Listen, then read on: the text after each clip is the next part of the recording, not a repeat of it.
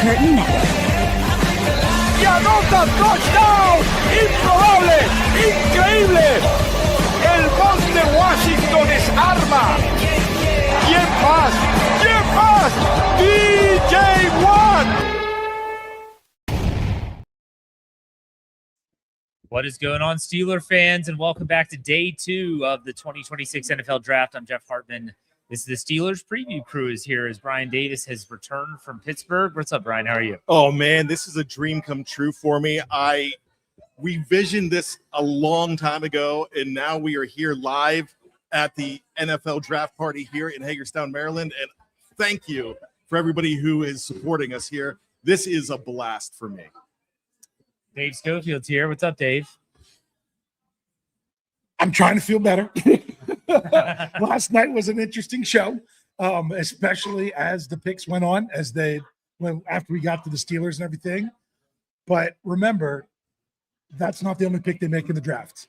We're going to get, think about it. They're scheduled for 4 more. Yeah. Even if it's not 4, we're still getting multiple more players with the Steelers today. Yes. And that's what we have to remember. All right, something that we want to start off the show with before the actual draft begins. We are actually bringing in a special guest who covers Arizona State for SI. Yes, Brian? Yes, yes. He is a lead beat writer for Arizona State Sun Devils on SI. We welcome Kevin Hicks to the show. Kevin, how are you? Hey, guys. How are you guys doing? We're doing fantastic, and we are looking to talk with you. And I think for some of the Steeler fans, not only here in person, but also watching them via live stream, we're trying to get a grasp on who the Steelers drafted in round 1. You covered him closely at Arizona State, and everything I've heard is that it's glowing reports of IMAX. Is that his nickname? Is that what they called him? Yep. Okay. Give us a quick rundown of what Steeler fans can expect from this young man who's now been the first-round draft pick for the Steelers in 2026. So I kind of had a conversation with Brian earlier today where I really stressed that he passes all the tests when you look at his character. Kenny Dillingham really has stressed building a high character environment at Arizona State. And that's probably the most important thing when you look at a prospect, even beyond their physical talent, their measurables, their production. And he's a model citizen, great leadership, even if he's more of a lead by example guy. And obviously his physical tools are off the charts as well. He tested very, very well at the combine. He had a phenomenal senior day performance. And last season, he had 484 snaps in passing situations, and he gave up 0 sacks, including being lined up against David Bailey. And if you go back and watch that Texas Tech film, his presence really is off the charts. And I think that he's not quite as raw as some people want to make it out to be as well. I think he might be ready to start day 1. And it might not be the most attractive pick that the Steelers could have made, but I think it's a very functional one. And I think the upside is very, very high as well. Kevin, do you worry about the fact that he did not play in high school? He played high school basketball, from what I understand, and AAU basketball. But when he came to Arizona State, the word that I've heard, he only had probably 6 to 9 months of organized football, wearing a helmet and playing. Do you worry about that? And the second question, the follow-up to that is, it seems like this guy's a real quick learner. Yeah, I can see why some would label it as a concern. I don't think it is as much personally. We've seen plenty of players make that transition from basketball to football. If I'm not mistaken, Jimmy Graham did that as well.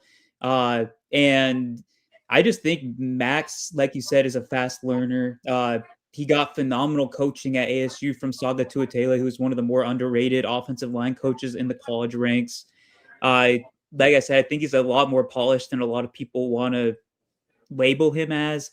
He might have some footwork things to work on here and there, some hand positioning, but he's a physical presence. He's very athletic. Like I said, at the combine, I think he ran a 4.9 140-yard dash. Very, very strong traditional build for the offensive tackle. I think that he's made the transition very, very cleanly. And I think that he's probably going to be one of those examples of somebody that can make a quick transition to football if you have the right build and the right mindset.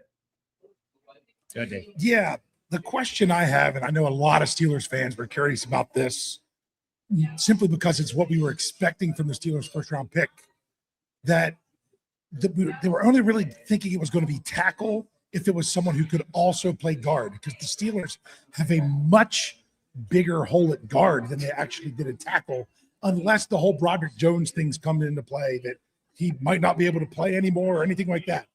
So I've heard he's been able to maybe play both tackle spots. Do you see that he's a guy that would possibly be able to fill in if needed to down inside, or is he more just your stereotypical 6'6" offensive tackle? I think he has the versatility where he could play on the inside. He didn't do much of that at ASU, but I think that he has the fundamentals that you need to move to the inside if that's needed. But at the same time, I think his best spot is probably still at tackle.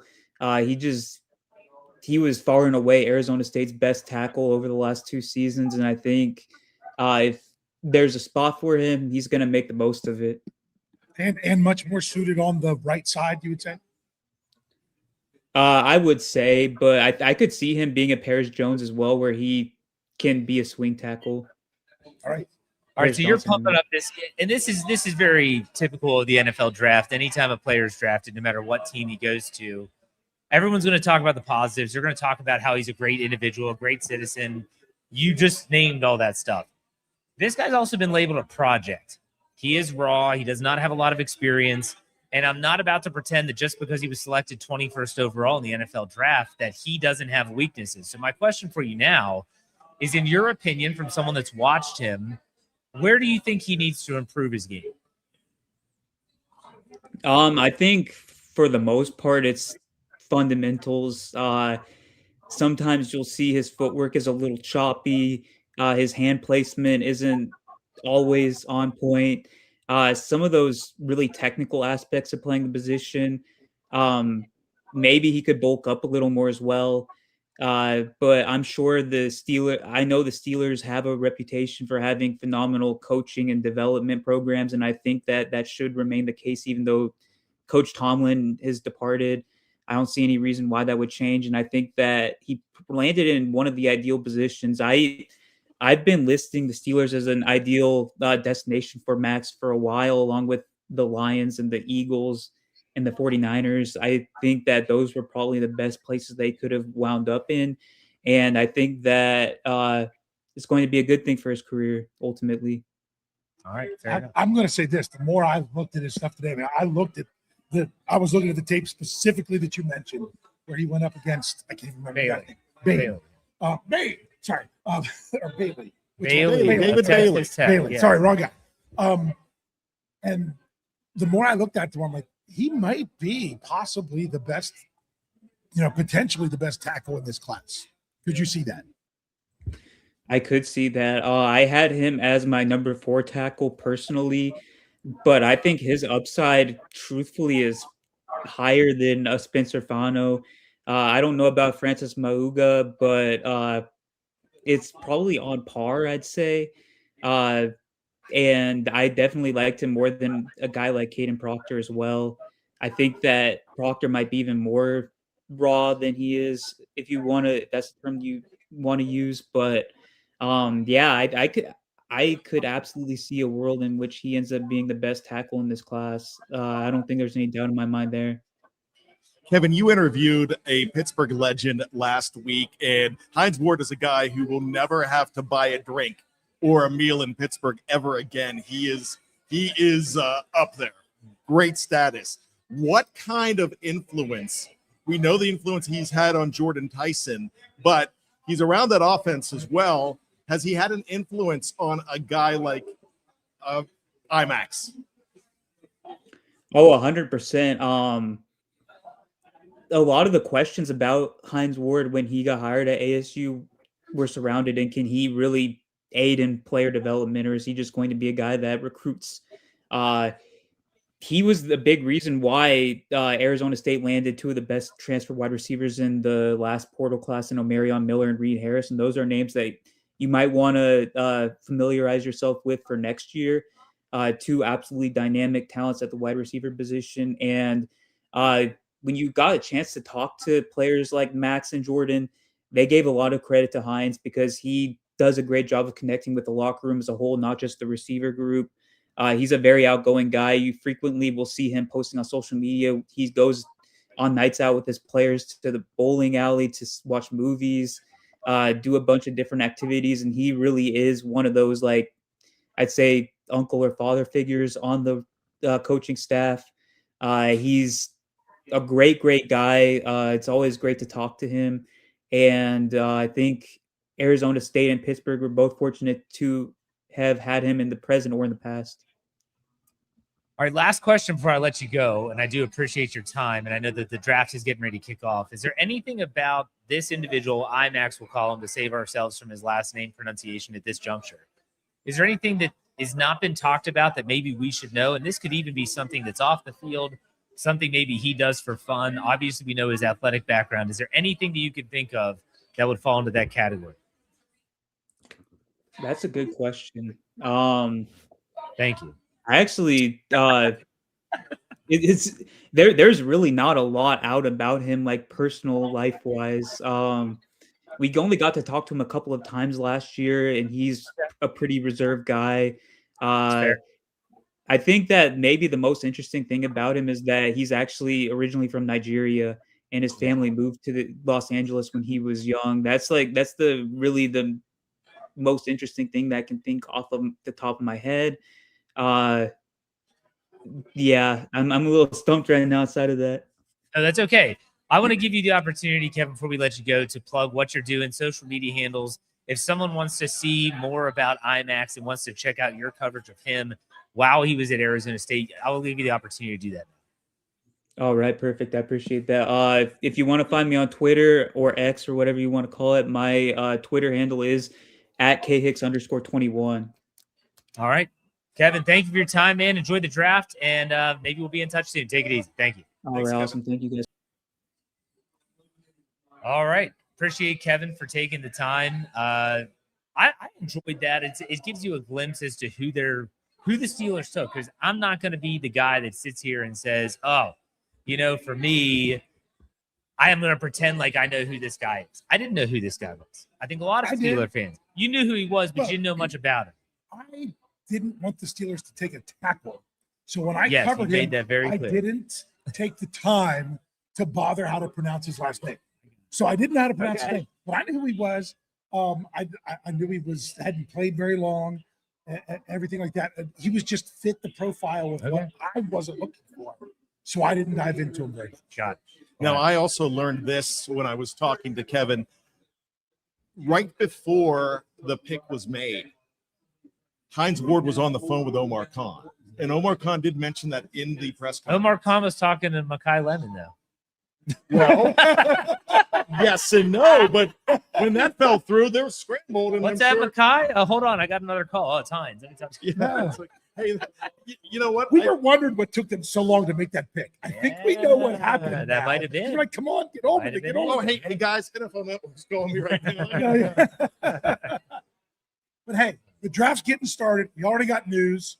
We've already got that the 49ers are planning to stay and take the 33rd pick. Okay. They're not going to trade it. Got that from multiple reports. Jordan Schultz, Adam Schefter, all that. But there's something I'd like to do. You guys go ahead. All right, let me give the disclaimer here because it's early. The draft on day 2 is just starting. For those that are here live or for those that are watching online, understand this. We are not going to be holding picks. When we learn about the selection, we are announcing it and we are making it clear who the selection is. Yesterday, 100%. Jordan Schultz of Bleacher Report was the main one who was breaking these picks well before the television. I just want to let people know that is the plan again for tonight. Also want to give a big shout out and a big thanks to the people that helped sponsor this event. We're talking about Veva's on Potomac, to this beautiful restaurant where we are here in Hagerstown, Maryland. Also, Meinl Schmidt Distillery, the Dugout Sports Bar, which is connected downstairs. And Meinl Distillery, again, check out meinldistillery.com. If you don't know how to get there, go to steelcurtainnetwork.com, go to the ad banners, save yourself 10% by using the code SCN8. That'll be adjusting next week. Go and check them out. They're a sponsor of the show. And also, I can't not say anything about Crawford's Gift Shop. CrawfordsGiftShop.com in Breezewood, Pennsylvania. Everyone's heard about that. It's one of those things where you can go. They have a great sale right now, 50% off your entire order. That's incredible. So go check out those people. Crawford, the Dugout Sports Bar, Meinl Schmidt Distillery, Veva's on Potomac. Thank you all very much. Now, Dave, you want to show some? Well, this is what I want to do. I want to hear from the people that are here. All right. So I'm going to actually bring you up on camera for everyone who's watching online to see. But let's hear it from the people that are here at Veva's on Potomac here for this draft party.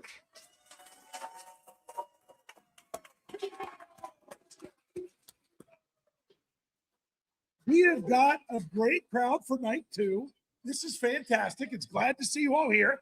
And let's get this going. Let's go. Yeah, absolutely. Absolutely. All right. We actually have some different fans here. I see some Ravens fans in the crowd. We got a weird Broncos fan here. I saw that earlier. I think there's maybe some Commanders fans walking around. They're probably feeling good about themselves after selecting Sonny Styles with their first pick. And The Commanders fan is sitting with my wife and daughter. It's a good friend of mine. there you go. Very good. We welcome everyone. That doesn't mean I'm not going to have some comments about your team at some point during the evening, but we welcome everyone. So, all right, Brian, tell us about Pittsburgh. You were there yesterday. Wow, that place was absolutely hopping. I just got a picture from my nephew who was with me last night, and he has really good standing room for the draft. He is not that far back. He says it's electric right now, even for night 2. Now, this is something that we heard yesterday and from other people, that the mood in Pittsburgh when they made the pick at the stadium, at the venue, that there was excitement. And you guys, did you get a chance to go back online and see the opening, the Renegade? Yeah. I did not. Gosh, it could win an Academy Award in Pittsburgh for best short film. It was so awesome. The build-up was great, bringing up high school kids, and so exciting. And speaking of high school kids, one of ours from Hagerstown is going to be on stage today when the Ravens make their pick. And you can't say it without. That's a natural reaction. We're not booing the young lady, I believe. No. He's a great kid, No. a fantastic teammate of my daughter's, and cross country, and she plays for the flag football team. She's going to get to be on stage, and it's really cool to watch the Pittsburgh kids on stage yesterday. But Pittsburgh is really, we're talking all about how Pittsburgh embarrassed themselves yesterday, and I don't think that's true. But Pittsburgh, as a city welcoming them in, they're putting on one of the best shows in draft history for the NFL. The city of Pittsburgh, no. Omar Khan, did he get embarrassed yesterday with the whole Makai Lemon situation? I don't think so. There's people that think that, but no. Wait till you see what he pulls off tonight. Well, Hey, you know what? Think about it this way. I need more data. Give me more data. Okay. I say that all the time. Give me more data. Think about it this way. More of these players that we can assess. Makai Lemon did not leave the Steelers at the altar. He was pulled away from the altar. but it's the fact that it was on the phone with the kid because he didn't think that the Dallas Cowboys weren't going to take a receiver. It just felt, Dave, what do you think was the vibe in the Steelers facility as that was all going down? I mean, I don't know. No That's one knows. why, to me, if I'm going to speculate or regulate, I would have to say that at that point, when you know it's going to come out that you were trying to get him and that happened, there's no way they're going to hide that. That's my biggest problem. That you almost couldn't go wide receiver there because of a different one. Because what's that going to say to that receiver when they get there. This was our guy. I said, no, what are you talking about? I wasn't your guy. You wanted a different receiver. At least they went with a different position group. I don't know that was their reasoning behind it, but that would have been even more difficult if they went with a different receiver. If the Steelers are guilty of anything right now, it's they telegraphed way too much with this. And that's one thing I'm going to miss about Mike Tomlin, because Mike Tomlin kept everything, just under wraps completely. And the Steelers said, no, yeah, we're going to go ahead. We're looking at this and looking at this. And so, of course, when you have the best general manager in the game and Howie Roseman, he is like the Darth Vader of general managers. Sorry, Jeff, that's a Star Wars thing. I understand that. But you have the best in the game here. And he knew exactly what to do. He called up one of his biggest rivals and said, all right, I'll give you these 2 picks. And Dallas did it because Dallas has no scruples. Okay, so let's talk about today. Let's start with day 3. We always do the over-under game, right? The pick's in. 49ers pick is in. We'll have to see what that is. Yeah, I'm still looking for The it. Steelers are slated to have 4 picks on day 2, rounds 2 and 3. If I set the line at 3.5, how many picks do they make? I am going to go over and say 4 because they're going to trade down and they're going to trade up. It's Darnell Washington 2023 all over again. Okay. Dave, over under. What was the number again? 3.5. 3.5? Under. We'll go 3. Okay. We're going to give up one of those picks to move up summer. Okay. Talk, Dave. Talk about something. Why is that? Okay. So just to let everybody know, we are going to be doing our trivia here later on tonight as we go. I will get the information around to you. There'll be little cards. We'll have pens. So whenever the time comes each time, we'll be able to do that. And just wanted to give you the heads up here before too long. I'll be getting up and getting everyone set up when we have a really good time to do that. So, hey, speaking of which, Got the gift There we card. go. There we go. We're good. here we go. Number 33 pick is in. The 49ers have selected Ole Miss wide receiver Dejon Stribling. Did I say that right? So there we go. The draft has officially started with a pick coming in. So we have Ole Miss wide receiver. I don't know who that is. That's not someone. I mean, there were some guys that were still available that might have gone in round 1. That was not one of the names that I recall. I don't remember. Yeah. So Then again, I was told last night I don't know anything. So what else is So I'm trying to look up where he was on like CBS Sports with wide receivers. Ole Miss. Wow. 19th overall wide receiver, 120th overall prospect, perhaps, according to CBS Sports. Now, trust me, I don't trust everything they have there. That's pick number 33. That one really surprised me. Well, Corey Eckenroth, who is in the house, he said that Stribling ran one of the fastest 40s at the combine. And a lot of people were saying that they were expecting him to be maybe even a day 3 pick. So that's interesting. Yeah. Very, very interesting. Not what I expected with the first Well, the pick. 49ers have always shown that they want a certain type of receiver. I mean, go back to when who's the young man? Ricky Pearsall. Yeah. That no one thought that he was going to be drafted when he was. And yet that's Kyle Shanahan has a type.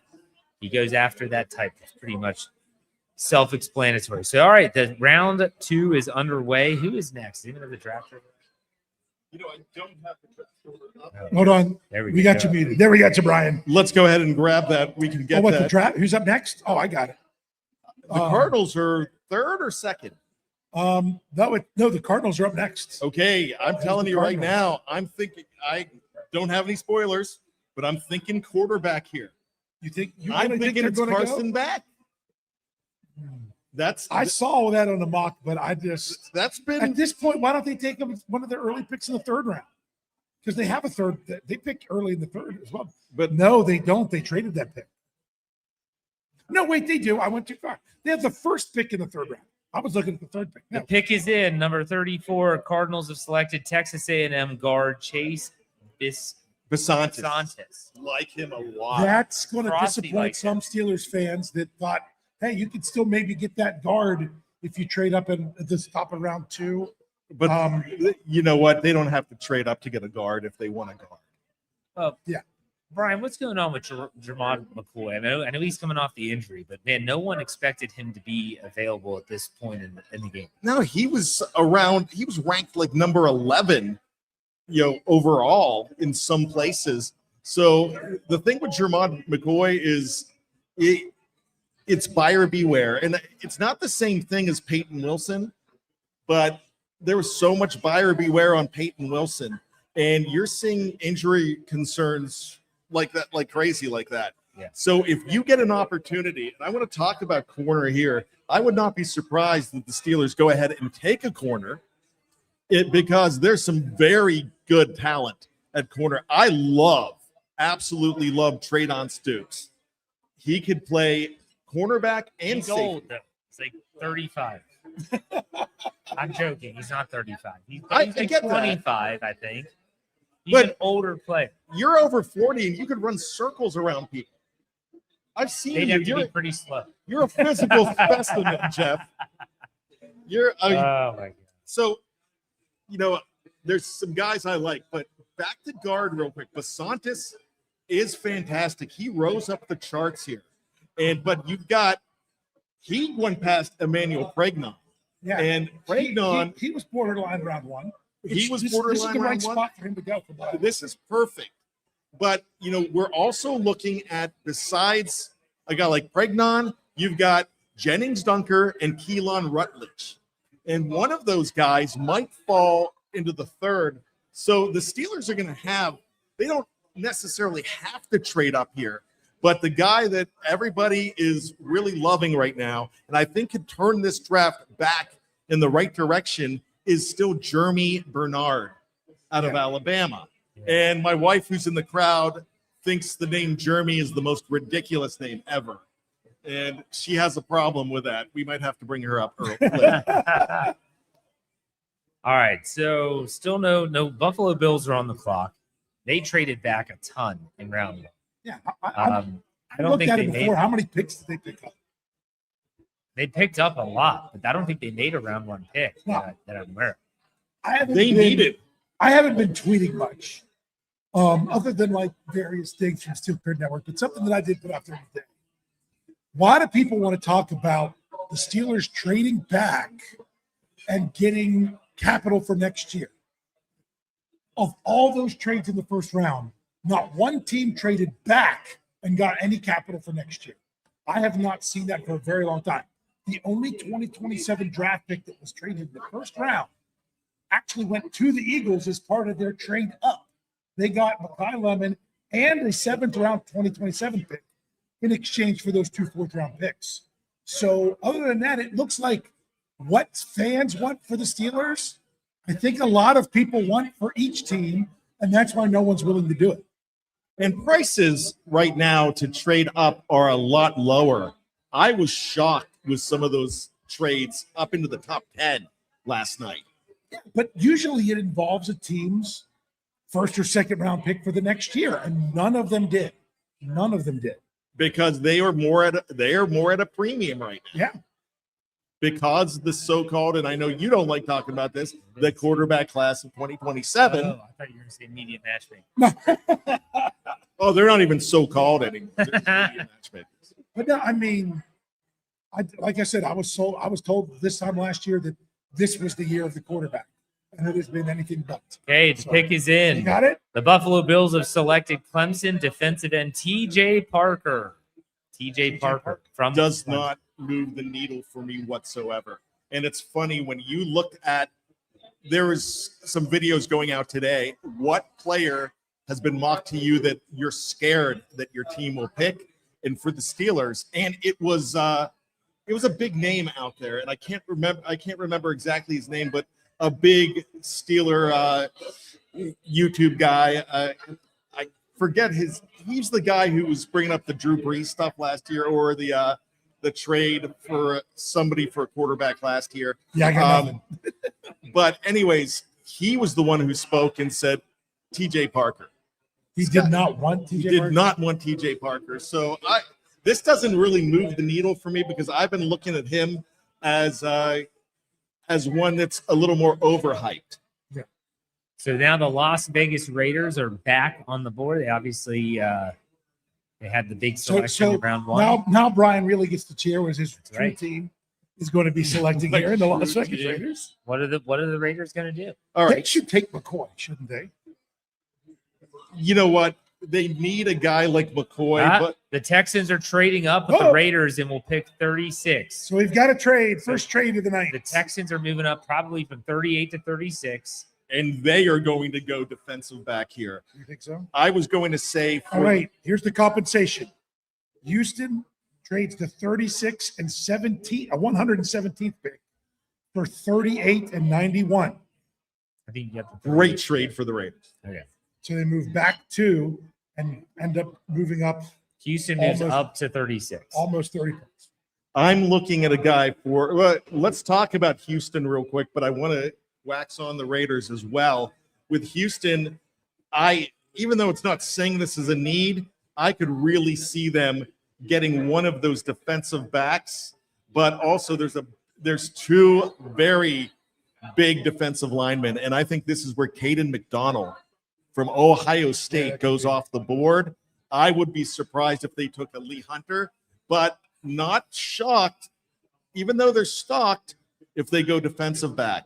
Now, there's a lot of talk for the Raiders going defensive back because they could really use a guy like Emmanuel Warren from Toledo. It's Toledo, right? Yeah. Yeah, Emmanuel McNeil Warren. But I'm calling my shot for that, and it's Denzel Boston.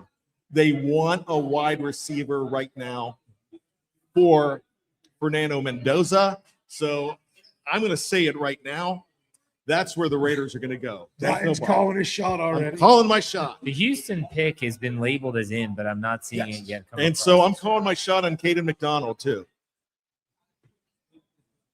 And if I'm wrong on Caden McDonald, You are right. The Texans are drafting Ohio State defensive tackle Caden McDonald. Yep. So that is the 36th pick. And now the New York Giants and Wang Harbs are on the phone. he is phenomenal, by the way. Not Wang? Wang Harbs, no. I was about to say New York could go anywhere because they made a bunch of picks already. But I was going to say if I was right about Caden McDonald, Who do somebody they has to already buy have? me. That's what I can't remember. What's that? Who do the Giants already have? Who do they take? The Yes. Giants, Arvell Reese. Yep. And then they went because they didn't go Sonny Styles. Oh, that was the tackle from Miami. I can't say his Oh, name. Maui-Goa. Yeah. So, and really good picks on both sides of the ball. I I can can defensive see- back here. I can see a DB here, and Emmanuel McNeil Warren, like him a lot. I would probably think that that's the pick for them. So I'm going to call my shot with McNeil Warren, and So we have to I'm going to listen to go, bad caller shots on. and I'm going to go with Boston. And somebody could, Jeff and Dave will buy me cheesesteak egg rolls if I'm right. So you're saying the next two picks are Emmanuel McNeil Warren to the Giants. Yes. And Boston to the Raiders. Yeah, David's his dad. Yeah. Denzel is his But I would not be surprised if they go Jermod McCoy here So- too. So what do we have to get you? What on the menu is it? The cheesesteak egg rolls are phenomenal. All I know is that tonight before we got started, I had the surf and turf burger. I got the double, and it was. I'd have to highly recommend the double because that was like the perfect beef to crab to bun ratio. It was. Dave fantastic. likes his ratios. Yes. Anybody in the crowd have the cheesesteak egg rolls? Let's hear it. Are they phenomenal? All right, I need to order me some. See, I was torn. I almost got the crab pizza. Who got the crab pizza? I think Big Bro got the crab pizza. He's too busy talking to Frosty. He doesn't. Hey, Mrs. Bads in the office audience, get me some cheesesteak egg rolls. Yeah. She's not paying attention, I'm sure.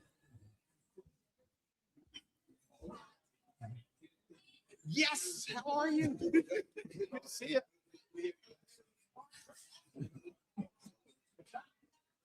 It's all right. Who's on the? So is it? The Giants are on the clock. It's still the Giants. Yeah. Here we go. Still nothing. So the report was the Texans were concerned the Giants would want to get Caden McDonald after they traded Dexter Lawrence. So that's why they moved up to do it. Yeah. So that makes sense. It's going to be interesting to see if the Steelers, which who they were reportedly interested in trading up, at what point do they feel like they need to get in front of a team? I tell you and what. Who's the prospect that they're looking for? I think is the big question. I think if it's Jeremy Bernard, that there's some teams you want to get ahead. I think you want to get seriously around 42. Well, what about Rodriguez, the linebacker from Texas Tech? I don't think they're going to be trading. I probably around 40, and he could even go. Hey, he's not mentioned, but he's a guy that Harbs could go with too. But as far as linebacker goes, I could see him going around 40 to a team like the Kansas City Chiefs, who have had people leave like crazy. So, you could trade up, but I think if the Steelers trade up, I think they're going for splash this time. And it's a wide receiver. But it's not going to be Boston. And they have Boston. They've got two Bostons, as far as I'm concerned. And that's DK Metcalf, and that's Michael Pittman Jr. There's a lot of options for the Steelers. Yeah. In the second round. If they're going to be aggressive, though, I'm just curious what position they're going to go after. I know that you said there's a bunch of options. Cornerback is an option. It's going to be intriguing to say the least. The Giants are really taking their time. What is the timeline in between picks? Here we go. You got it? The Giants are drafting Tennessee cornerback Colton Hood. Oh, so Whoa. Hood goes before McCoy. They're really worried about that injury. He missed the entire 2025 season. No egg rolls for Brian. He gets a half an egg roll for getting the college right in the position right. He's not the player. You get an egg roll, cut it in. Oh, man. You had the egg rolls, Jeff. And I was like, yeah, I wasn't sure that you'd like it. And then you're like, dude, these are good. Wings are awesome. I could eat here every day. All right. I think you're 2 days in a row. If I'm wrong on Denzel Boston, now people chug one of those balls. Expensive. Oh my God. That's Yeah, and I'll be dead. It's good stuff, though.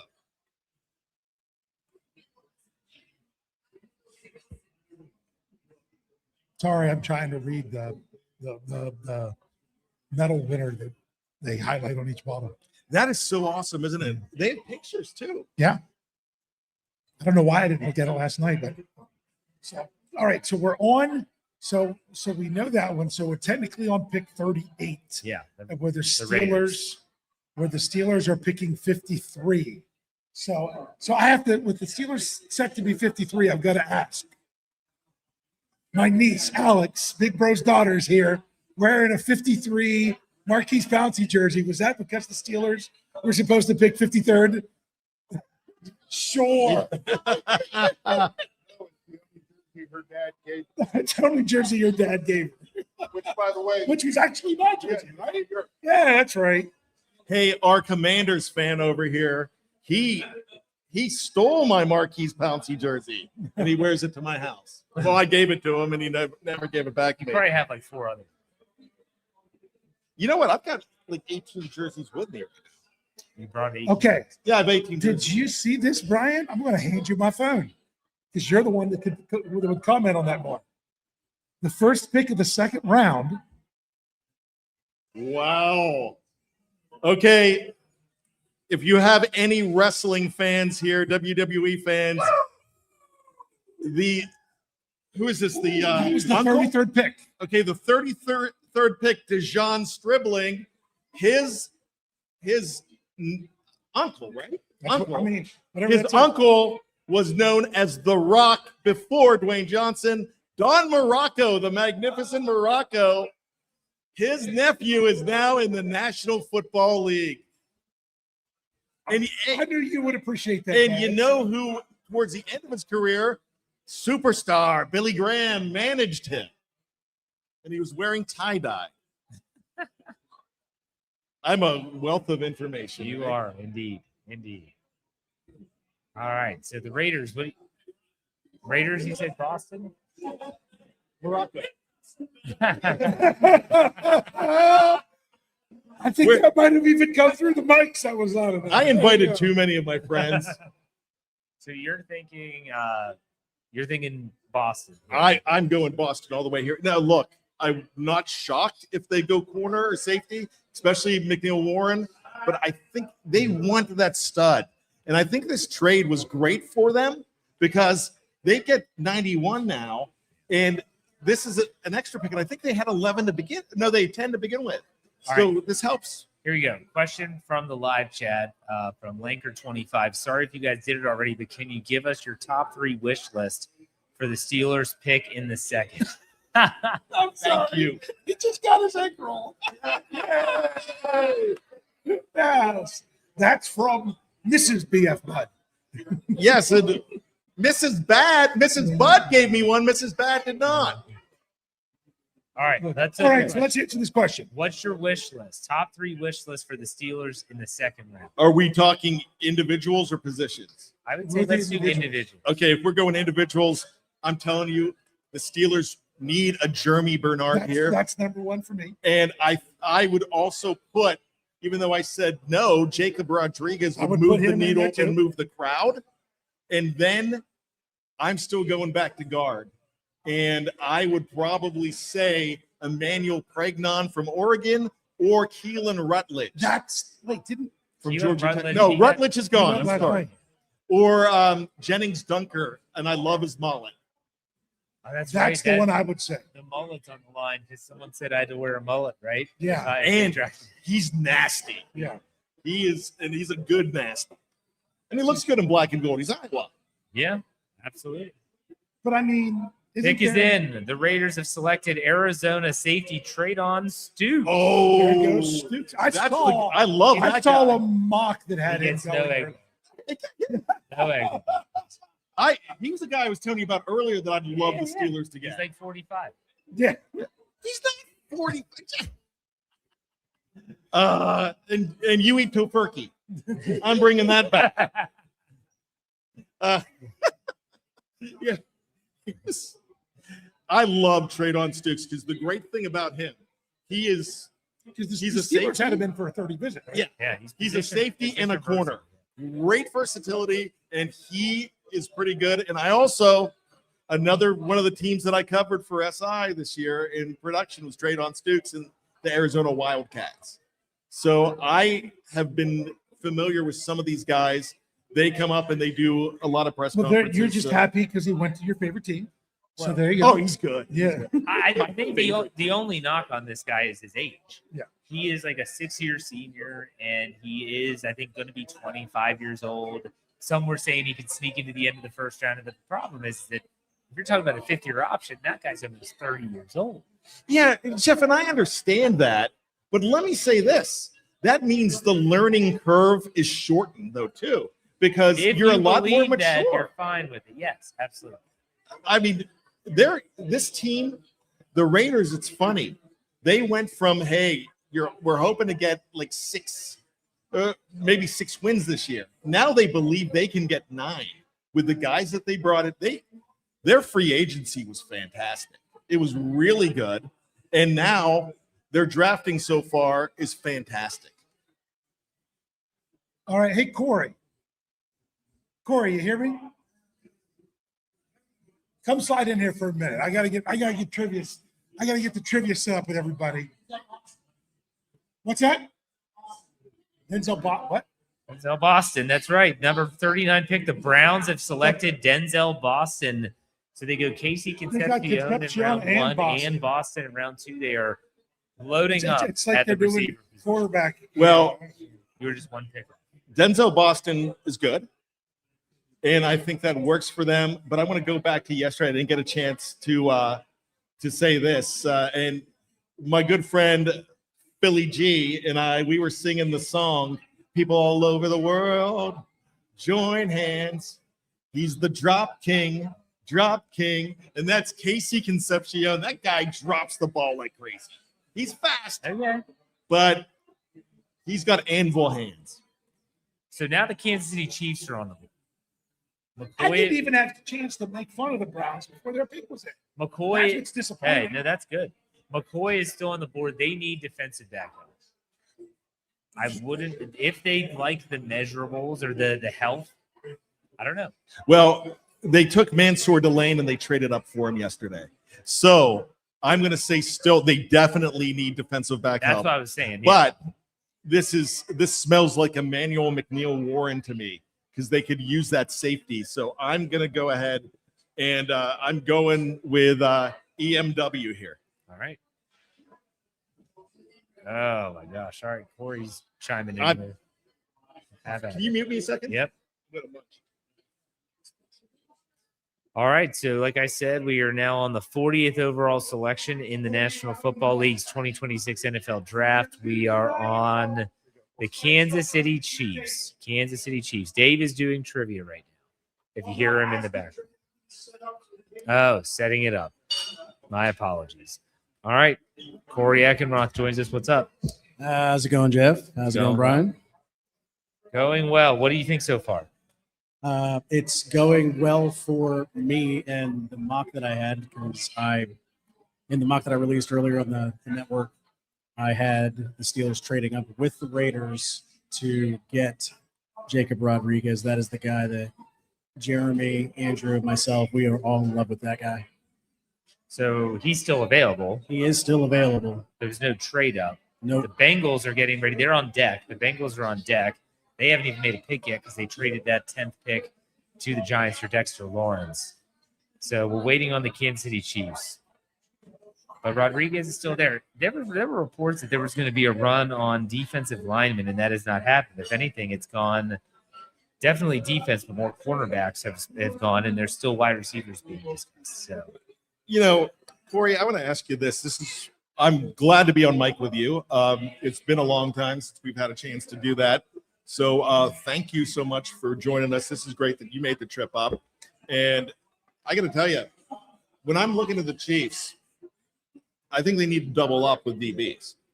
And we were talking earlier that I think Emmanuel McNeil Warren really makes sense here. They could go with – they lost a lot because they lost McDuffie. They lost – who's the other guy they lost? I think they lost Cam Curl. No, that's the Rams. I'm sorry. they lost both their corners to the Rams. Yes. And pick is in. The Chiefs have selected Oklahoma edge R. Mason Thomas. yes, that is one of those guys that didn't scare Steeler fans. So that's a nice one to go off the board. They have a good player. They got an edge, but that doesn't hurt the Steelers when you're doing the counting down. The Steelers are going to get a good player in about 10 picks. I still would feel better if they traded with a team like the New Orleans Saints here. Yep. And because the New Orleans Saints, they're not a threat now because they have Jordan Tyson. The Cincinnati Bengals should not be a threat for a wide receiver because they need so much help on defense. Then you have a team like the Dolphins, and I can't remember whether – and they brought in a wide receiver, didn't they? In round one? I'm not sure because they had a few picks. I don't think they did, No, actually. it was Caden Proctor and Chris Johnson, the cornerback. So I think if you're the Steelers, you want to try to move ahead possibly of Miami, but Miami has a lot of needs. They have a lot of picks in the top 100. We talked about this last night. They have the most top 100 draft picks in the NFL. They have 4 of the top 44. Yeah. And I think they traded yesterday again. Yeah. So here's the thing. Miami needs to bring players in so they can have a fire sale in 4 years. And that's what Miami does. Yep. Bring them in, they suck, and then they say, hey, let's turn around and get somebody else. Where do the Bengals go? This is a tough one. They got to go defensive back here. Yeah, they need a ton of help on that defense. That defense was absolutely terrible. I would go Emmanuel. Everyone thought they were going to go Caleb Downs. Yeah. So I think the safety here kind of makes sense for them. Yeah, especially since EMW fell so far because everybody was expecting him to go late first. I need him to go. 'cause Pick is in. The Bengals have taken Texas A&M defensive end Cassius Howell. oh my gosh. This is They're the going guy. pass rush. This is the guy, Jeff, that I was telling you about that video. 4 or 5 teams said, don't give me Cassius Howell. I don't know much about him, but I know David Bailey was on the other side. He's not the best edge rusher on their team. He's the second best edge rusher on the team. Doesn't mean he's not good, but he's fallen a lot lately. This is a Cincinnati Bengals pick. Yeah. I tell you what, I love this. For the Steelers. Yeah, I love this for Yeah. the Steelers. Absolutely. Oh, the Bengals, I think, are the worst drafting team ever. And the only reason they've got Jamar Chase and Joe Burrow is because 1 and 5. Right. Well, and the blind squirrel finding the nut type thing. Yeah. I don't know if Sun it's shines I don't on know a- if it's finding the nut or having it delivered right to your little house, like your Yeah. squirrel house, The, whatever that is. Nest. Please whatever. excuse. Well, Dave's not here. I could say it. The Cincinnati Bengals are basically the sunshine. Sun shines on the dog's ass every once in a while. It's true. That is true. All right. So with the Bengals pick reportedly in, now we go to the Saints at 42. They'd also need edge help. They took Jordan Tyson in round 1. Rodriguez. Hush. Well, Hush this, I yourself, mean, Brian. Because we talk about David Bailey when we talk about Cassius Howell, but Rodriguez was the engine that made that defense go. I mean, this is the part of the draft. Pittsburgh's at 53. If you really want a guy, you got to go get your guy. Yeah, you were saying that all We day said that yesterday. all last night. If you want a guy, if that's your guy, go get your guy. Whether it's Emmanuel McNeil Warren, who they had in for a top 30 visit, whether it's Rodriguez, top 30 visit, if that matters, I don't know. Scroll down a little bit, Jeff. We've got the. You've also got to worry about the Baltimore Ravens again with wide receiver. Yeah. So if you value Jeremy Bernard as an example, you got to get in front of Baltimore. You know they're going with a pass catcher probably in round 2 after taking Vega in round 1. And I think Bernard is more likely to go to them, Baltimore, than Zachariah Branch, because Zachariah is a whole lot like Zay Flowers. Yeah, he's a shorter version of it, but I would say that Branch is faster than Flowers. The Steelers have got to trade up with New Orleans here because Miami's dangerous for them. The Jets are not, and Baltimore's dangerous for them. I don't feel like it would cost a ton. No. No, at this point, Any of your thirds, one of your thirds. That's all you need to give away. 42. So 42 is 142 value. That means that Pittsburgh would have to give up 53 and 99. Perfect. Yeah, you have the That's her last pick in the 3rd round. Yeah. I'll give them. Okay, so 3rd pick in the 3rd round. I have 3 kids. I'll give up the young one. Well, and That's we your have to think favorite about one? Yeah, it is my favorite one. only because she's here right now, and the other 2 aren't listening. if there is any smoke to this Patrick Queen trade to Dallas. They were talking about a 3rd rounder before. They would get it right back. All right. Wesley is sending me, he says Christian Miller. Love Kristen Miller. Ooh. It's actually Defensive Kristen. Oh, I'm sorry. Sorry, I'm not. I don't want to be No, correct. I don't know. That you know better than I do. He's from Georgia, and this guy, I think he's a big-bodied guy. He was definitely a 2nd rounder. He could have snuck up to the 1st. He's your typical nose tackle kind of guy you want. I would have loved him in the 3rd round for the Steelers, but Official now. Kristen Miller going to the Saints at pick number 42. So if you're looking for one of those names that we just threw out there, the Steelers dodge another bullet with Miami now on the board at 43. So now the Steelers would have to move up 10 spots to get this selection. And if you want, I mean, that's only. And I want to quote my good friend Dave Schofield. I'm going to say that's only if the Steelers want a wide receiver, because we don't know what they want. No, But they have a lot of options right now. But All right. So what I missed? Where were the picks that I missed? Where did you leave? That's a good question. You saw Colton Hood to the New York Giants. Trade on Stoops went to the saw, Raiders. Boston. Denzel Boston to Cleveland. Okay, so R. Mason Thomas goes to Kansas City. those are the two I missed: R. Mason Thomas and Cassius Howe. And these 3 picks were Do we have the not. Saints pick yet? Yes. Yes, It's, which is- Kristen Miller, Okay. Georgia defensive tackle. Which means we're 42, which means now we are 10 in. So we 43. need to do the Wow. trivia. But Dave, this is where it gets dangerous, though, because Trivia? this is where wide receivers go off the clock. All Well, right. but they said Hey. there's going to be a defensive tackle run Yeah, and defensive line if you want to throw in some of those edge rushers. maybe it's here. We're kind of seeing that. Okay. Frosty's not back. What's that? Frosty's not back. Yeah, we're going to let Frosty's like, hold on for the trivia. I'll be right back. So we'll do that. Okay.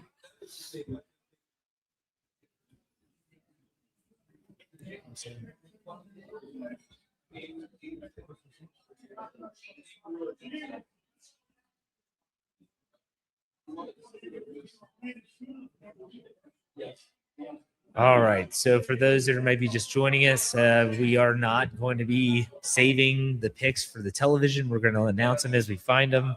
And we know that the Miami Dolphins are now on the clock. The Saints pick, which we know already is already been done. So we'll see what Miami does if they make a selection or if they trade.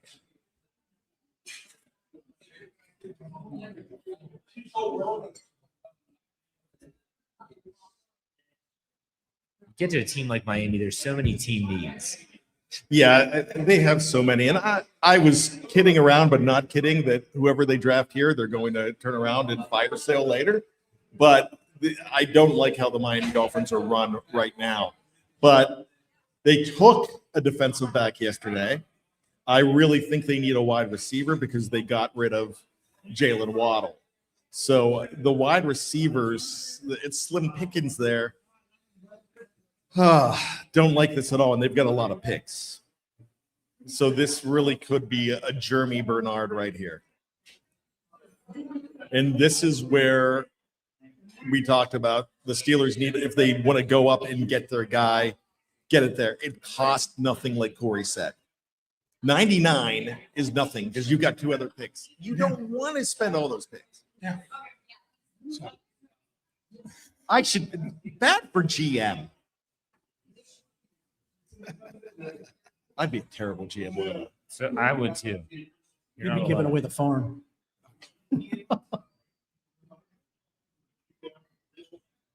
You don't think I'd be a good one? Big Bro Sco is mocking me. Matt, I just realized we have your headphones jacked up for you. Are we really loud?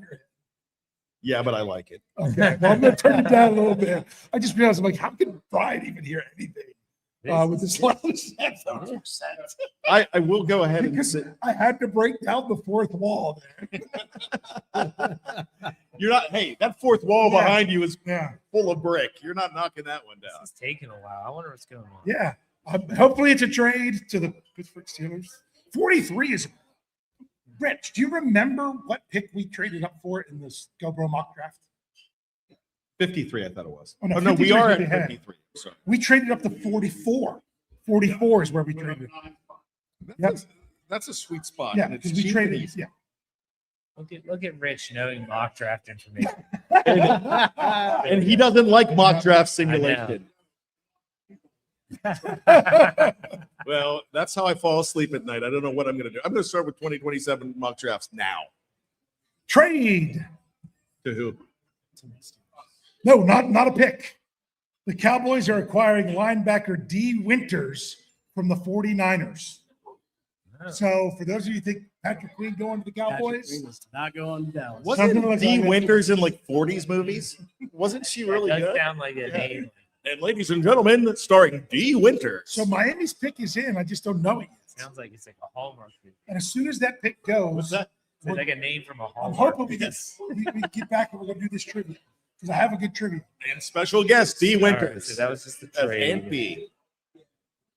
Wonder what the trade was for D. Winters. Don't have that info yet, but that came from Tom Pelissero. Also, Jordan Schultz has doubled down on that as well. Okay. So That means is that it Dallas Pelissero or Pelissero? must Fair. not have liked Patrick Queen because obviously he can't wear the green dot. He does for Pittsburgh, doesn't he? I mean, so I think that was what the trade holdup was all about, All right. wasn't it? That they didn't want to give up the third because he couldn't wear the green dot. Are we ready for the trivia so that way we don't get too close to the Steelers pick? Yeah, let's go ahead. Okay, everyone, here's the deal with trivia. Go ahead, write your name on a card so that way you don't have to do that afterwards. Then get ready for your answer. The rules, I'm going to go over again from last night. What we're asking you to do, give you about 30 seconds. We're asking you to please stay off your phone, see if you actually know it, rather than who can look it up the best. That's really what it comes down to. So if you don't have a card or a pen, we still have them up here if we run low later in the night. We have plenty of it. So here's the question. Okay, we are in the second round of the draft. Who was the last player the Pittsburgh Steelers drafted in the second round? Who was the last player the Pittsburgh Steelers drafted in the second round? Do I give them the hint? No. I'm not going to give you a hint. then. No. All right, here you go. So when you got it, raise up. Bro, are you going to get them for me? All right, Big Bro's going to gather them up for me. There we go, because we already got them coming in. All right, very good, very good. Oh, son of oh my. Okay, Jacob Rodriguez goes to Miami, pick number 43. If you had your heart set on the Texas Tech Red Raider going to Pittsburgh with the I'm going crazy home. good mustache. So we awesome. do trivia and then break your hearts. Sorry. Hey, can I say something about the Jacob Rodriguez pick? That doesn't hurt the Steelers that much. Here's the Especially if reason you why. don't trade Patrick Queen. They're not trading Patrick Queen, but here's the other thing. Now that he's my new best friend, Malik Harrison, because I met him yesterday. Just No. saying. Wait a second. How long ago were you there? We were an hour, 1 minute, 35 seconds until Brian got that name drop. in Oh, there. you know I was name wondering drop. when it was coming. There it And is. now that he's my new All right. best friend. We got, I might, Alex, you might have to help with that. But here's the thing. I like Delonte Lawson from Alabama. Deontay. What A about lot. the linebacker / safety from Pitt? I can't remember his name. Kyle Lewis. That's the name. But he's not a linebacker. He's a safety. Yeah. He's Carnell Lake incarnate Yeah. because if they draft this guy, they are bringing him in. Okay. Do we have them all? Let me go. Last call. And Mel Kiper actually even had Kyle Lewis listed as a safety, not a linebacker. Yeah. Are you sorting them out the right ones for us? Do you know the answer? Okay, the Lions have traded up. Oh, okay. Jeff, do you know the answer to this trivia question? I want to read this trade first. The Okay. Lions trade up to 44, and they've traded 50 and 128 to the Jets. So the Jets are going to move back 6 spots in the second round. So it's only taken 128 to go up that high. Yeah. The Steelers can do that. Okay. Okay. Okay, thank you. Since we had the donation of the egg roll, that Mrs. BF Bud says, I don't know, but TJ Watt is hot. So, Jeff, what was the right answer? Who's the last second round player? Last one, they didn't have one last You year. didn't have one last year. I think I know it. Good. Car 54, where are you? Zach Frazier. Frazier. It was Zach Frazier. Zach Frazier was the answer. So Big Bro has handed me all the correct answers. I will shuffle them up. Not as many correct answers I thought there would be. So Here who we go. Who cares is not the correct answer. Yeah. Who cares? That was from our Ravens fan. So if you're new tonight, what our prizes are is it's $25 gift cards from Crawford's. Brian, why don't you tell everyone about Crawford? All right. I was there yesterday and today. Don't tell my wife. Oh, she's here. No, fantastic stuff. They've got sales going on. They graciously gave us the Rod Woodson helmet yesterday, the mini helmet. They gave us the TJ Watt jersey today. That somebody in this location is getting an autographed TJ Watt jersey, retail value of $1,300. So that's absolutely fantastic. You can come see them on this table here. They have so many cool things.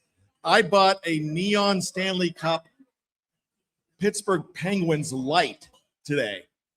$5. I got it, and it's beautiful. And I can't for $5. I got this, and I can't wait to put it in the Bad Cave. And So many cool things. You want jerseys? You got them. They even got, and this is on my Christmas wish list, the women in my family, they've got a Rocky Balboa and a Clubber Lang Mr. T Funko Pop. There we go. I need those. Tell you what, the natives here go get restless, Brian. They're ready to know who our winner is. Jeff, pick it here. Who our winner goes to. Didn't say you couldn't win more than one. It's true. Annie. Annie wins. Yay! And the pick is in. Derek Moore, edge of Michigan, goes to Detroit. So the Baltimore Ravens are on the clock. Okay, this is where I'm a little bit nervous, but let's talk about Derek Moore from the University of Michigan. This guy was a riser, and he came really out of what was it? I mix them up, the Shrine Game or the Senior Bowl.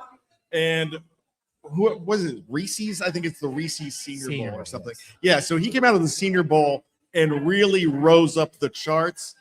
Yeah, this guy's a very good player, but I don't think it hurts the Steelers whatsoever. As far as that goes, who's going to hurt the Steelers? Right now, the Baltimore Ravens are on the clock, and they could really put a dent in some of the guys they need. D'Angelo Ponce is still available? D'Angelo Ponce, yeah. There's a lot of corners. Pick is in for Baltimore. I'm not sure what that is yet. Technically, this should be their first pick of the draft. Yes, it should be. Since they reneged on the trade. Oh, Not bringing that up. Yeah. don't get me started. That organization. All right. That's right. And we're not talking about these kind of players either. We've got another Ravens fan over at my family table over there, and And we have another one at the table next to it. So we've got what? Three? let's go Flyers. Is he really a Flyers fan? Got That was it. the Capitals fan. Ravens Okay, have selected Missouri They do. defensive end Zion Young.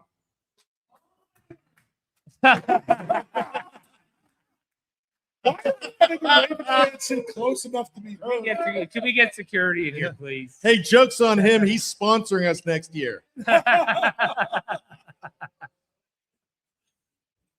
All right. And so a lot of talent still left. 46. If the Steelers wanted to go from 53 to 46, they absolutely could. I'm getting to the Awesome. point where I don't know if they have to right now. Because let's look at what's ahead of them. Tampa Bay. If they want a wide receiver, I don't see Tampa Bay. I don't see maybe a corner is deep on their list, but they did lose Jamel Dean, so I get that. But Tampa, maybe not. They might be able to stay put here. I say why. Well, Why. I don't think they You need don't to. You don't need. I mean, if it's going to take a fourth round pick right now, you've got two fourth. You're not even. It wouldn't even cost a pick today to move up right now. Yeah, I really don't think they should stay put. Go and get your guy. Yeah. So if I'm the Steelers, there's a couple players on this list still that could fill some needs beyond wide receiver. So if they missed out on Awanye and they still want to fill that guard position, Emmanuel Pregnon's right there. I like Pregnon a lot. I don't think like Roy Countryman didn't think he was a very good fit for the Steelers. I don't think it's a good fit, but the value there, Yeah. he's going to be a better value than waiting on or trying to trade down for Dunker. See, or even what's it? Farmer from Kentucky. Farmer possibly can be in had round in three. the fourth round. Yeah, I mean, so you got. I think we're underselling how much Mike McCarthy likes Brock Hoffman. I think you're right about that. I honestly God think that he thinks that it's either him, Spencer Anderson are going to fill that role. But I don't think they could go. put someone else in the mix. I That don't wouldn't think hurt. they're looking at guard until day 3. So It's the question possible. is, if they don't go guard in round 2 or round 3, what are the other positions? So inside linebacker, CJ Allen's still out CJ there. Allen's still there. D'Angelo Ponce, a lot of people like him. I still can't believe McCoy from Tennessee is still available. I would roll the A dice lot of on receivers. Avion Terrell was top 15 at one point. And out of Clemson, I don't know why. What Here we we got? go. Josiah Trotter goes to the Buccaneers at pick number 46. He's a He's a legacy. Missouri linebacker, Josiah Trotter. Jeremiah Trotter Yep. was his dad. Yep. That's And that. apparently he plays just like his dad. So we're getting to the point they're picking at 53. But like next is the Colts. I don't see the Colts trading. They don't. This is their first pick. Yeah. So, but what I'm trying to say, Dave, Yep. and how many times have we seen the last few years at number 2, the guy we want fall to them, and we want as fans fall to the Steelers? We saw it with Zach Frazier. We saw it with plenty of guys. I mean, the Steelers are actually at a point right now that they could. They're hitting the range that they wanted to trade up. Vocal girl was helping do the Ravens pick. Oh, she all Oh, she's right now. Okay, so that's what you're saying. Okay, she's What I'm saying, you're getting to a point right now that if a team didn't even want to pick right now, you could potentially move up without giving up 53, but could give up 2 of your 3 threes. Super chat came in. Brandon Diaz gives us $1.99. It's just tuning in. Have we been disappointed yet? No, not yet. I mean, Somewhat. Rodriguez went, but that wasn't the But the night biggest is young. deal. Yeah. That's just one player amongst many that they have available to. All right, I've got to say this right now. The local girl that is on the screen, I was her Catholic confirmation teacher Oh, a gosh. few years ago. Yes, and a wonderful girl. That class never got in. What's that? That She class- confirmed? I said that class never got in. You were I will say this. It went over my head. I don't understand. that. confirmation class. Oh, it wasn't confirmed? They never got in. They didn't pass the test. Well, I will tell you this. So which Parallel one park. is she? There's 5 of them on the stage. Which one is she? Which number in from the left? Oh, wait, they took it all the way to the left? Yeah, she's wearing. Is that North High thing? All right. Is Oh, that? Is look that? at the flag football because they're the Ravens. Yes, her name is Anna Chamberlain from right here in Hagerstown, North High, a senior, graduating with honors this year.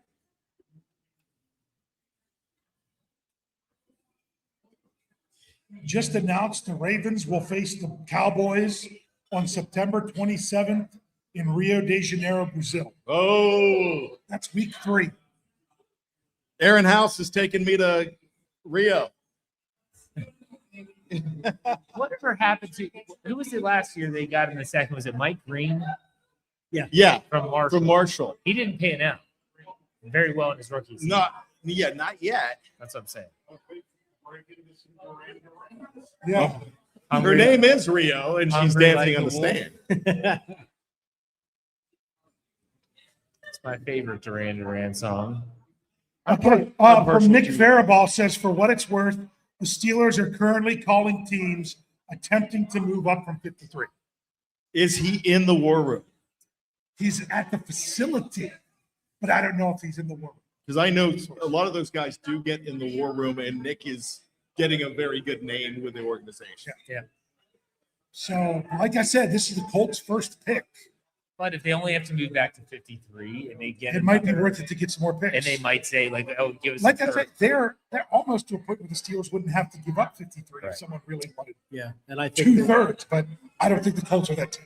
well, look what they did in the first round. If these stories are really true, that they really like Heatachor, and they sat on their hands instead of trying to trade up because they had opportunities to move up. Let's call that what it is, because the Rams took Simpson at 13. The Steelers really wanted to move up. They could have had Simpson late in the first round.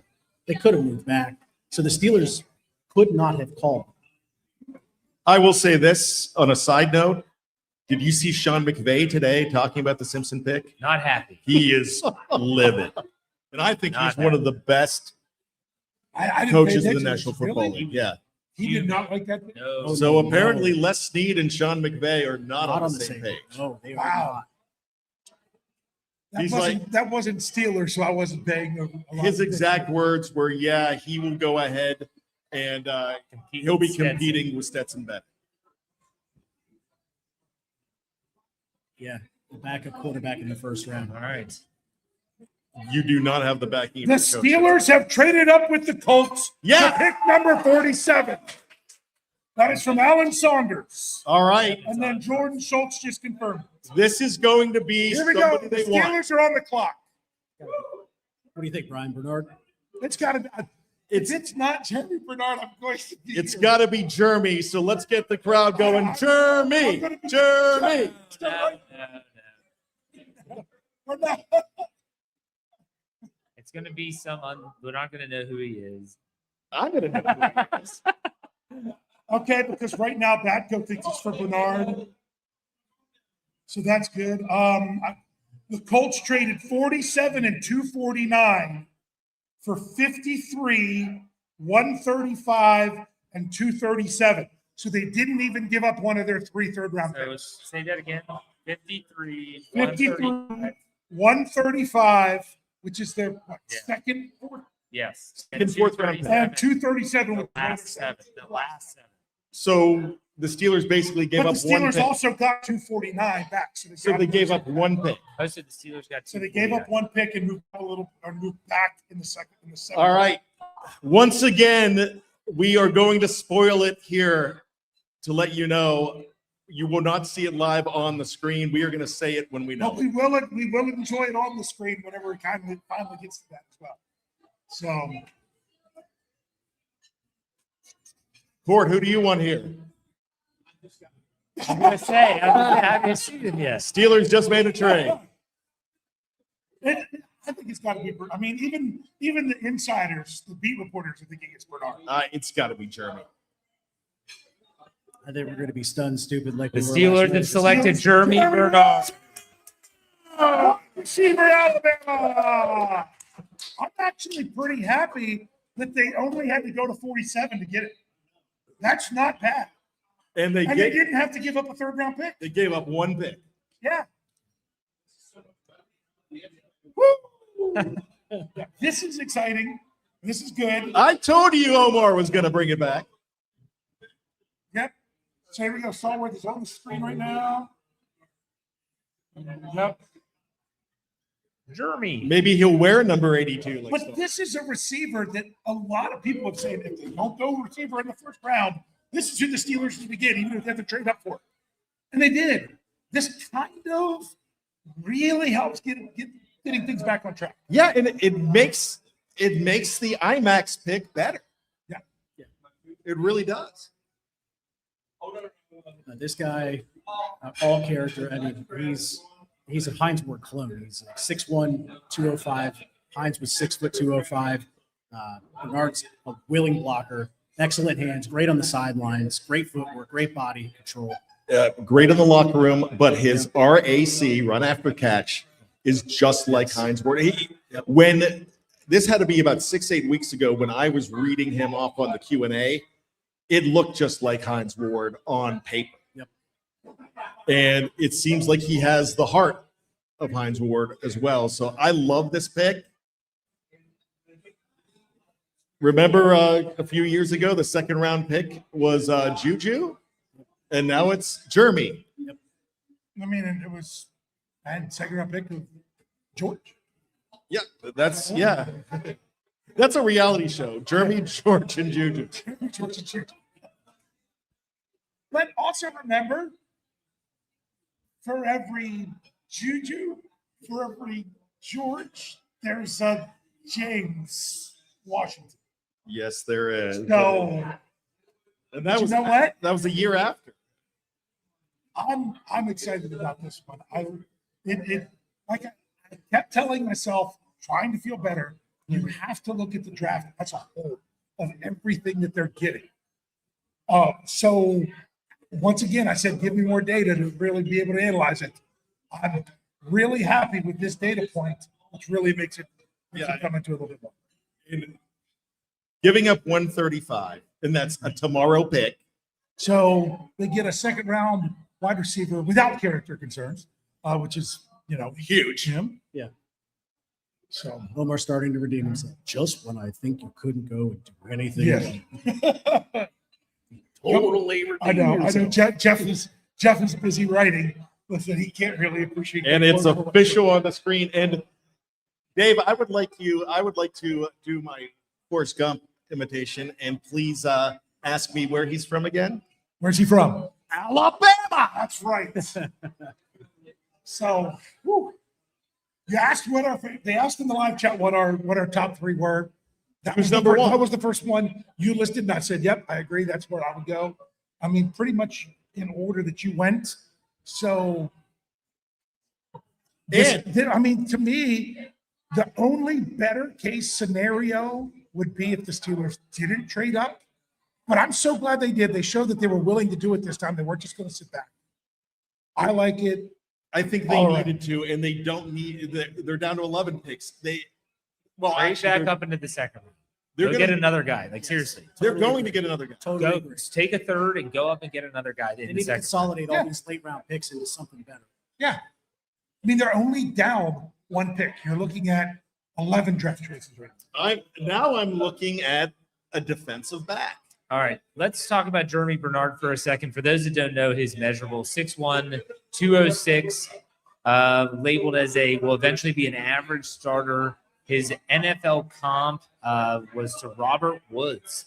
His 40-yard dash time, 4.48, 3-cone drill, 6.71 seconds, a shuttle of 4.31. Here's the overview. Bernard's a versatile wideout with ascending production over the last 3 years.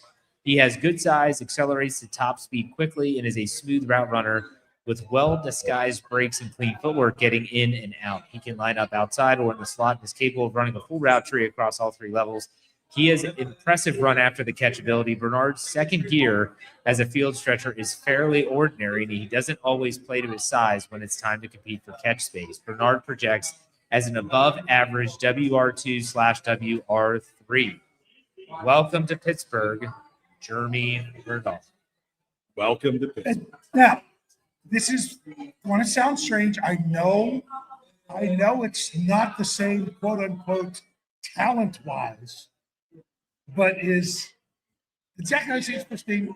It's not Jeremy, it's Jeremy. Jeremy. Because I'm going to keep saying out of default the other one, but I know he's not the same level talent wise or whatever you would say as a Mekhi Lemon, but I would say he's probably a better fit for what Mike McCarthy wants as a Steelers wide receiver. He is, and I'll tell you why. Sorry. Oh, nice. His first one. Oh, Um, and it said, so the thing about him, Kevin Smith, he's talked about this a lot, and I'm not trying to put lipstick on a pig and say the Mekhi Lemon thing is great that they didn't get him now. But his biggest concern about Mekhi Lemon was the fact that for his size and for what the Steelers already have, he's big on contested catches. And you don't want a guy in that position being a contested catch guy. I think Jeremy kind of fits exactly who they are and what they are. And we've been talking about him for a long time. So this isn't something we just adopted just a few weeks ago. This isn't a hot name, a hot riser. He's been there since the combine. here's interesting from Jeremy Fowler, wide receiver musings. The Steelers tried to get receiver Mekhi Lemon, who the Rams also liked. The Steelers get Jeremy Bernard, who the Rams also liked. But the Rams, they had to jump. I don't know if they had to jump over the but there was those possibilities going as The well. Falcons have selected Avion Terrell. I don't know if y'all announced that. We did not. But Pick that's, 48. he's a guy that was potentially going to go at the end of the first round. Isn't his brother a Falcon? Yes. So yeah, he was. They were talking about him in the top 20. So now Avion joins AJ in Atlanta. So here's another question though. Jamal McCoy is still on. That's crazy. How bad are those medicals? And how scared are teams from them? Peyton Wilson, you get a label at this point, Corey. I think when that label comes, I kind of think that you've got a scarlet letter. It's a medical letter. Trade. The Panthers are on the clock at number 49. Panthers and Vikings trade. So, Big Bro just came in there and said that our nephew, whose father shares his season tickets with me, is really excited to see what number Jeremy Bernard gets because it's also his last name. I'm ready. He wore 5 in We'll college. have to get you. We'll have to get you to 5 is not available. It's not. So he's going to wear 85. That's 15's not available either. I thought you meant you were ready to order a jersey for us. No, I'm 85. 85 is my official pick. And even though I unofficially made the other pick, I was going 71 for IMAX, and he got 71. Second place was going to be 73, but I didn't think they wanted to replace a guy so early with that number. So I'm calling myself 2 for 2 right now. Okay, so here's the trade. 51 and 159 goes to the Vikings. The Vikings gave up to the Panthers 49 and 196. So you're talking now going up 2 spots. Is just moving up 4 spot or 40 spots from like what? Is that the 6th and the 5th probably? Yeah. So All right, real quick, I want to update the Steelers draft picks for those that might have been out of the loop. So the Steelers have no other currently, they have no other second round picks. They still possess the 76th, 85th, and 99 picks in round 3. They lost a 4th rounder, so they only have 1 in the 4th, 121. They have 1 in the 5th, 161. And then number 216 in the 6th, and they still have 3 in the 7th, 224, 230, and 249. So technically, the pick they gave up was the pick they gained, the compensatory pick they gained for Justin Fields. Yeah. That's the one. All right, number 49 is in. The Panthers have selected Texas A&M defensive tackle Lee Hunter. Lee Hunter. So that means that the New York Jets are on the clock.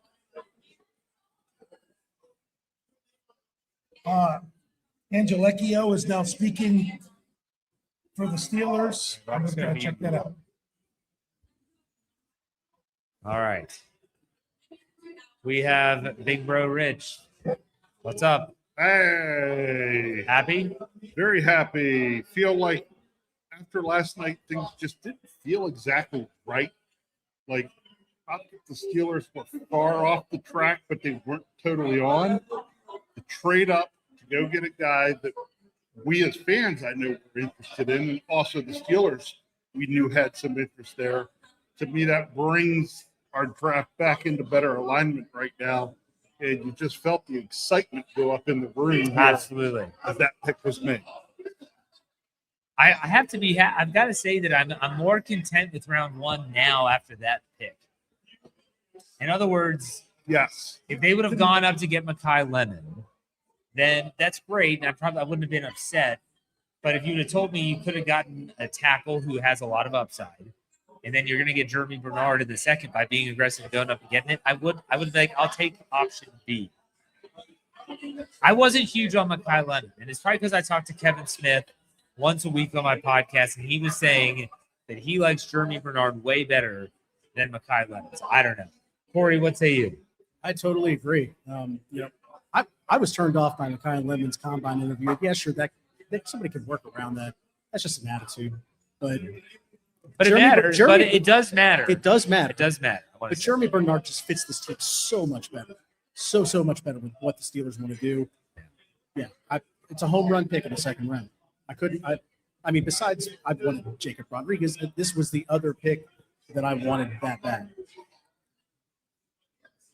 Yeah, this Here we was, go. Angelicchio saying the 3 biggest things that stood out to him about Bernard were his passion, his faith, and his and then they went under something else. I missed the third. We got 2/3 of that. so for me, it was the idea that the Steelers moved up, got this guy. We knew that this was on their radar. If they, depend on how things played out in the first, and the way things ended up playing out in the first, and not being able to go up and missing out on Lemon, I think that's why they didn't panic. I don't think Omar panicked then. I think they went ahead and took the lineman last night, knowing he might be a little bit of a project. And they'd probably already run a bunch of numbers and looked at the other teams and knew that they probably would need to come up, but probably not that far to get Bernard. Yeah. I swear to you guys, I'm on this, and people in the live chat on our YouTube live stream are saying they would trade up to get CJ Allen, inside linebacker in Georgia. I don't know if that's the prospect, but go up and get someone if you think that there is someone on the board still that is a tremendous value and it's not going to cost you a ton. They still have all of their third-round picks. If they sent the final third-round pick, okay, so be it. I don't know. I wish they would just be aggressive and just go after it, but I don't know if that's what they're going to do. They might have felt that what they just did was aggressive. I don't necessarily agree with that. So I'm at the gym this morning on the treadmill and I'm watching ESPN GMFB, and there was a report on there that Bill Cowher was actually chatting with the front office, and that Max Etienne was actually the guy that they wanted all along in the first round if they were going to go offensive line. So the whole smoke behind Mekhi Lemon may have just been smoke. I mean, obviously they called him, and that's a bad look. But I think that what didn't happen can actually be a blessing in disguise. It could be. I think they were going to go ahead and take Lemon because they did not expect him to be there. You couldn't pass on him. Yeah. But they made the mistake. Value. Yep, they made the mistake of jumping the gun then a little bit. And it seemed like they didn't miss a beat when it came to then making their pick, even though it surprised us as fans. The Steelers made that pick like, hey, we're moving on from him. That's fine. We'll go All pick right. this guy. The Jets take Indiana cornerback D'Angelo Pons. That's a good pick for them. They've had a really good draft so far, Yes, they in my have. opinion. I think that the Jets have done a tremendous job moving and shaking a little bit. Now- D'Angelo Pons, a good cornerback from Indiana. Now, let me ask you this, Rich. Do you think that the reduced time that they've had for picks had something to do with them being on the phone with Lemon in the first place? Potentially. I always look at things like this. It's not beyond teams to necessarily reach out to a player a little bit ahead of time. I don't know if you all remember, but technically the Steelers coach Cowher called Ben Roethlisberger before the Steelers were officially on the clock, if I remember correctly. Yeah, well, Cleveland was picked at 10. They took Kellen Winslow Jr. Right. Yeah. And so we don't know how much that might happen. I think really what happened was, though, the Steelers got caught off guard. They were not expecting a trade there. And had there not been a trade there, it would have been Lemon. So I just then look at it as, you know what? Guys, in the end up where they're supposed to be. Yeah. So I like the first two picks for the Steelers in terms of who they are as individuals. I think they're both good guys. I think they'll both fit well into the Steeler organization. Now we just got to see what they can do for us on the field. High character guys. That's definitely the theme with those two. Was that Joey Porter Sr. that announced that pick? The second rounder? Stallworth. Stallworth. Okay. Because I know Joey Porter Sr. and Joey Porter Jr. are going to be announcing picks as well. Some say that has something to do with picks that are taken. I don't necessarily believe it. Sorry, how could they know that? Who? The Steelers, that they're definitely going to. Because the NFL is scripted. No, I'm not saying scripted, but there's people like, hey, the Terrell Edmonds thing. Hey, with we got Brian other James. breaking news. Connor Griffin, it's his first career home run. It happened right before the Jeremy Okay. Bernard pick. That's what I showed Okay. Brian. That's it. He just turned 20. Happy birthday. Yeah, a lot of what offensive coordinator Brian Angelacchio was saying was, inside outside versatility. They like his size. They love his route running, and as much as anything, they love his character. So that seemed like those were the things that kept coming up. They want you to talk more, Rich. They went here. No, they don't. That was sarcasm. Well, Dave, was that sarcasm? I'm thinking that was sarcasm. I'm What? sorry, I don't have my sarcasm side. Was that sarcasm? But Vikings pick us. you just have to say that what you're used to hearing out of that microphone spot earlier tonight. Maybe that's why. So, sorry, Dad, that I'm making fun of. The Vikings pick is in, but I have not seen what it is yet.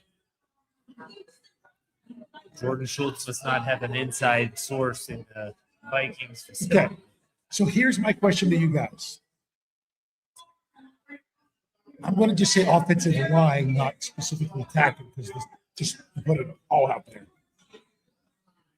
What is the separation between Mekhi Lemon and Jeremy Bernard compared to the separation of what the Steelers got in IMAX and could have got in that spot? Well, I don't think the gap's as wide. Yeah, that's the thing. I think it's a much narrower gap at wide receiver than what it actually was for what they did. This just makes me feel so much better. And if they still grab a guard here sometime in the next, I'll say 4 weeks, because they only have 1 fourth right now, that would make Vikings pick Jake Goldie from Cincinnati. Okay. Did I say it? Says that that Jeremy Bernard and Troy Fautanu are really good friends. That Fautanu was a mentor to him in both high school and college when Bernard was at Washington before he transferred out. Fautanu's a pretty good guy, so to get an endorsement from him. I mean, I like the fact that they're all high character guys. That's a great thing to be a part of. Unfortunately, we've seen with the Steelers when they get some of those guys that aren't quite like that we think we can turn into high character guys, and it doesn't always work. No, it doesn't. That it does not. Yeah, like I said, every year of the NFL season, I say how week 2 puts week 1 into perspective. Well, the same thing can be kind of be said about the NFL draft. Night 2 puts night 1 in a little bit more perspective. Well, this is not the first year where we've necessarily wondered about what Omar Khan was thinking in round 1. It always becomes a little more apparent as we see that second day. Yep.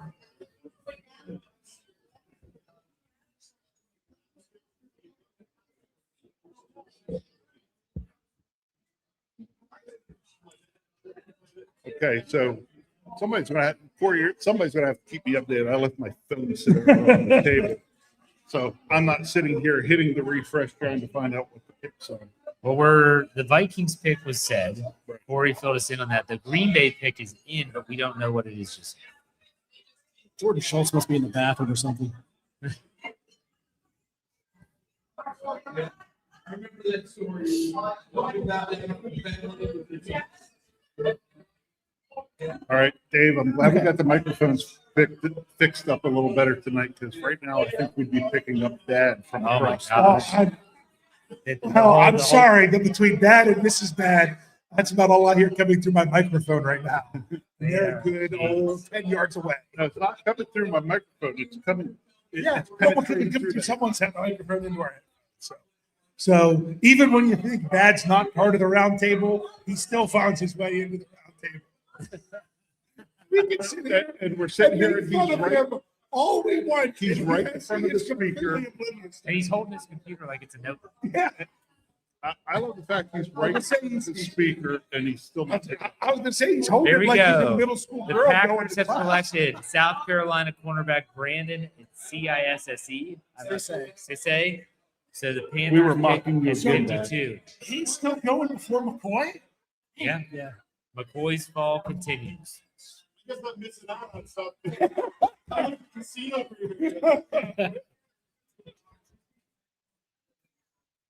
Okay, something really funny, if I could say real quick. Annie, who has won a few things when she was a kid, she listened to a morning show DJ named Brian Fox. As she did. Yes, she did. I am not lying to you. I just found that out. And so she's like, I knew your voice was familiar. Oh my goodness. Too funny. So, Oh, where she Hey, lived, we have a super where chat. she lived in Pennsylvania, would have been able Jesus. to pick up your radio station. All right. yeah. Brian Haynes gives us $2. He was here Says, last night. be aggressive, be aggressive. Get your guys tonight. I love it. Captain Underpants signing in. Thank you for the tip. And we have everyone's favorite draft, Nick. Andrew Wilbar is slated to join us. All right, Andrew, welcome. How's it going? Is going well. I like the I'm enjoying this live stream so far. I'm enjoying checking in on you guys. I wish I was there. What did you think about the selection of Jeremy Bernard? It's what I had in my mock draft. I expected to move up, and I think it's a really solid pick. He's a good route runner. He's something that the Steelers don't have already. He's a different profile. He can play out wide or in the slot. He provides some versatility, and I think one thing that Steelers fans are going to love is this guy is willing to block, and he's an effective blocker. And I think Steelers fans, that in and of itself is going to really create a nice relationship early on in his career with fans. Okay, so is that an FFSN microphone? Did I miss that last night? It is. Yes. Yeah. Yes. Yes. Always bring it out for the draft. So compare Mekhi Lemon to Jeremy Bernard, because a lot of people are wondering what could have been and then now what has happened. What would you say is the differentiation between the two? Bernard is more effective down the field in contested catch situations than Lemon. Whereas Lemon, even though he doesn't have that second burst, maybe to create that extra bit of separation, he does a better job of bringing the ball to his body to kind of secure that catch in tight windows. So the best comparison I can make is saying vertically speaking, Bernard is a little bit more effective in those contested catch situations, whereas in the short yardage middle area of the field, Lemon is better securing the ball, bringing it in and creating something after the catch. Lemon is definitely more explosive after the catch, but I think Bernard is a very nice consolation prize. All right. What are you thinking about moving forward? There's been some discussion on the live chat about potentially going back into the second round. Is that something you would want the Steelers to do, or do you think they are fine staying with their 3 third-round picks? Looking at who's available right now, I don't know that there's any. I mean, if the Jermon McCoy's injury is something that Steelers are not super concerned with, I think he'd be the obvious, go up and get him at this point. He's such a talent that is just keeps falling on the board. I think he'd be the one guy I'd be willing to move up for. The linebackers that I wanted are, for the most part, they're gone. But Unless Patrick not going you're not anywhere drafting- now. So Yeah. it doesn't look like so. Right. So I don't think so. I honestly think you stay where you're at, get the best available guy. There's going to be some good options for the Steelers. I mean, this is a day 2 draft. It's going to dry up once we get to the 4th round a little bit because there's not as much day 3 depth this year. But day 2 is really good. There's a lot of players. Once you get into that 70-80 range, there's still going to be some good players that are going to fall through the cracks. Steelers will have some good selections, at least with their first 2/3. So if you were to just give out a very knee-jerk grade of the Steelers draft so far after 2 selections, what would you give? I would give it an A-. I think that Ianashore provides provides some versatility. You can, if the Steelers do see him as a right tackle, you can easily move Fautanu around. It may take a little time to relearn the nuances of guard. He played some guard in college, but I think if you compare the other options the Steelers had at guard by just taking another guard that wasn't Awanye, I think that it was better for the Steelers to do what they did in taking Ianashore, who I believe has as much upside as any right tackle in this draft. And then Fautanu, who if he would have started his career at guard, I think would have had a very similar profile projection in terms of upside as Awanye. So I think that's the next best thing that the Steelers could have done there. I give that both picks really an A-. Bernard just because they had to move up and get him, but I think both are phenomenal picks. They're going to be immediate impact players for the Steelers. So you disagree with your buddy Jeremy Betts' grade of a C of round 1? Yeah, I would. And Jeremy and I talked about it a little bit last night. And I understand where the concerns come from with Ianashore, and it wasn't a pick that many people expected. But regardless of whether Broderick Jones's injury is more concerning than what people thought, or if it's just they want to move Fautanu inside the guard, either way, I think it does fill a need for the Steelers, maybe more than what a lot of people initially felt. I think the thing that irritated fans more than anything was the fact that he wasn't the top option. The Steelers were on the phone with somebody else. And I think that was what caused more of the irritant with fans. But All right. I think they're going to fall in love with this guy. Pick is The in. Colts. This was the pick that would have been the Steelers. Oh, no, this is the Eagles. No, wasn't it? Because it was 53. CJ I Allen. think it's 53. Yeah, I've got pick 54 in front How'd of we me. get 53 with CJ Allen, with the C.J. Georgia linebacker. Pick 54 to the Eagles is Vanderbilt tight end Eli Stowers. Is that the only other tight end that's gone so far has been Kenyon Sadiq, correct? Yes, correct. All right, very interesting. And then pick 53 now is he's going backwards. CJ Allen. Were you high on CJ Allen, Andrew? I had him a little bit lower than most draft analysts. I had him as a late first, early second rounder. He's explosive. He's just not as fluid as what you'd expect. He's fast going in a straight line, but he doesn't change direction quite as quick as you'd like.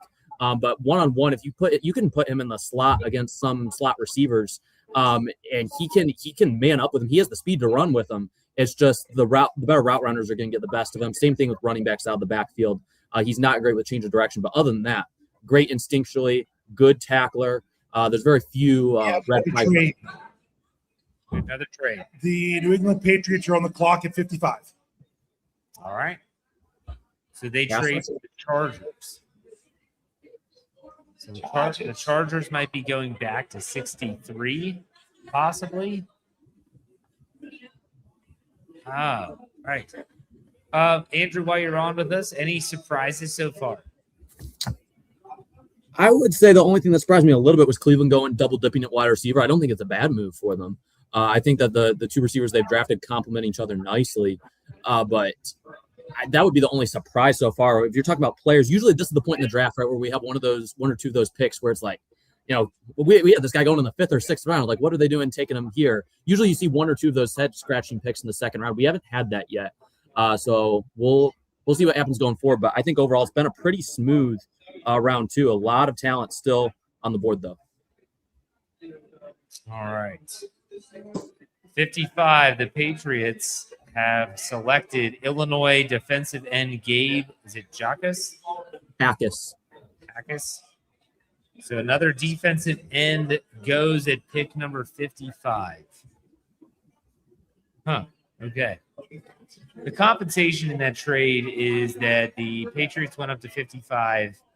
The Chargers get 63, 131, and 202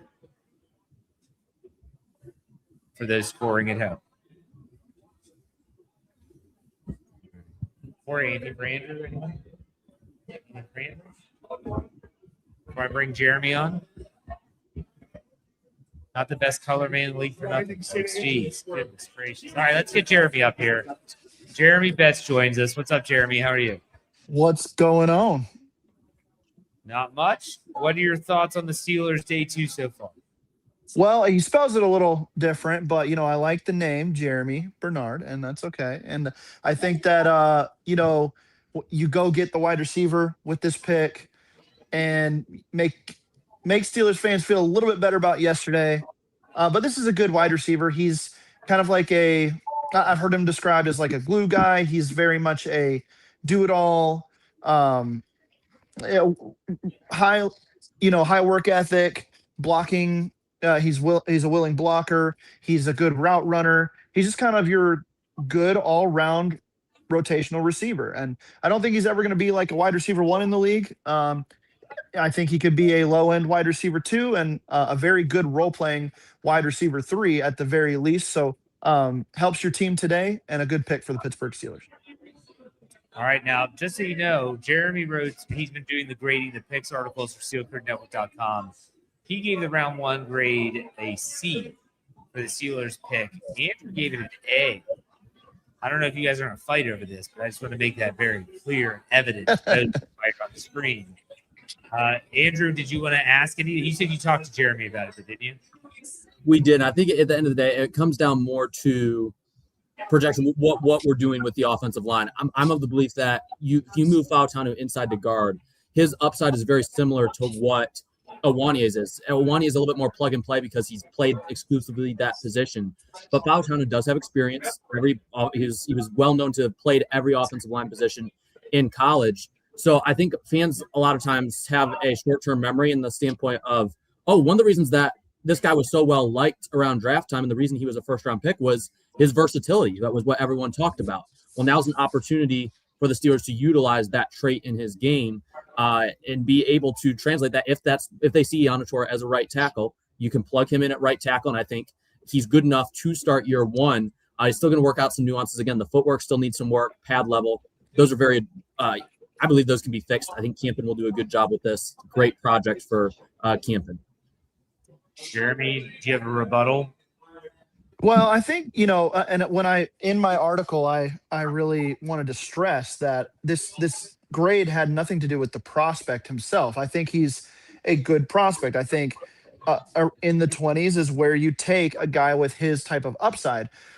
I do feel differently about Fautano because you drafted him with the thought process of, yeah, he's got versatility, so we can kind of see where he's best. And if it doesn't work out at tackle, then we could always move him inside. Well, it's working out at tackle, a very highly regarded premium position. He was a borderline top 10 player. I mean, as a rookie at right tackle, and to move him inside to me feels like malpractice for the upside that he has at tackle. So with Iannatore now in the building, I think that the pressure though goes on Broderick Jones to get healthy and to try to be a part of this offensive line group, because I could easily see Iannatore, if he is ahead of schedule as a starter, then he hops in at right tackle and you just move Fautano over to left, and then Broderick Jones becomes your cost-controlled swing tackle for one more year before moving on from him in a contract year. All right, so real quick before I let you guys go, I want you to come back after they make some third-round picks. But my question for you is, they still possess all three of their third-round picks. Do you think they make all three of those picks, or do you think they move up and maybe use one of their picks as a pick swap?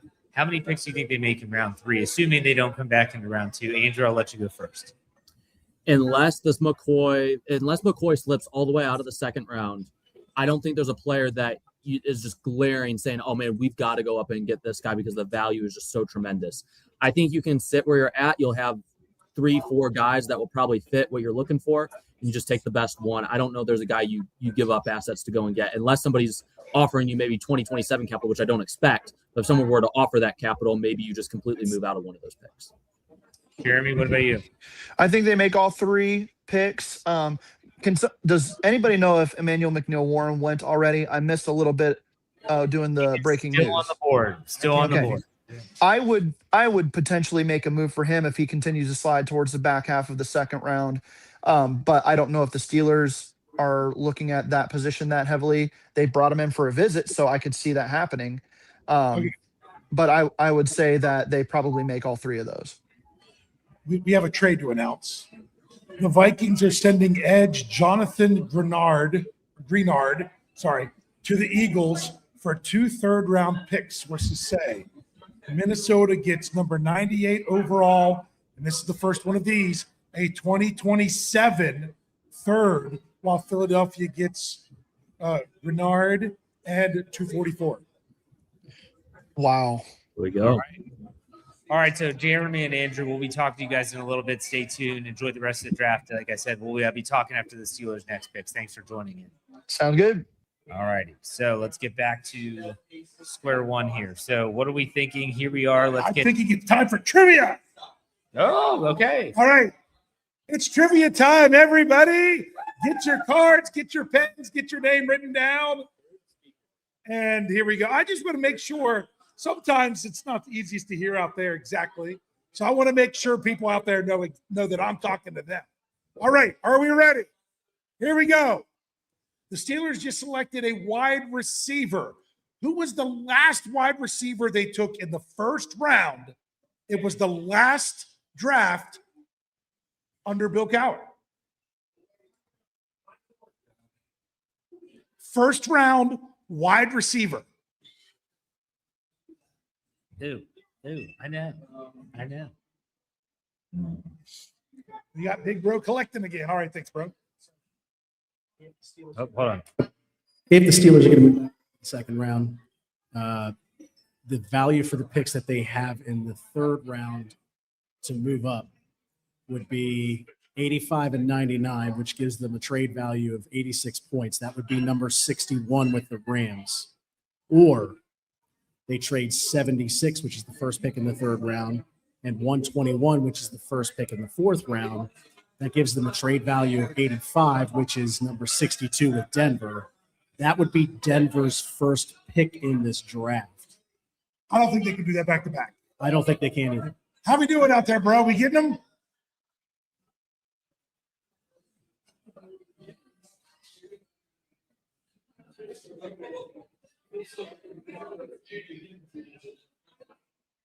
All right, so just some more information here on the trade between the Vikings and the Eagles. The Eagles are signing Greenard to a 4-year, $100 million extension, $50 million guaranteed. Nice. So now we have two $50 million per non-quarterbacks after the Will Anderson deal was done as well. That's pretty wild. Bro, do you know the answer to do for this? Wait, we have everybody? This kid's stealing pens. Oh, he's getting I'm pens. just Teaching them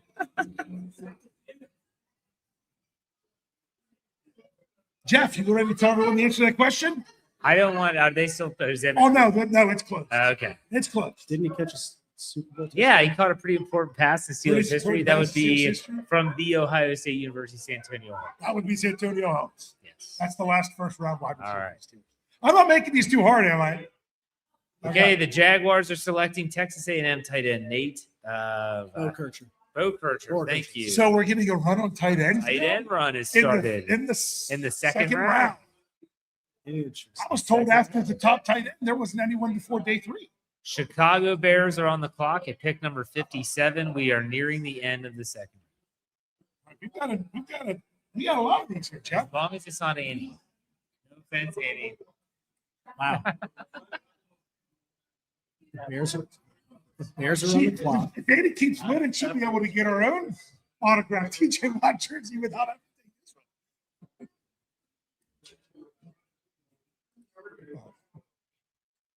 Oh. Huh? Okay. Yeah, we already said the answer. And it's not on target. So Quick Ready? tidbit here.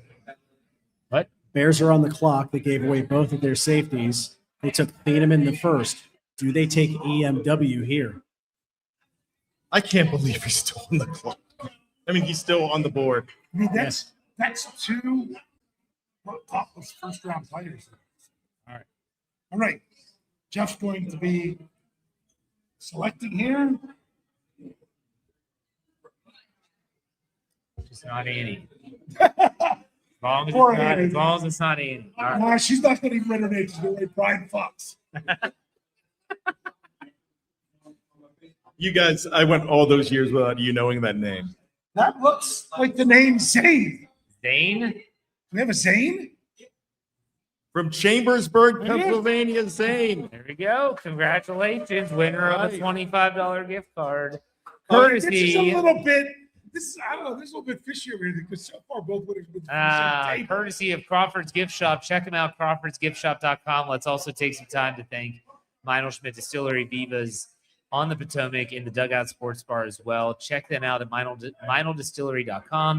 If you don't know what it is, go to steelcurtnetwork.com. Check out the ad banners.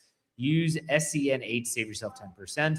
And again, crawfordsgiftshop.com. All right. Brian, are you ready? Yeah, before I get started, we've got a hot rumor here. The Patriots are moving up to draft a marriage counselor in the second round. So that was courtesy of our Ravens fan that just left. Yeah. But no, I've got a serious moment here. Now we have a serious. And I follow that up with a serious moment here. Adrian Meinl-Schmidt has been going around doing a great job at selling raffle tickets. Let's give it up for him. Fantastic young man and a great football player. We might see him on the board one of these days. But this is a very special message that I have here. And I first met this young lady back in, I believe it was 2014, 2015. And we call coming to our house Steelers Central. And I bet you she was about 3-4 years old at the time. Her family, very good friends of ours, Mike and Michelle, and their son Gavin would come to our house and watch Steeler games. About 10 minutes behind. We've always kept in touch. In the fall of 2022, at the beginning of 5th grade, Paisley Remarge was an active track runner and baseball player. She was not your typical athlete, and at the age of 9, played baseball on an all-boys team. She was used to pushing herself, but also knew her limits. So when she felt pain she did not recognize in her left leg, she was concerned. Doctors at first insisted it was growing pains. The pain progressed, and finally her parents demanded an x-ray. Paisley was diagnosed with Ewing sarcoma, and treatment would need to begin right away. Fast forward to today, and Paisley is now in 8th grade, getting ready to go to 9th grade at North Hagerstown High, and is still fighting the battle against this terrible disease. She has had multiple rounds of chemotherapy, radiation, and surgeries, with the most recent being a hip replacement in February of 2026. She also remains on a daily chemotherapy maintenance pill. This brave young lady will share her journey on June 3rd at the 10th Annual CCF Research Symposium. If you would like to read more of Paisley's full story, you can find it at childrenscancerfoundation.org/hero/Paisley Remarge. We have these here. And you could win an autographable blank Steelers jersey, my famous BJ Finney game day worn pants, I can't believe you're giving these. They should be burned, is what they should be. an autographed Dan Kreider Super Bowl 40 mini helmet, and an autographed Rocky Blyer mini helmet. Right. But the most important thing, it's $3 each, 10 for $20. Find Adrian. He's doing a great job. But I want to welcome today the Remarge family. Paisley, come on up.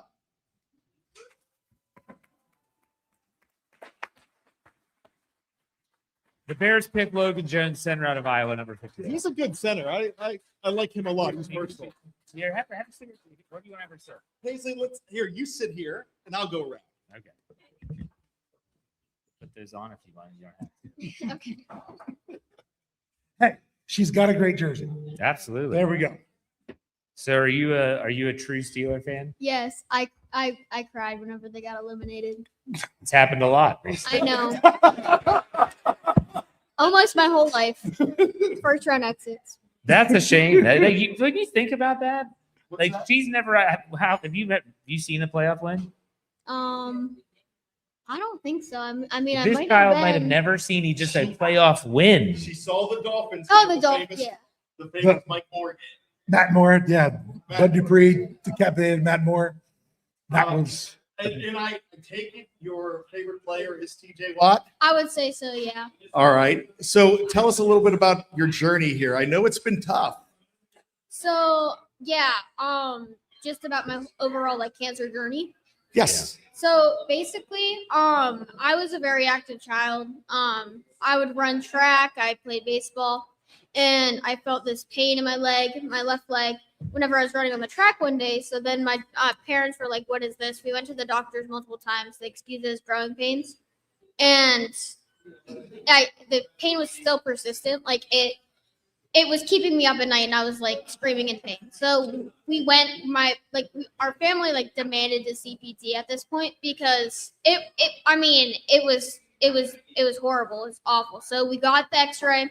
And my parents were called down to my pediatrics, and my parents were like, okay, they'll probably just our bad, it's a fracture. Turns out they didn't tell me this that night, but they were told that I had either osteosarcoma or Ewing sarcoma, which is both rare bone cancers. And it was multiple hours. We were waiting to go eat dinner and stuff. But yeah, it was awful. Yeah. And so I went through chemotherapy, 14 cycles, and had a massive leg surgery. They reconstructed my whole entire leg, took the tumor out with the cadaver bone, and merged it with my fibula. And then I unfortunately relapsed 2 more times, and now I'm on maintenance chemo, and have no evidence of disease. Okay. But what I'm so proud of you, Paisley, is how you always have a smile on your face and you keep your head up. We are so proud of you. So thank you so much for coming on the show Hold today. on, I want to talk. You, Okay. you still play baseball? I've been trying to get into golf because it's one of the things. Oh, you're speaking Jeff's love language. There you go. You So try you're- no further. So Yeah. you like golf, huh? Yeah, because it's one of those things that like I'm able to do Yeah. like through all these surgeries and stuff. It's really been a huge I help. bet. And yeah. And you know what? I want to mention your big brother who had senior night today. And Jeff, you're going to love this because he's playing baseball at, tell Jeff. Shepherd. Hey, that's where I graduated. Jeff, you played baseball there, right? No, lacrosse. Lacrosse, that's right. Yeah, sorry. But no. you're I truly an golfed in high inspiration. Yeah. And we thank you so much. Please, there are great prizes here. And I know you're here, so you're in the drawing for the TJ Watchers. Here. Lucky me. I'm gonna root for you. But let's hear it. Yeah, let's give it up. Thank you very much. Paisley Remarge, everybody. And what we're going to do is Adrian has the tickets. There's a special on the tickets. Thank you so much. Very special. All right, so we gotta have get you caught up. we have a lot to get caught up on after the 57th pick, where the Bears selected center Logan Jones. The Browns traded up, and they traded up to 58, and they took Toledo safety Emmanuel McNeil Warren. Browns are they're putting together a decent little draft here, if I'm being honest. All right, so Don't worry, they'll find a way. to Houston round it up. Texans pick is in again. The Titans are taking the Titans trading. Titans traded. Now the Titans are taking Texas linebacker Anthony Hill. Whoa, that's a good. So Okay. did we get the compensation for the trade? No. The Browns traded up to 58 and got pick 152. They gave up 70 and 107. All right, so we are nearing the end of round 2. So let's hear. The Titans are trading to 60. So that means we're at pick 61, which is the LA Rams. Then we have the Broncos, Chargers, and Seahawks to round out round 2, and then we're headed to round 3. And the Steelers are picking high in round 3. Yeah. Who? I think they still have an opportunity to go with a defensive back here. But there's so many places they can go. Yeah. McCoy's still there. Yeah. I mean, you couldn't that's argue if they go there. know. Now, I would take a flyer on them now. I'm curious what the Rams do here after all the stuff that went down yesterday. They are not going to be taking a defensive back because they brought a bunch in. Right. And they re-signed Quentin Lake, who is the Rams are loving Carnell Lake's son. And they gave him an extension. Really good. Oh boy. I've done so much yapping with the crowd. I got to get caught up on picks myself. Some of us have been behind the table the whole time. yeah. Just saying. But everybody needs the casino greeter, Jeff. Do they? Yes. Oh. It actually was kind of fun to watch I'm Brian sure. make Yeah, his yeah, way yeah, around yeah. the room talking. I'm not even done yet. I feel like I'm snubbing people. Shaking hands and kissing babies. Running for mayor next. Would you vote for me for mayor? I'd have to see your politics. Like your politics. Who here would vote for me for mayor? 3. I didn't hear anything, so that's a very low number. Most of them aren't old enough to vote or residents of this county. The Texans are taking Michigan tight end Marlon Klein. Man, tight end. Tight end run Round two. continues. Yeah, in round. he's a guy that Do the his Rams name need it? Oh, the popped Texans up are taking recently. What is going on? He's behind. I don't know what's going on. The Titans are taking Anthony Hill. That's coming up. Marlon Klein was the Texans at 59. The Rams are still on the clock. Jordan Anthony Schultz Hill is all could over have the gone in the first round. I'm actually surprised.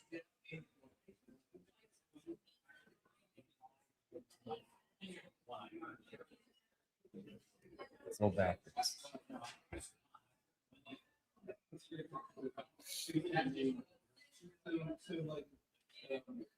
I'm trying to figure out if Jordan Schultz like hit a wrong button there or something. Or it might just be when he's getting the information. So he might have heard about the trade and know the Titans were getting Anthony Hill. And he's just Very getting around to possible. going back and putting in that the Texans got tight end Marlon Klein. So we are currently waiting for the Rams selection. That'll teach him to get up and go to the bathroom. Seriously. This is genius. If he monetizes his Twitter page, the amount of interaction he's getting on draft night, that's gonna be a hefty payout.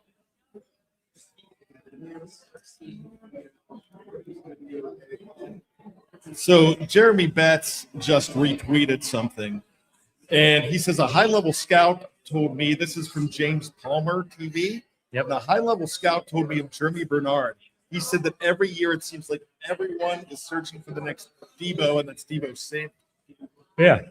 And they're I tell you what, that's a pretty good comparison if he's anything like Debo Samuel. Yeah, because his NFL comp from Lance Zierlein on NFL.com. I know that Kevin Smith is not a fan of those comps. Yeah, but still, it was Robert Woods. Robert Woods in his prime was good, really good with wide Buffalo receiver. and the Rams. Yes, absolutely. I think people think of Bobby Trees when he was at Pittsburgh. Yeah. And it's like, well, that's not good. And Debo Samuel, by the way, is still a free agent. I'm just saying. For any team. I fully expect there to be not, I think in round 4 or round 5, a Jeff Caldwell from Cincinnati, a bigger guy. Maybe in round 4, a Malachi Fields. Oh, I feel they go bigger now at wide receiver, double dip. I think they have to find a receiver who could potentially return. Well, I think that's tomorrow, and I am in love. Is that the who could be a receiver, but he's a running back from Army? No, Hyden right. I like him a lot. Yeah, he's also like a fullback too. But he can play everything. He's your Connor Hayward. All right, here we go. 61. The Rams have selected Ohio State tight end Max Clare. Man, tight end run. It's crazy. Max Clare is one of the better pass catchers at tight end in this game. All right, another drawing. Here we go. Giveaway. More trivia. Here we go. More trivia. Trivia Get your time. cards ready. If you're out of cards, we've got more cards. So if you're out of the cards, it's your table. Go ahead, write your name on it. Get ready to go. So this next one, I admit, I'm going to make this one. A lot of people should be eligible. I'm going to make this one pretty easy. Going to make it pretty easy. Make sure you're at least I think I am. Sometimes the ones I think are easy or not. Does everyone have their cards? Everyone ready? All right, here's the question. We were just up here talking with Paisley about the Steelers' last playoff win. There are only 2 players still on the Steelers from that win. Name me either one of them. Oh, you're not going to ask for both. No, just either one of them.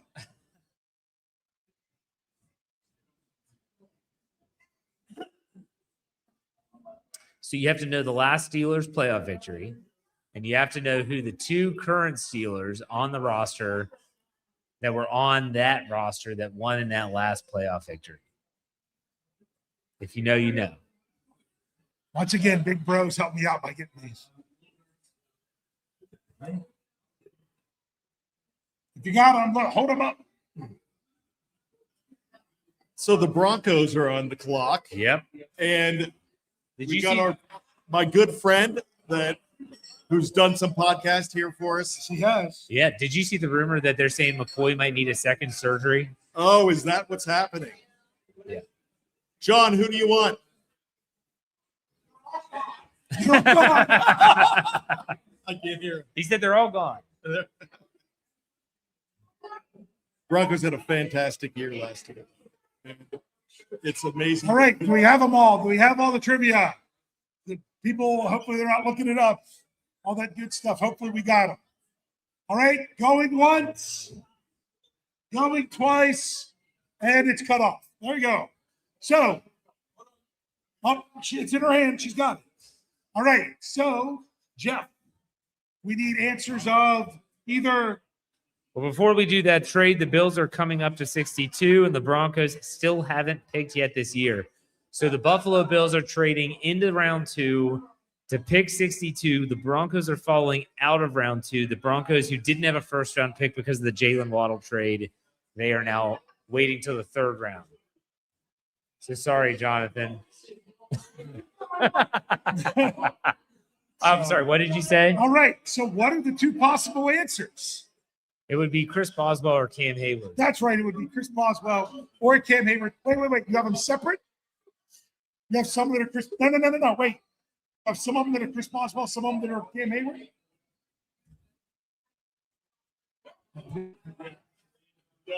That's fine. That's fine. What we're going to do, we didn't tell you we were going to do this. We're going to pick one winner from the Cam Hayward answers and one winner from the Chris Boswell answers.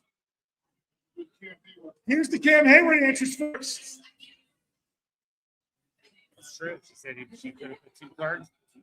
But people didn't know. That's why we didn't do it. All right. Jeff, who do we got?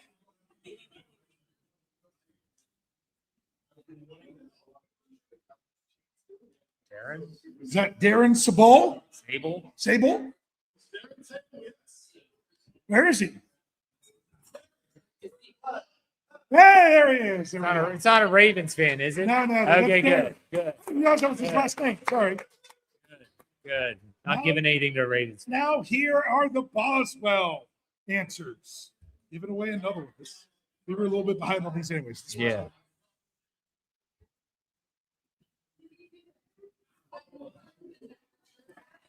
Mike Saylor.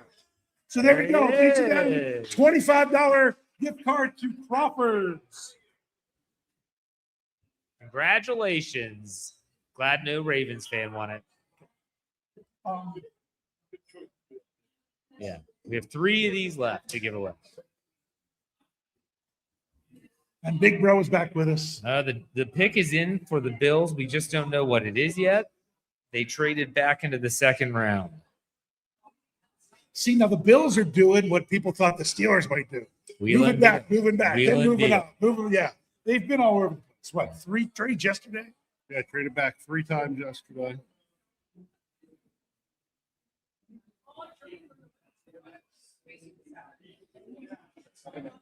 You know, having gotten the opportunity to see a team's board from their war room before, I can understand the Bills trading back and then trading up and moving around. Years and years ago, I did get to see the then Washington Redskins big board. Yeah. After the draft. Yeah. And it was really neat to look at, especially because I got to see it was after the draft. So I knew what they'd done. It was interesting to then see how they had players ranked out, how certain guys went off the board, the decisions they made. Like there were notes all over this thing. I'm sure. And sometimes I wish we'd get the opportunity to then see the Steelers. I'd love to see what even if it was afterwards, but they would never do that. No, that's never do that. That's not the way they do it. It wasn't like I was. The pick is in. The Bills have selected Ohio State cornerback Davison Igbinosun. You said cornerback, right? Corner, Yes. CB, a CB. Sure. Defensive back. So the Bills take a corner.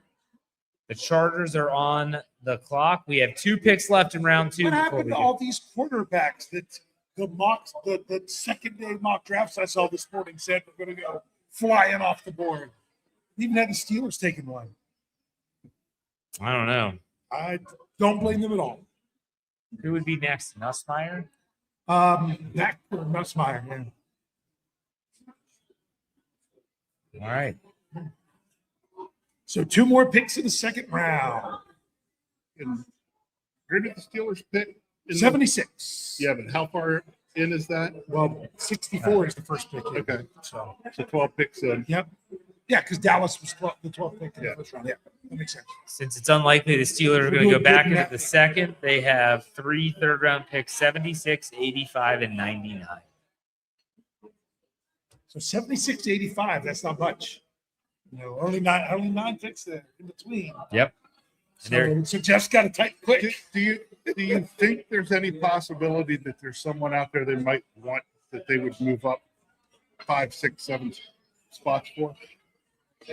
Nick Faribault thinks it would be Pregnon from Oregon. I don't know. Would you move up a few spots to take McCoy?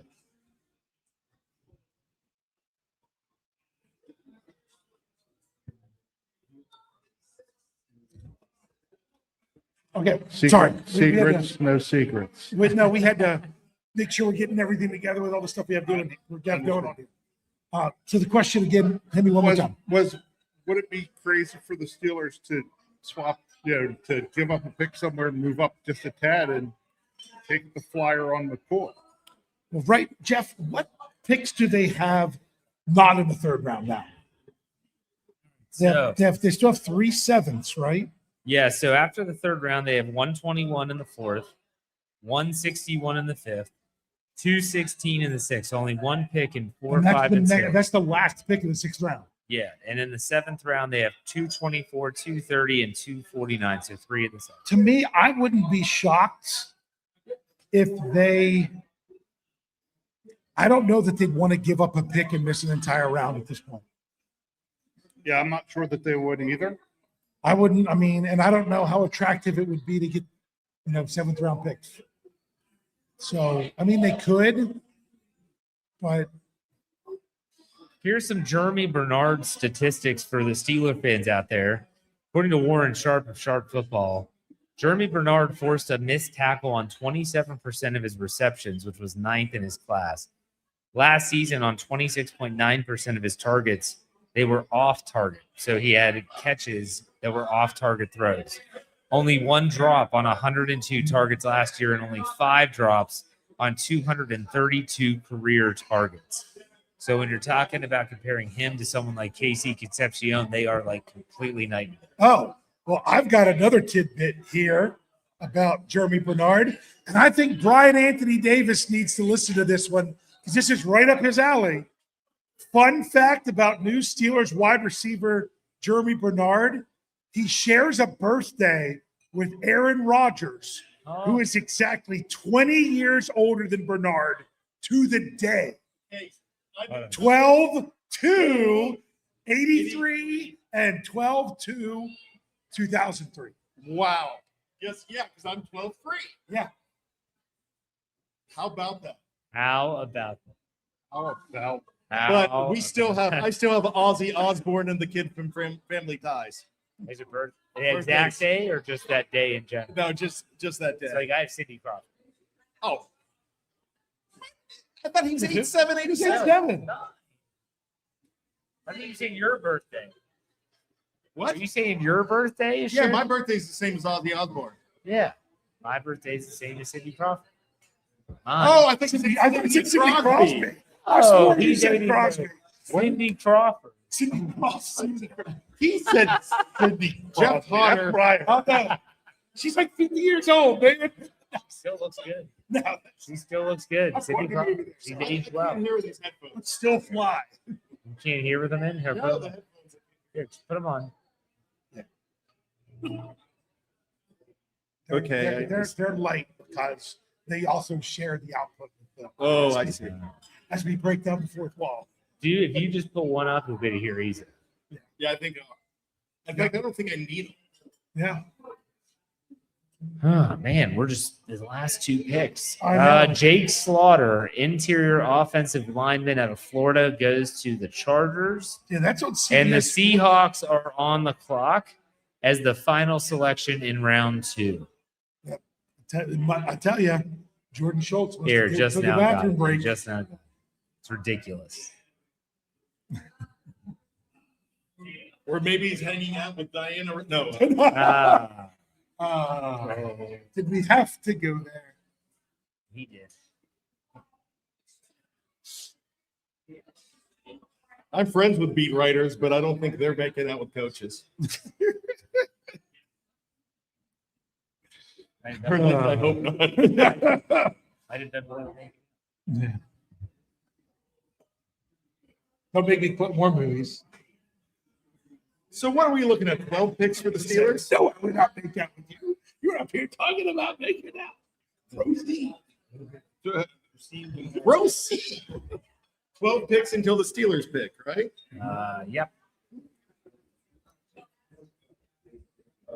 I want to get this last pick here. I know, ready to just let's get a move to round three. You know, three, still have all three picks in round three. Trade up and still have all three picks in round three. I can live with that. This egg roll's been in my pocket. Literally. Yeah, I just took it out. Oh my god. It's so warm. What are you? What was with Mark Cabali and the sandwiches? Yeah. Training camp for McAfee and them. Oh my gosh. Had it in his pocket the whole time. No. Don't tell my wife that. He's right there. She's right there. Yeah, but she's not paying. As normal, she is not paying one bit of attention to you. What you say?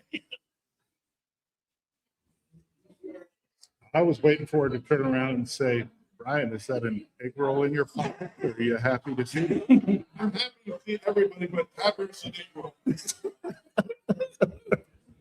All right, the Seahawks have selected All right. TCU safety Bud Clark to round out Ooh, the that's second early for round. I love it. I know. I thought he could have been one of the Steelers third round picks. Yeah. I was hoping, but So now we go to round Right. 3. here we go, everybody. Round 2 is over. We're on to round 3. Are we ready? Three Steeler picks. Three Steeler picks coming up. 3 All right. picks. Does the clock get shorter now? I don't think so.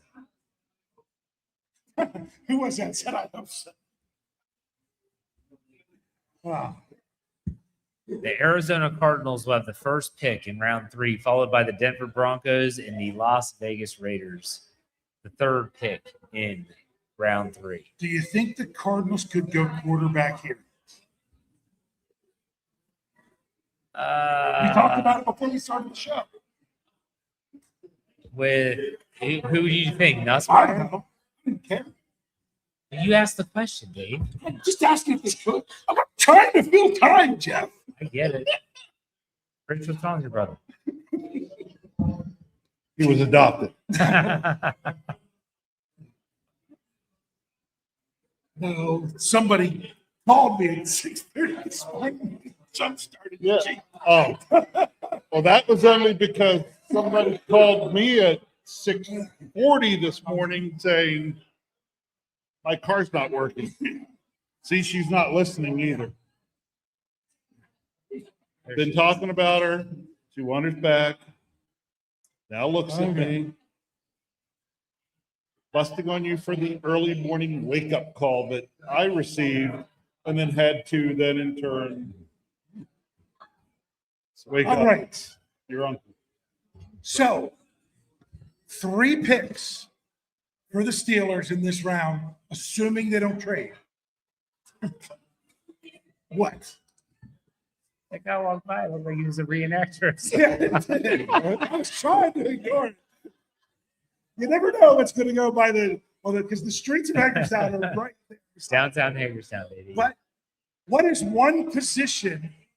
People just shout it out. What's a position you really want to see the Steelers take in the third round? Guard? Defensive tackle? Linebacker? Tight end. There's already been the run on tight ends I going. heard someone say safety. Safety? They need a return, man. I'm telling you. So, yeah. Do they need that in the third yet? We'll see. So we've already got more answers than what they have picks. So somebody's going to be disappointed.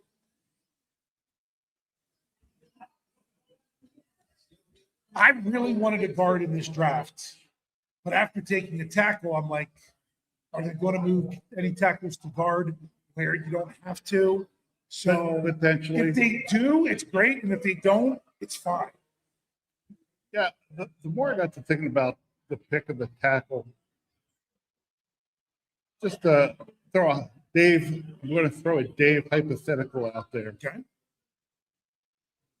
You think that perhaps the Steelers, in not being able to draft Vega at guard, looked and felt that maybe there's the possibility that moving Fatanu to guard is the It next was better than best anything player else. than anything they could have Better drafted? than anything else they could have drafted. That very well could be. Oh my gosh, here it is. The Miami quarterback Carson Beck goes to the Cardinals.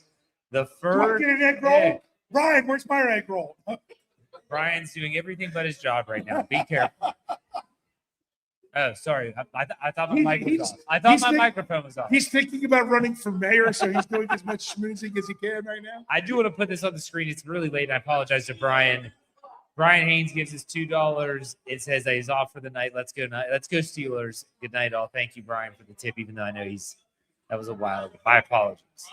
Carson Beck goes to the Cardinals. Wow. Good. That's what I was. My thought is, my thought is good because there were some folks here and there that were trying to get him to the Steelers, and not really the guy I was looking for. I would say this. I think this is the round, the earliest the Steelers would take. This is the earliest they would take a quarterback. Yeah. I don't think they should take a quarterback, but I'm saying that I think this is the earliest that we would see it. And I do think that if they were going to take one, it wouldn't have been. Well, Carson Beck was on the list, but I think Drew Aller's the guy if they really want. I don't want that. I'm just saying. Boy, Brian came back for what, 5 seconds? Now he blocked the camera for longer than he said.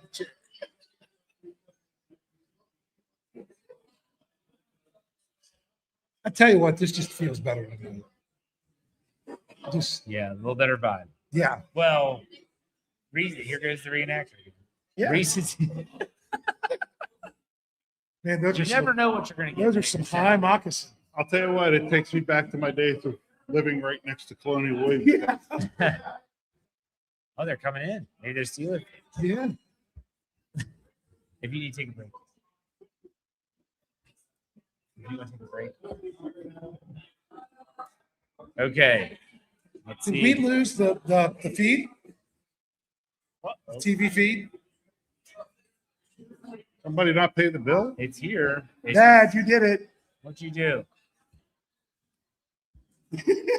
You just got to get the Roku remote.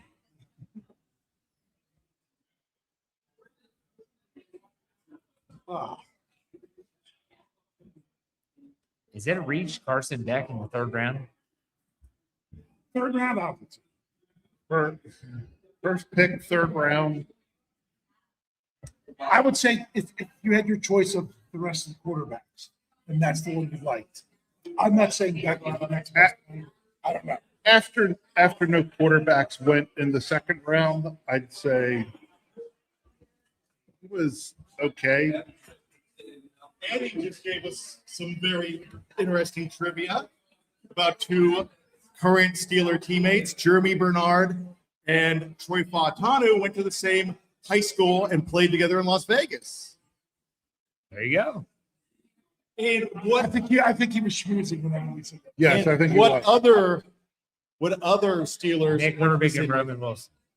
Okay, boy, I didn't even get it out. If this was Dave Jeopardy, you'd lose. Wait, hey, Jeff. Now you can say.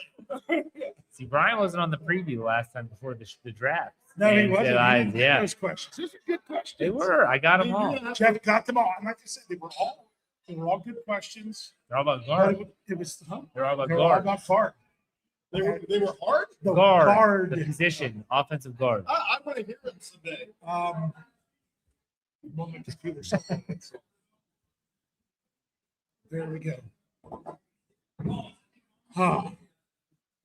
Did you mention the bottles here with the Congressional Medal of Honor winners on it? I think that was, and their story, that is so incredible. That'll be Meinl Schmidt Distillery that we're talking about. You see the bottles right in front of our computers. MeinlDistillery.com. Big shout out to them. Veva's on Potomac, Dugout Sports Bar, and Crawford's Gift Shop. Go to Crawford's Gift Shop. CrawfordsGiftShop.com. Again, that's CrawfordsGiftShop.com, and then MeinlDistillery.com, or go to SteelCurtainNetwork.com. Find the ad banners, click there, buy something. SCNH save 10%. That's not buying it. What Rich. bottles? That's not buying it. Good stuff.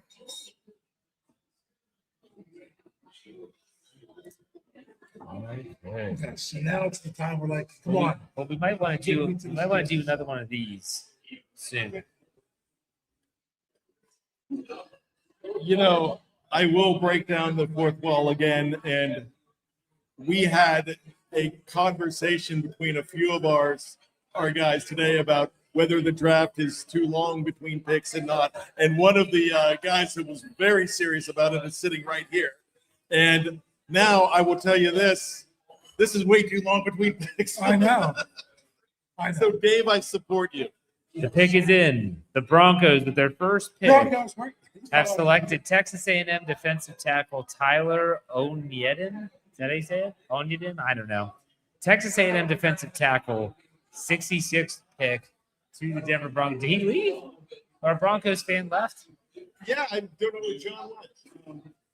All right, the Raiders are on the clock, Wow, Brian. he sat all this. He's over there. Okay. Did he get it? He's here. The He's probably Raiders. trying not to hear. He's behaving himself as a Broncos fan, so we can, let him know what they're up to. Raiders are on the clock. That is not Vicky Bronco that sometimes No, that is not Mickey Bronco. although he's big and he's a Bronco. John was a regular on our Fans First football show as well. That's right. Yeah. Just so everyone remembers, the Steelers pick 76. They're their first pick in this round. And remember, this is from Dallas in the George Pickens trade. So this first third-round pick is the George Pickens compensation, in case you forgot. Can I say? So when Dave does his article about this pick turned into this, and this, and you trace everything, that's where he gets it. Yeah, because Dave does the family tree timelines with all these picks. He could date these all the way back to Thomas Jefferson. The Raiders pick is in. Pick 67, they have selected Auburn defensive end Kieron Crawford. Speaking of which, a little presidential trivia and a little bad trivia. Did you know that my daughter and son are descendants, and my wife are descendants of Thomas Jefferson? There you go. Bet you didn't know that. Wait, what? They're in the Thomas Jefferson family tree. Who? My wife and my two kids. Huh. Well, three kids. Interesting. That is interesting. So which is it? 2 kids or 3 kids? Well, I met my son when he was our oldest when he was 12. Okay. But he's still my kid. Yes. So the Raiders pick is in. We now have the Philadelphia Eagles on the clock at 68. Can't stand this team now. I never liked Philadelphia anyways. The Howie Roseman stuff, he's good, but I don't like it. You don't think he's the best in the I business? said he's good, but I don't like it. Oh, no. A lot of the guys that are the best in the business you don't like. What does Big Dom do? That's my question. Big Dom, the big Italian guy that's on the sideline, he's in the war room. He just makes sure that there's no funny business going on. And he hides the gun and eats the cannoli. Please tell me you've seen The Godfather, Jeff. Yes, but I'm sure, Brian, that he does not walk around with the cannoli in his pockets. Hey, sometimes you've gotta save for later. Should I stop this right now? Well, hold on. We had a question about the quality of the liquor here from the distillery. MadCat49 says, any feedback on the quality? I'm assuming he's talking about the many varieties of liquor you can get from the distillery. I know my brother got the rye whiskey. I got it for him for his birthday. He said it was fantastic. Another one of our followers and listeners, he bought one and sent me a message on Twitter, said he gave it an 8.5 out of 10. And that was the bourbon. So just so you I was know. going to say, I'm sitting here looking at the bourbon, just the color of it and everything looks fantastic. All Distillery's right here. Yeah. 68 picks in. The Eagles have selected Miami offensive tackle Markel Bell. Oh, I love that guy. But what is he, like 706 pounds or something He like that? makes Andre the Giant look tiny. He's got a very large waist. 6'9", 346. And he did come into Pittsburgh for a pre-draft visit. So they had done their homework on him. But they've got another 6'9" guy in Trey Burke from Memphis that they can get him. Put it this way, I look at that guy, he would not fit into the BJ Finney game worn pants. So a funny story about that, Zach Banner, when we had him on the show, 6 years ago, and I asked him about the Finney pants. Dave, you were on that show. I was there. And he said it was funny because BJ Finney was huge up top. And he made fun of him because he had tiny legs and a waist. I'm like, I can't get into those pants. And he's 300 plus. For anyone that has never seen, the kick heard around the world. And this goes back to our early YouTube days, which was probably 20. We should ask if there's anyone here that has. Has anyone here gone all the way back to the archives to see All the way back Dave's to the kick kick around around the the world? kick heard around the world? That's the day I got hit by a car. What? I got hit by a Yeah. car. In the Finny pants? No, that was No. Oh. yeah. Are there are there tread marks? That's good. Hopefully no skid marks. Your uncle and your dad. The kick heard around the world. Dave is right over here, not too far from here, halfway Boulevard at Marty Snook Park. He said, what did you say, 45-yarder? Yeah. He said he could kick a 40. Have you seen him kick a 45-yarder in your life? No? He could kick pretty good too. I used to could kick a 45. That's why next year. When I was coaching, I could, but I didn't realize how old and You rolled unathletic I got. What? You were wearing a Joe Hayden jersey, and I kept saying it was Mike Mitchell. Nothing upsets me, but when you said Mike Mitchell, I was angry. Hey, so my idea is real quick. Who thinks we should do this again next year? See, Are you talking about the kick? Who thinks we should have an adult punt, pass, and kick I thought you were starring? Yeah. you were saying the party. He can't throw it. I can't, bro. I can't lift my arms above my I'm going to go in a Rocky montage training to do punt, pass, and kick. I will judge. I'll be the one that marks. You're like one of the best athletes We- in probably this bar. We'd send Dave out there and he'd look an awful lot like Andy Reid at 12 years old. Yes. All right, let's do another giveaway. Let's do a All right, giveaway. we're gonna give away. Everyone, make sure you have your, do you need more cards? If anyone, Alex right here has cards. If you need the cards, raise your hand. We'll get you the cards.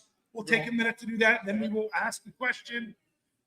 Get your name on there. I'll go tell you.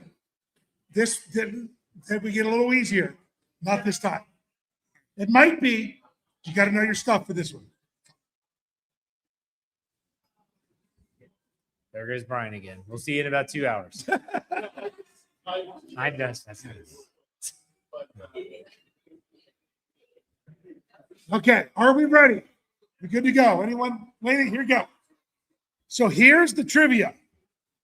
The last time the Steelers had 3 third-round picks was in the 2009 NFL draft.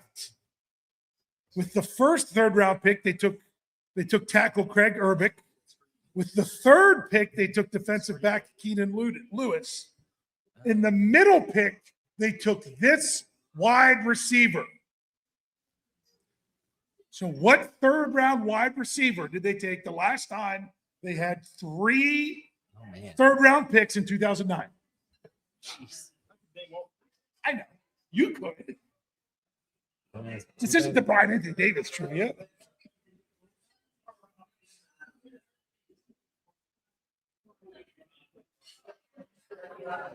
All right, hold them up high if you got them. They're coming around to get them. We might not have as many takers on this one. We got to see if we get anybody in the right. We did have one question last night that only one person had right.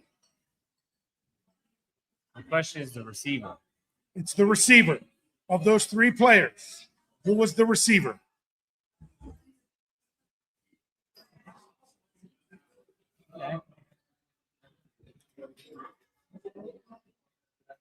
All right, any more? Going once. Oh, here we go. We got some more.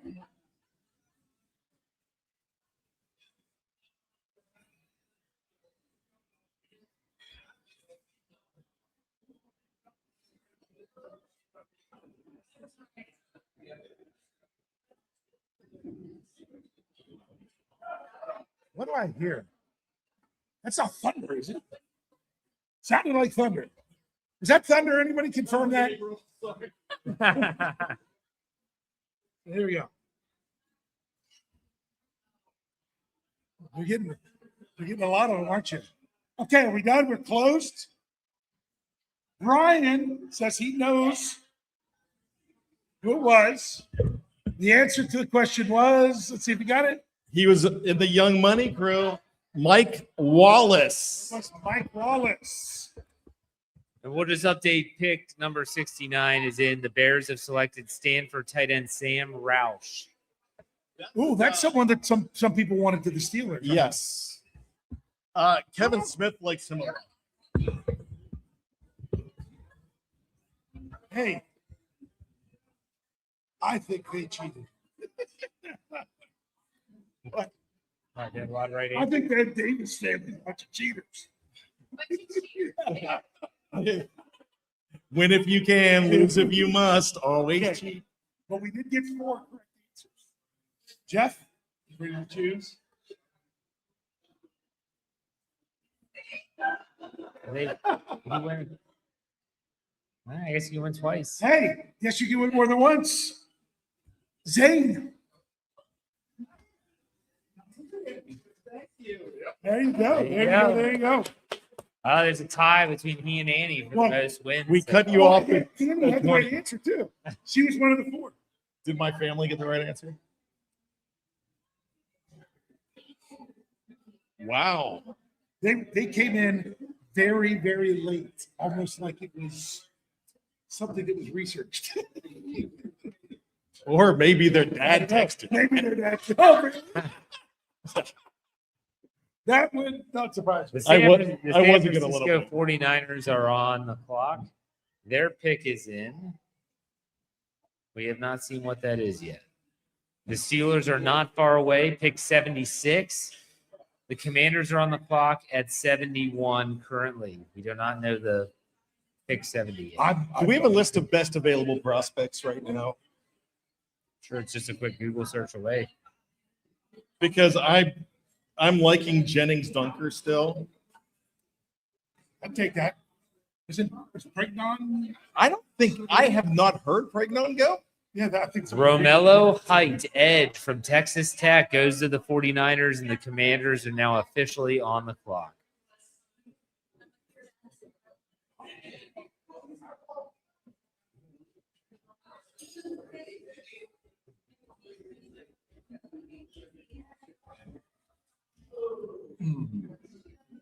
All right. So what was the last one you said? But Romello Height, that was on CBS Sports. It was not from Another guy who is There rising. it is. Okay. Whew. To me, this is the checkbox round. This is where you can check off the box. Oh, you got this. You got this. You got this. Just need to know the guy with the 49ers just took a hope. Is he very tall? Yeah. Can you give us his height? Yes. Me? No. It's David's height. Oh, Defensive end. he's 6'3", 240.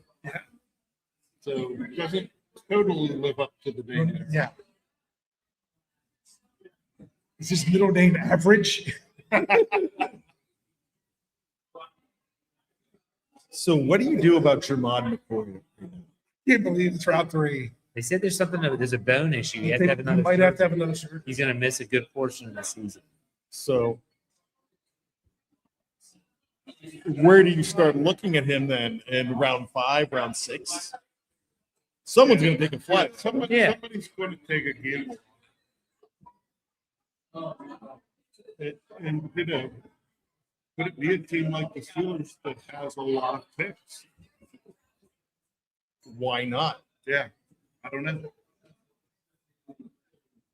Because you know what I learned from my buddy Dave Schofield, that when you get late in round 6 and round 7, you're just a glorified free agent, street free agent. True.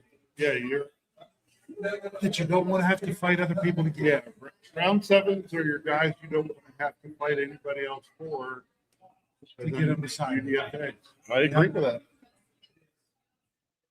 Steelers are coming up. Do you know what I like They've got- tonight? I like looking out here and seeing some people that were sitting at different tables last night, sitting at the same table tonight. Like it. I like seeing that. The people have come here and they've met other Steelers fans and they've sat there and they've shared their meals and their drinks and they've cheered and they've won gift cards and all that good stuff. They've So- laughed. They've cried. They've done it all. And they cheered, yes. They've run the gambit. And I've sat on some of their laps and taken pictures. And now they need knee surgery. But who in the live chat is seeing this and would like to join us next year? I mean, think about it. We'd love to have you. We are a Steel Curtain Network family, and we're proud of that. Well, just remember, next year the draft is in DC. Yeah. So you could technically come to Hagerstown. You could go down to the draft, red line it down, which is the metro, and you could be down in DC in an hour or so. Give or take. All right. Well, this is from Alan Saunders. He says the Steelers should think about McCoy. He says, or Bell. He says they can't have 11 rookies on the roster. Them going to the IR isn't a deal breaker. So if you were going to draft McCoy now, knowing he would spend his first year on the IR, I don't know that I'd take him at 79. I'd or probably 70, take him at 80. 76, whether- 71 pick is in. The Commanders have selected Clemson wide receiver Antonio Williams. Yeah, instead of 76. yeah, I'd maybe the consider it at next 85. second one. Yeah.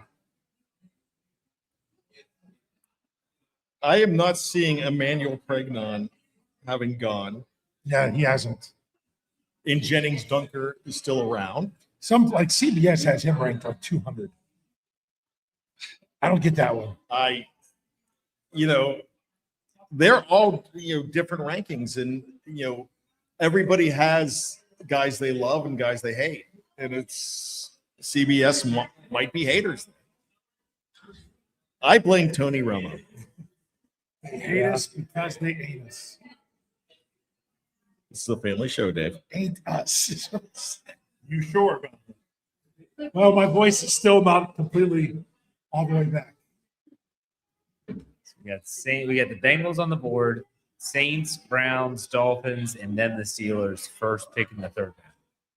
The George Pickens pick. So we have to hear Bengals and Browns ahead of the season. Prison Orange, baby.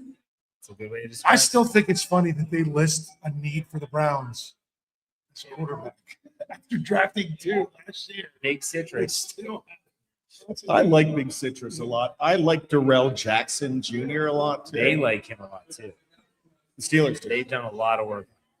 And I know they've done work with Big Citrus as well, but I think Darrell Jackson is now my good friend Joe 412 from Draft Nation.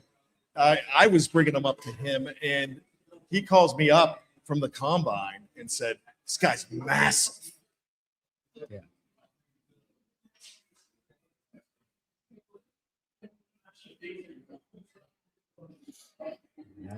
There aren't many people in this world that make me look small. They say that planet theory. There's only so many guys on the planet that big. There's not very many people on the planet that make me look small. Yep, that's the truth. Bengals. Let's see what they're doing. Who was their first round pick? Or second round pick, I'm sorry. Their first pick. Oh, they went with the defensive end. They had to learn the pass rush. Who's that? Bengals. See, Brian, am I mistaken? But if we're looking like on CBS Sports, didn't they used to list who players the teams have already taken and because now I missed that. They would actually say who they've already selected. Yeah, they used to. Yeah. But now it doesn't seem like they're. Someone has a good site that does that. Let me know. So let's talk about some remaining guys here. Here's an interesting one. Chris Brazzell. But they would be double dipping in wide receiver, and I don't see them doing it this early. I don't see him doing it back-to-back picks. But here's another guy that I like for the defense.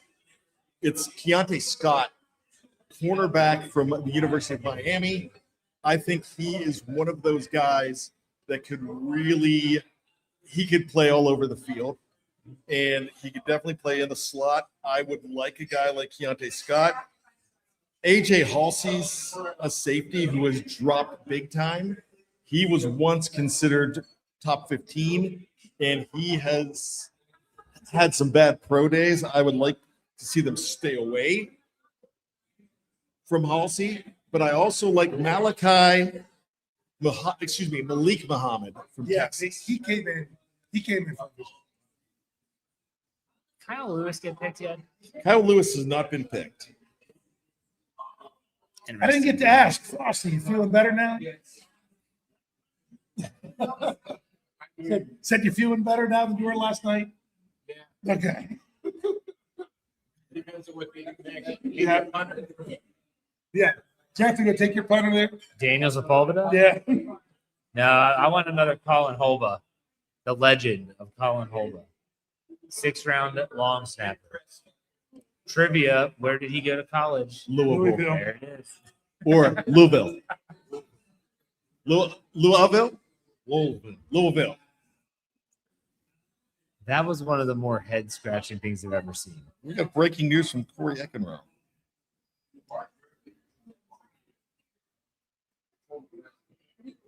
Oh, it's a compilation of that blocking by Jeremy Bernard? Yes. He is very serious about blocking. That's one of the reasons for the Hines Ward comps. He played guard early in his NFL career, like as a kid. So he likes blocking. The Bengals have selected Washington cornerback Takario Davis. I like Takario Davis. And because of the last name Davis? Mostly because you can't spell his name without taco. And not Taco Charlton either. But Takario Davis is a guy that was a riser after the combine. Trade Giants on the clock. 74. Did we miss that one? Nope. No. Well, the we're Saints pick is in. And the Browns trade out. Browns trade out reportedly by who? Reportedly by Tom Pelissero. Okay. By the way, give props to Pelissero for saying that the Steelers were going to trade up in the second round at the beginning of the night. He was one of the first ones that was really one of the first national guys. Yes, one of the media matchmakers. Remember all the speculation when they had the first overall pick in the second round when they got Joey Porter? Everyone thought they were going to trade. They were never going to trade that pick. No, you don't needed to be able to get something better than what they thought they could. I didn't want them to. All right, the Saints select Georgia tight end Oscar Delp. Tight end. Man, these tight ends are really, really good. So you said the Browns trade 74 with the Giants, correct? Yep. So they trade pick 74 to the Browns, who received 105 and 145, and a 2027 fourth. So they are the Browns drop completely out of the third round. They went 20 picks. But remember, this was a pick they picked up by trading back in the first round. From Kansas City. Yeah. So that means the Giants are on the board, then the Dolphins, and then the Pittsburgh Steelers. We're getting there. It is getting exciting again. And hey, it's the third round, and usually you're done by this time. Now you've got two more picks possible. Well, 3 unless they trade. 2 more. Oh, yeah, After 3. 76. Yeah, 2 Yeah, after this 2 one, after yes. 76. Yeah. The Giants have selected Notre Dame wide receiver Malachi Fields. This is a polarizing player because he was a guy that wasn't considered too much, had a fantastic shrine game, and then the combine was off for him. So he has moved all around draft boards. You either love him or you stay away from him. Apparently, John Harbaugh loves this guy, and it's another weapon now, and they need weapons there. Who's John Harbaugh? Yeah, who's that? Who's John Harbaugh? Wang. Oh, Wang Harps. Yeah. Everybody Wang Harps tonight. Everybody have fun. Sorry. You do realize we could actually do like we're dead. Go through not on different screens. We could actually, There you go. How about it? that's for next year's draft party. That's Dave, I'm not even sure you know this. I spent a little bit of time in the barbershop with him.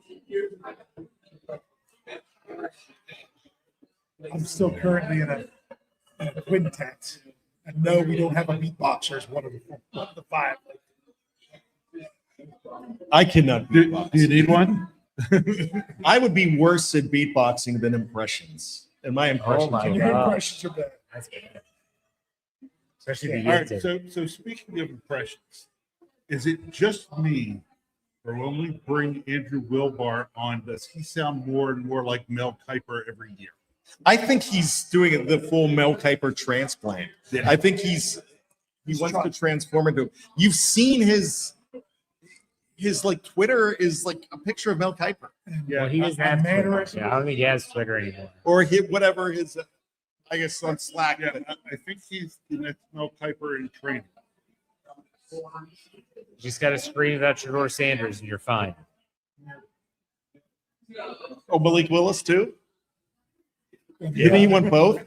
Nothing. That was Oh, an no. all-time. You're talking about Wilbar Willis. Yeah. You're talking about Kuiper, how he was. That's. I'm telling you, that's similar.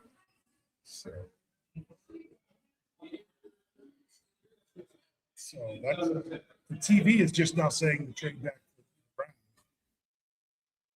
Okay.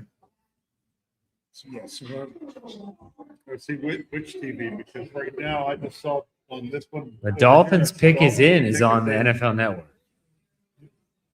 So once the Dolphins get there, and man, CBS's team needs for the Steelers are all screwed Yeah, up. it says Quarterback, running back, Well, cornerback. They don't turn anything off. I do agree with the lineman. I Right? like Okay. The Steelers are technically on. They're the like clock. that after 2 a.m. They don't turn anything off. Or anything down. Or I know you guys think I'm bad at Yinzer, but I think my Yinzer is very good. Dan. Whatever gets you to bed at night. What was that? Whatever gets you to sleep at night. You think your Yinzer's good? Then So the Steelers are on the clock. We just don't know Miami's pick yet. Who you went? Kyle Lewis. The safety, Kyle Lewis. What's everyone else? Anyone else? Other prospects they want the Steelers to take it? Pregnar. Yeah, Pregnar. Anyone else? Frosty? Nothing? He's That great. sounds, you know what? I'm going to regret saying this, but does his last name sound like birth control? All right, number 75. The Dolphins have selected Texas Tech wide receiver Caleb Douglas. And the Steelers are officially on the clock. On the clock. Can you believe that we're still not halfway through the Steelers picks for the night? We'll be halfway done here as soon as we get with this. Yeah, It's exciting. it is. I can hear the commercials now for Pregnant. And the 1,700 side effects. Side effects. And you're talking to a guy that used to be a pharmaceutical rep. Yeah. Ask your doctor about breakdown. Bad driving, ability to fall off a small curb.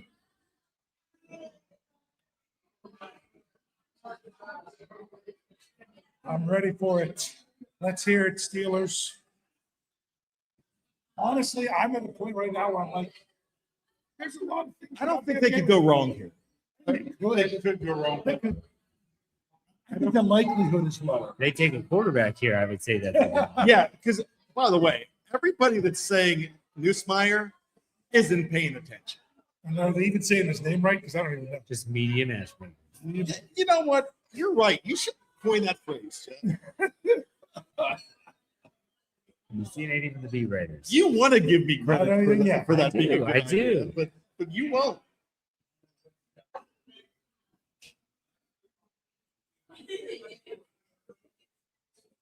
I was gonna say, all I have to say is don't trade it. Don't trade it. Another Don't guy make more here picks. too. There's a couple safeties I like. Beside Kyle Lewis, I like Kamari Ramsey from USC. I like Jalen Kilgore. I'm not in love with AJ Halsey from LSU. My goodness, they have one of the best fits is another wide receiver. But I mean, I think they're going to take another wide receiver at some point. the corners are nice. Oh my goodness, Steelers are taking Penn State quarterback Drew Aller. Whoa! My daughter That's is from celebrating. Brian Batko. Wow. My daughter is over there. She thinks he's cute, but she is thrilled. I see her dancing. I don't think they can make a mistake. I disagree. Well. The rated Well, that's it. So that goes the only one reporting it. I'm just saying what they say there. Yes, Alan Saunders confirms it. That's more like Brian Badco. Hey, he's a fan of the show. No, I'm saying me. No, Badco's a great guy. He's a great reporter as well.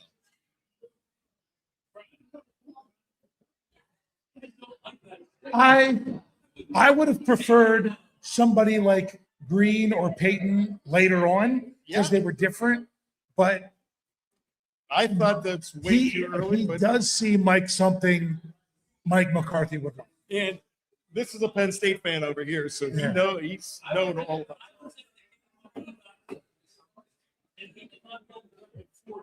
No. Jeff, we're not getting not Drew Allen, not Drew. Third round, man. It's a third round. I'm not broken up about it. Yeah, Wow, I told her. Jillian asked me just a little bit ago, "Did Drew Aller go yet?" And I said, "No, probably not till tomorrow." I mean, The they Steelers could have fan, got- hold my beer. Yeah, I think Mess they this could have got up. him later. Watch. I thought Keontae Scott, but But they do have another pick in 9 picks. So remember that. what intel do they have though? They So I must mean, have intel. that's my thing. Do you really think he was going to go in the next 9 picks? CBS believe Carson has Beck- him ranked 157 behind Green and Peyton. But I can't believe Carson Beck. But, went but with- Carson Beck was actually ranked 202. Yeah. So And Jordan Schultz also saying it.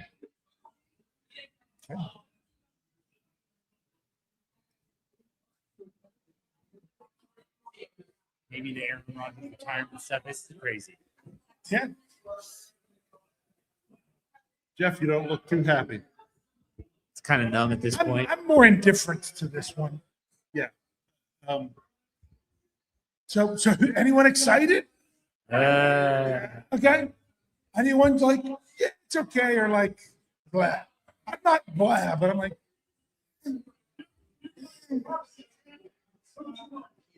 they still got 2 more picks to make me feel better about checking boxes. 'Cause to me, I think this was a box they just could have easily checked tomorrow. They must not have thought Yeah, that's probably my biggest take on this pick was this pick didn't have to be made in this spot. Yeah.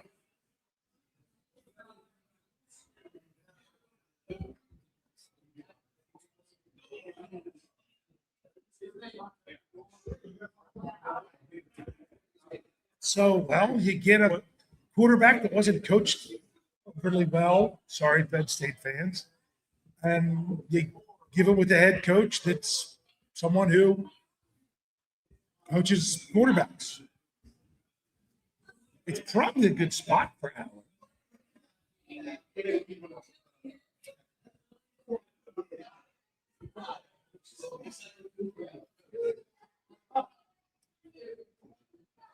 The Steelers have even announced it. So Jeff, any chance this had trade. Oh, sorry, the Packers are on the clock at 77. Jeez. I just like messing didn't with need my my eardrum? That's okay. sending 84 and 60 to the Bucks. Could any of this with Allard that, we wondered last night how much the Steelers maybe liked Venga. Oh wait, And they didn't move I up. think it's the Porters announcing this one. Have they done it yet? They were supposed to be separate. Like, Senior was supposed to go by himself. I heard that they were supposed to announce it together. So I see the War Room on the TV. Which one's ahead of the other one? That one's ahead. This one's behind. I don't know. He said, "Please, not Kenny Pickett." I heard somebody say that.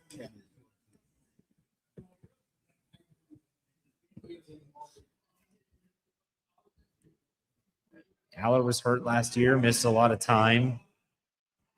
Horrible coaching at Penn State. We know that. Yep. All right, so let's give you a little information on Drew Aller. Okay. He is categorized as an AFC North type. It's both of them, right? It's both quarters. Okay. It's on the big one. Drew Aller, 6'5", 228 pounds. He was projected as a round 4 pick. His NFL comp, and yet they don't have one. Here's the overview from Lance Zierlein of NFL.com.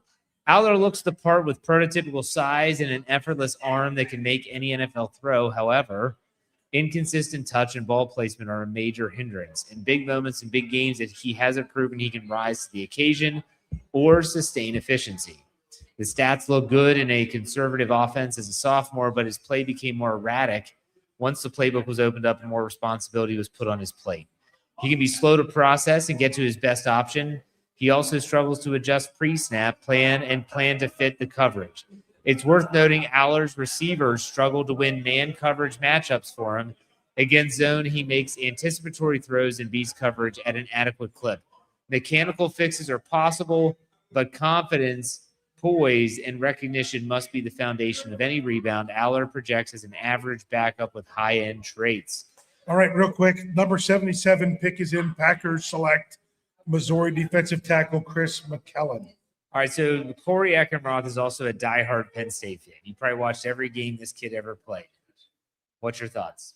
Number one, he never had a receiver to throw to. So the biggest fix is his footwork. The footwork's got to get fixed. It looks goofy when he's throwing the ball. But yeah, the fact that he had only one receiver in 4 years to throw to, which was Tyler Warren, like he's going to have better receivers to try to throw to. All of the other physical characteristics are there. He's got the prototypical size. He's got a rocket for an arm. I'm happy with this pick, especially because I know that McCarthy can actually fix a lot of those flaws. So I don't know if the Steelers could have waited any longer to get him because somebody was going to take a chance on those physical tangibles. So I'm happy with this pick. Let's get him in the room. Is he going to beat out Will Howard right away? I'd say no. I'd say no as well. He's going to take some time because Will Howard's already got a year on him. So let him come in, let him sit behind Will Howard, which that's going to be a fun pairing between the two of them because little known fact, Will Howard was actually, he wanted to go to Penn State and Penn State never offered him a scholarship. So he went to Ohio State, won a national championship. So they're going to have some crazy stories to talk about. Here we go. Colts pick number 78. LSU safety AJ Halsey. That's a good pick. All right, back to your. So yeah, So just the fact that Drew Aller really didn't have receivers to throw to was a big reason that he didn't have more success. And I think that there might be some other deficiencies, but they're fixable flaws. and now we're going to get the big talk of that mean Mason Rudolph's gone, blah blah blah. That's going to want to be a big talking point, and that's assuming Aaron Rodgers signs. So I think that's the first I've said that name in 2 nights. So that's pretty nice. But So I think the big thing is McCarthy going to keep 4 quarterbacks or 3? yeah, and like I say, the Steelers don't keep 4 quarterbacks. They've kept 4 quarterbacks twice since 2000. But this is Mike McCarthy. This could be different. Yeah, totally agree. So Mike they did McCarthy. it in 2000 and they did it the COVID year. That's it. And then the 4th quarterback was on the practice squad, and that's assuming you can get him. I think if the Steelers need to do right by Mason, if McCarthy doesn't want to keep 4, then I think that they're going to do right and at least try to find someplace else to put him. Give him another team to go to. Yeah, my big thing is just now you're going to get all the added Aaron Rodgers speculation from all the media matchmakers. There it is. So that's what I don't. To me, that's what bothers me is taking someone at that pick there, just listening to talking heads talk about it, and I'm already tired of how much it has been discussed. So, is that him with his family getting the hat on? Yes. There you go. Those are always fun. Whether you like to pick or not, I always like to see it. I like to hear the phone calls, all the good stuff like that. Okay. Certain things All right, about him here, hold on. like you love the 6'5". Falcons have selected Georgia wide receiver Zachariah Branch. Go ahead. Ooh, You know, stays in state. Howard and Will Howard, think about it, they're both tall, not lanky. They're really They're more bigger that size. Big Ben size wise. Yeah, I think with Howard, it's really just about cleaning up his game. Yeah. I never watched him play. Actually, Kyle went to. He was at the whiteout, right? Yeah, he was at the whiteout game against Oregon, and I would imagine, though he's not texted me yet, that he would be happy with the pick, but I think he also felt there were some things in Allard's game that needed cleaned up. Yes. So that would be up to the coaching staff of the Steelers. As long as they look at those things and say, we can work with that. We can clean this up. They'll be fine. Well, we also have to think about what McCarthy was saying in his presser about what kind of quarterbacks he liked. Yes. So Carson Beck was already off the board, so it was either between Drew Aller I and don't think Taylor it was going to Green. be Peck. I don't think it was going to be. I think it would have been Green or Peyton over Beck. I agree with you. Cole Payton might have been an option. So just so we're clear, the Atlanta Falcons at 79. You said there was a pick there, Dave? I think you said the Falcons did have a pick at 79. Yeah, they took Zachariah Branch. So that means that the Baltimore Ravens are on the clock at 80, and the Steelers are picking at 85. So we don't have a lot of time to digest this Drew Aller news before we get another selection, barring the Steelers making a trade. So to give you a lay of the land, you have Baltimore, Jacksonville, Minnesota, Carolina, Tampa Bay, and then Pittsburgh. All right, so they'll have 85 and 99. 9 times. It's probably a good thing that the pick is coming up so soon. That way, a lot of people don't have time to naysay it or put too much thought into it. I know you were talking to me, Rich, and I was trying to do a bunch of stuff. I can't say too much. I don't mind this selection. I really don't. It was a 3rd-round pick. You've got 3 picks. Some might say, well, there was better value. If you end up getting some of those players later, no one's going to complain about it. I go back to 2023. when they traded with Carolina and they moved back. And they're like, oh, but Darnell Washington was there. But they ended up getting Darnell Washington, and no one ever complains about that now. And they got Nick Herbig, too.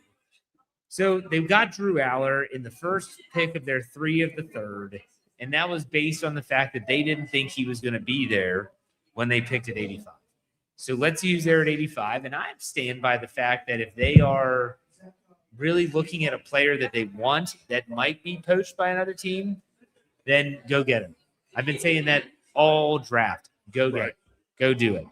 So, but honestly, the Aller pick, they need quarterbacks. And I'm not going to complain if it's Will Howard. I'm not going to complain if it's Drew Aller. I'm not going to complain if it – get your quarterback. Right. Just We get your knew, quarterback. right. We knew they were going to take one at some point in the draft. Absolutely. But to me, if Drew Aller, if they fix it, if Mike McCarthy, who seems to be a guy that we know he hasn't necessarily diagnosed and drafted the quarterback, he has developed the quarterback. If he can work wonders with Will Howard, and Will Howard is the future franchise quarterback of the Pittsburgh Steelers, that's freaking fantastic. Yeah. I'm not going to bitch about it. Like, I'm not. Sorry. But, yeah. You know what? I'm sort of going to bring this up possibly. But the funny thing to me is, and Paisley brought this up to me, she wasn't happy about the pick. They're big Penn State fans. And she said to me, she's like, you know, it's funny. Drew Aller was basically moved Will Howard out of town at Penn State. And then now Drew Aller is going to be behind Will Howard. Yeah, that's what Corey was talking about for sure. All right, now, before we go in, we're going to have Andrew Wilbar joining us and Jeremy Betts to talk about the Aller pick. Right. We're not going to have a ton of time because we're going to have another pick, but the Ravens have selected USC wide receiver Jacoby Lane with their pick, and that was, to be correct, that's at pick 80. Pick 80. So now the Jacksonville Jaguars are on the clock.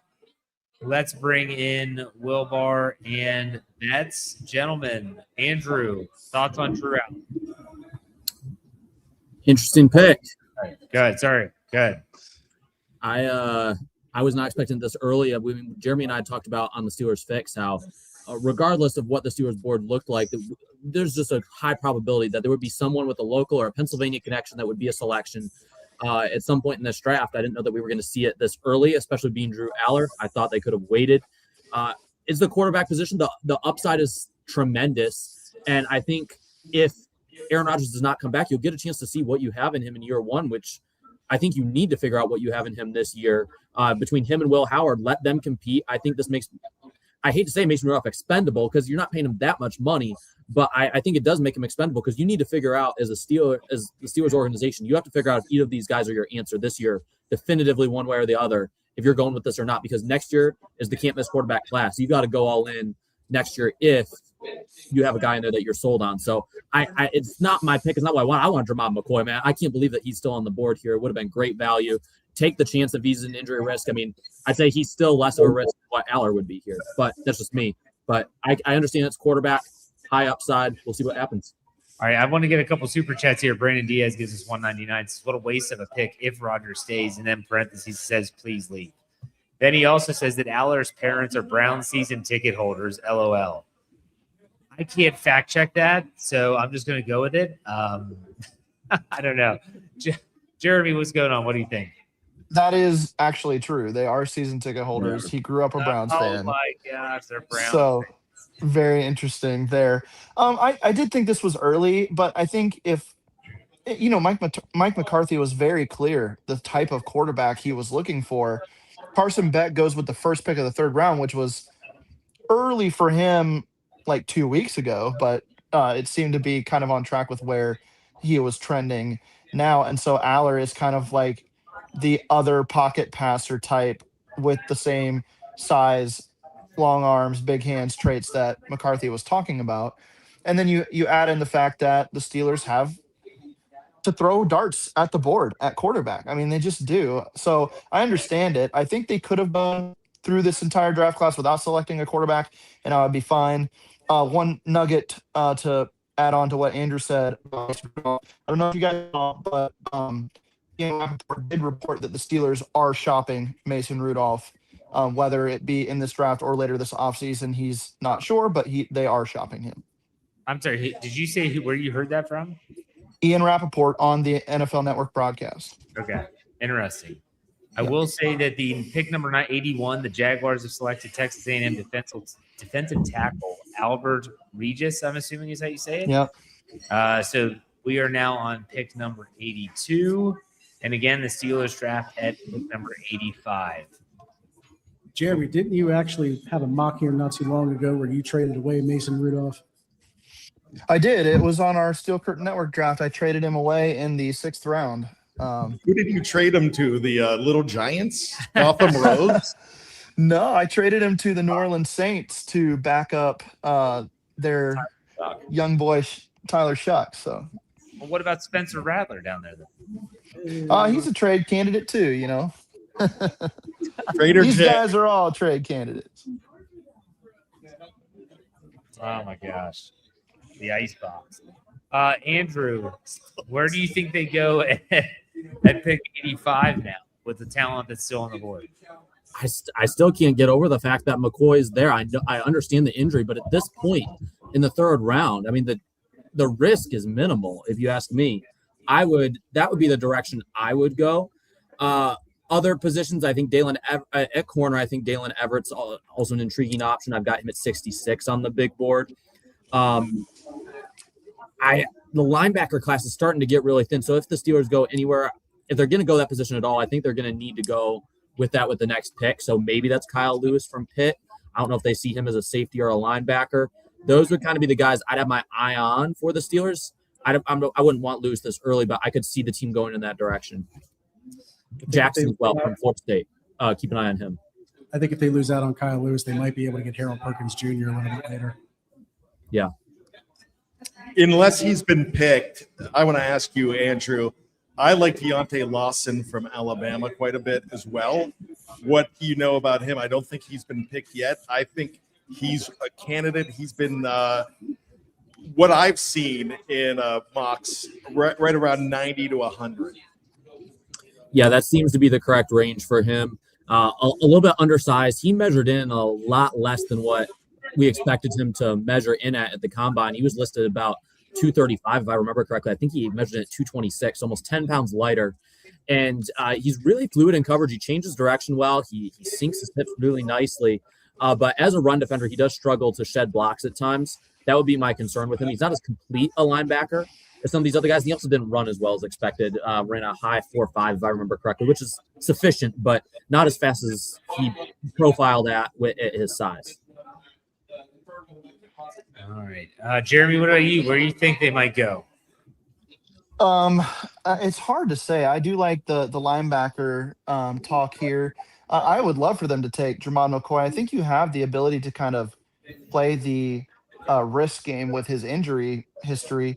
The other guy that's sitting out here that I wouldn't mind them double dipping at wide receiver. I've mentioned that a lot. Chris Bell's still out here. And this was a guy that was a consensus 1st round pick type guy before the injury this last year. So he could be somebody that they target. Jennings Dunker, they could go at guard at this point. And heck, if they're playing the family ties thing, and I think the Porters are doing all the 3rd round picks, if I'm correct, they could just go Zakeet Wheatley out of Penn State next at safety and just keep the good times rolling down there in Pittsburgh. It's going to be interesting. What about Pregnon? A lot of people here live. A lot of people in live chat are asking about him. Andrew, do you think he's an option or what? I don't think he's a scheme fit for what the Steelers are doing personally. He's a gap guy in my eyes. He's great in a gap scheme. I think a team like Cleveland, what they had the last couple of years up in front, that's the ideal spot that you want him. He doesn't move as well. Not the most athletic guy. He doesn't pull incredibly well. So I think that he's never appealed to me as much for the Steelers specifically. He has tremendous power. He reminds me almost of a mini Ramon Foster in the way that he plays the game. Which would be a terrible pick, but I just don't see the Steelers going in that direction. It's just me. Could be wrong on that. But if I were looking at offensive line, I'd either move Dunker inside to guard and probably take him ahead of Pregnon, or I would wait a little bit. There's some of these good tackle guard combos like Trey Zune that can also play center from Texas A&M. Could be available a little bit later on. Matt Golban from Michigan State there's some good guys that are still available along the interior that I would think would be better fits and better value than taking Pregnant here. What about Caleb Tiernan? I think he's purely a tackle prospect. I don't think he's a fit. They're saying Big Orange is off the board. Oh, Dominic Orange. Big Citrus. The Vikings draft makes no sense. 2 defensive tackles and a linebacker. They have not addressed the 2 biggest need, secondary and offensive line. So the Carolina Panthers are on the clock at pick 83. I'm still looking at, unless he's been picked and I missed it, Darrell Jackson Jr. I think he's a guy that they really like. They, like Jeff said, they've done a lot of homework on this guy. He is massive. I think he kind of fits the bill, maybe a little taller than Big Citrus, but I really like him for the middle of that defensive line in the trenches. 6'6", 315, 35-inch arms, strength for days. He's like the defensive version of IMAX. That's who I gave the Steelers in my mock. Is that too big though? I always hear about the center of gravity. No, actually, they say that he plays run defense really well. He can block across 2 gaps. The only flaw or the only downside that he's had is that his production dipped in pass rush. He didn't have as many sacks over the last year, and that's probably what caused him to fall. But in terms of his run defense, he's really solid. And when you're looking at that position, you're not looking at sacks as much at a traditional nose tackle. Right. He would be a great replacement for Keanu Benton if Keanu Benton can't turn the corner this year. But Keanu Benton could probably make some noise as on the end. So I really like. He might not have a starting job if you bring a guy like him in, or maybe you trade a guy like that with Sebastian Day in there now. But I think there's still a lot of room for a guy like Keanu Benton here. Steelers on the clock. Browns is a good pick for Carolina there. Yeah, George Pickens 2.0. Brazil went to Carolina, the wide receiver for Tennessee. Tampa Bay, I guess that pick is in, so Pittsburgh's on the clock. Gentlemen, we'll talk soon. Thanks for stopping in. Sounds good. Ted Hurst is still available here. All right, we'll see what happens. And he did. Got it. Ready for it. All right.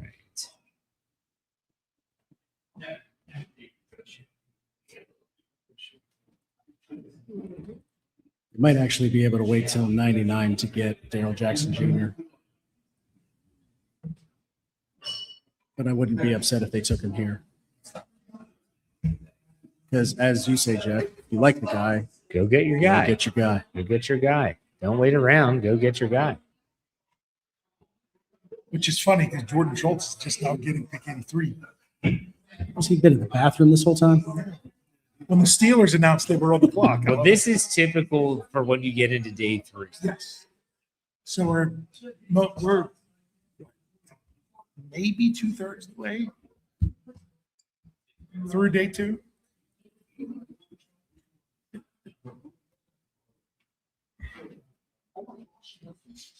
So there's 83.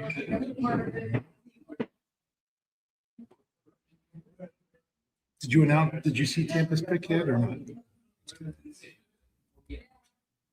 Carolina's pick was Brazil.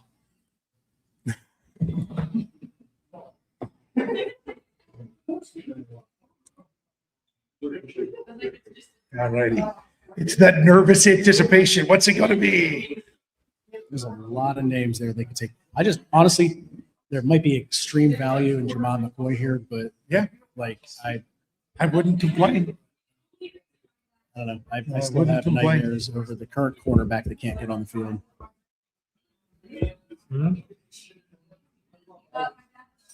If he's ready to go, isn't he? I'm getting there. Panthers. It's funny because even the beat reporters are saying Tampa Bay then Pitt, but the Steelers announced it. So the Steelers know the pick for Tampa Bay. So we shouldn't have a repeat of round 1 of calling early. Well, I say calling the wrong person. That was the Browns. Back in, remember? that story they called. They're trying to draft Jordan Cameron, and they called Cameron Jordan. The Browns is the Browns. All right, the Tampa Bay pick is in. We're just not seeing it anywhere. Yeah, now I'm just getting the Steelers beat reporter saying they're on the clock. I'm like, yeah, but the Steelers themselves announced it 3 minutes ago they were on the clock. So it's kind of hard to get the report because the Steelers won't announce the pick until it's like out there.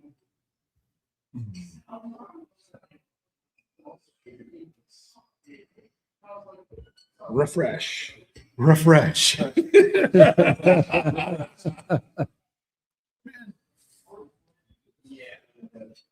Are the Steelers making the pick or we go to Potomac?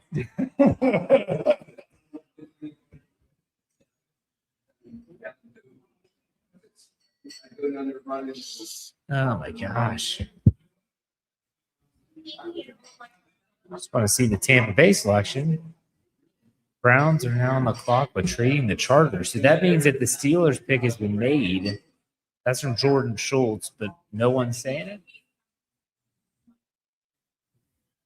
But the Browns traded with the Chargers. Okay. And that comes at 86. We still don't know what 85 Yeah, so we know the Browns are on the clock. We just don't know the Steelers pick. Come on. They're being It's probably fake. yeah. Do you believe that? Is that from Facebook? So the trade is the Chargers traded 86 to the Browns for 105, 145, and 206. Wow. Browns used a lot to get back into the third, but we still don't care about that because that's the pick after the Steelers. Here we go.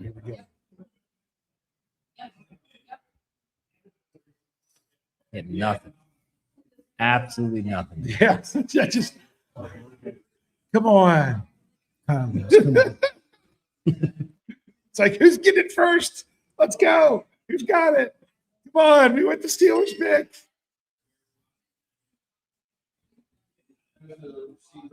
All right, so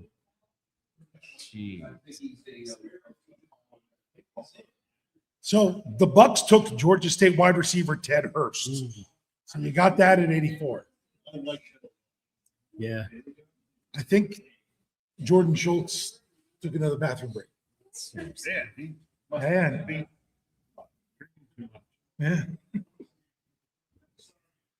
a lot of the beat writers are in They have the Browns pick in already. How does he have the Browns pick in? So we know the Browns took offensive tackle Austin Barber. But this still says coming soon. The pick is in for the Steelers from the Steelers. the Browns pick is Saunders being says that it said the Bucks pick and said the Steelers on the clock and the pick is in quickly. No, it wasn't. But the Browns, Jordan Schultz is saying what the Browns pick is after Pittsburgh. Yeah, he doesn't Florida have the Steelers tackle pick. Austin Barber. So he doesn't have the Steelers pick. All the beat reporters are talking to Tom Arth like they didn't know the schedule of picks. Or they're talking to Howard. At least they were. Come on. Yeah, they still have the Steelers' top need as a quarterback, even though they've taken. While we're waiting, Jeff, is this all right for a little levity and ask you, since my family left, I'm right home? Yes. Breaking down that fourth wall. If you couldn't hear Bad do that. All right. See it on the television up there before it comes across. Possible. What is going on? Schultz is probably talking to the crowd. We're going to find out on the television. How depressing is this? Here it comes on the TV. Who's Cam? Cam. How are we really not getting this ahead of the TV? Does the fact that Cam's announcing it mean that it's Daryl Jackson Jr.? I don't know. Who is it? No. We can't hear it. We got to read it. Selection of Who? Dalen Everett, cornerback from Georgia. Corner. That's okay. Let's say they already took a quarterback. Yeah. Here it is. Georgia State. No, that's why I was here. Dang it. Come on. Give me a tweet. Yeah, Dalen Everett. Now, is he a slot guy? Yes. Okay. Does that make sense? Makes a lot of sense. If you're going to, so they're like, well, why not McCoy? Well, I could understand that they need more of a What is it? slot guy. Dalen Everett. Yep. You know what? I like the corner here. Yeah, I And see him sliding inside. There you go. so that's a really Yeah, smart pick. that's a slot guy. Oh my gosh. Can someone find a tweet? There we go. No, that's the 6'1", 196, near 32-inch arms. Here we go. Elite Here's the athleticism. steal. I got it for you, Jeff. Put it in breaking. 4'3", 840.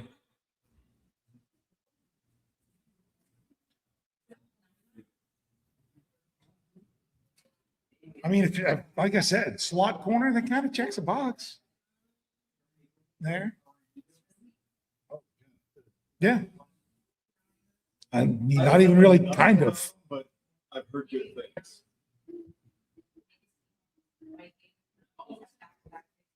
Put it in breaking news. I did. Yes, I did. All right. So.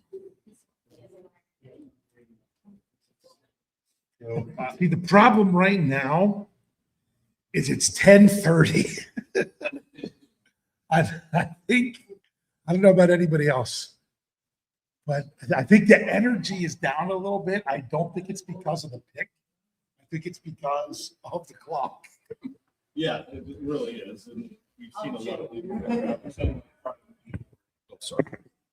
Yeah. Okay, so now I think I see a little bit more what the Steelers were up to with that pick, with taking Aller where they did, because there was not another corner that went between their pick of Aller. And this one. So they wanted to make sure they got the quarterback, and the corner they were looking at was still there. So, all right. Are we ready for more trivia? There we go. Get your cards out. Get it ready. So, Big Bro's hopping up, getting ready for it. Everyone's got their card. Write your name down. This one, I'm going to tell you right now, it's going to be two things. Got to get them right. Got to get them both right. But but honestly, I think you're going to be okay. So, everyone's ready. Here's the question. The Pittsburgh Steelers, in the second round, drafted a wide receiver out of what school? Alabama. And then their next pick was a player from Penn State. The last time the Steelers picked a player from Alabama, the next player that they drafted was also from Penn State. Who were those two players? So it was the last pick from Alabama that the Steelers took. And the hint, and you got to put both names. Okay. And then the next player they selected was from Penn State. That looks stumped on that one. Maybe it's just 10:30. But Amy's right. She's not.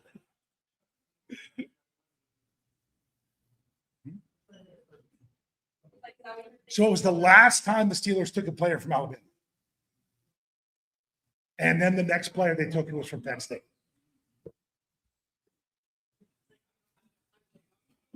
So this one you got to know. You got to know. I don't know if that's trying to.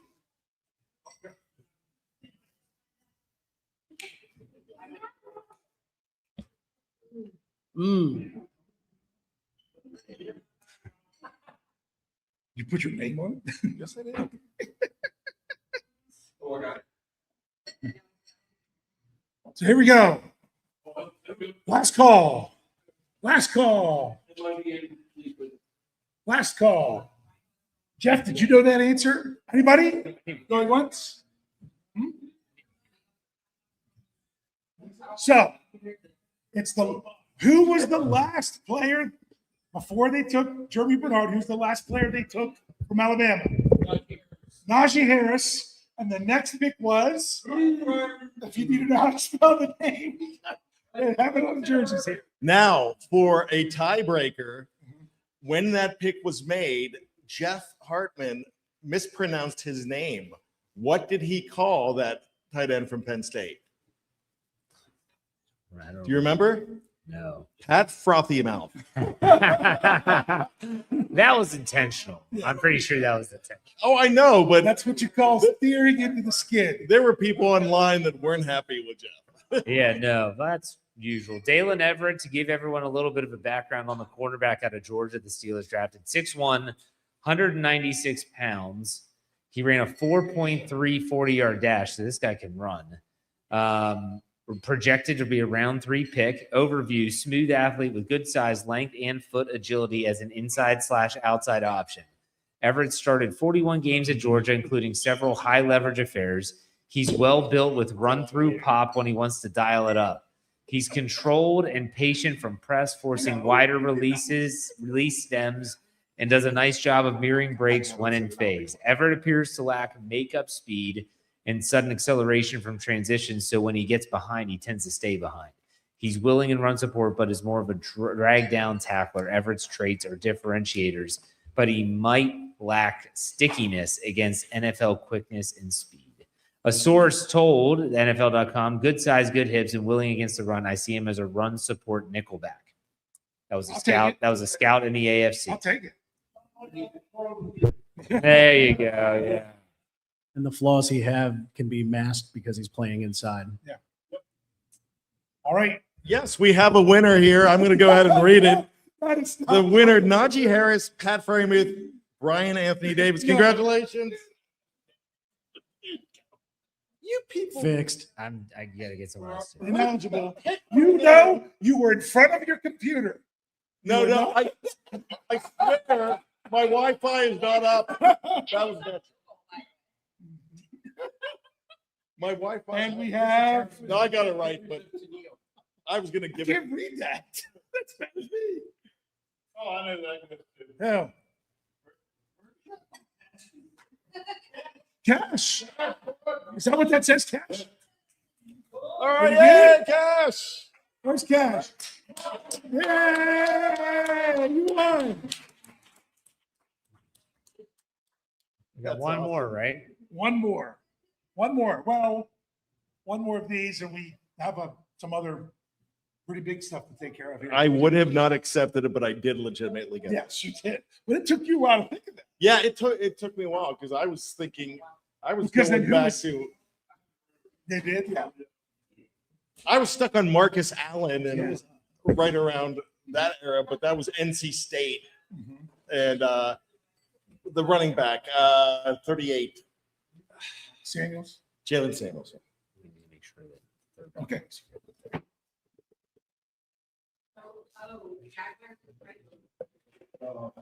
all right, so Good, yeah.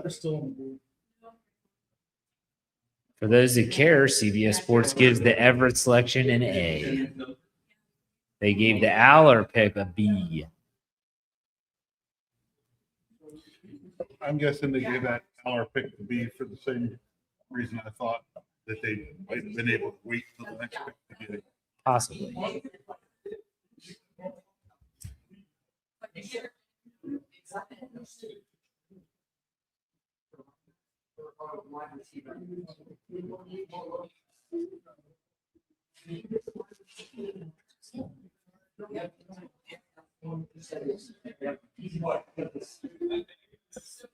So the Steelers have a pick 99.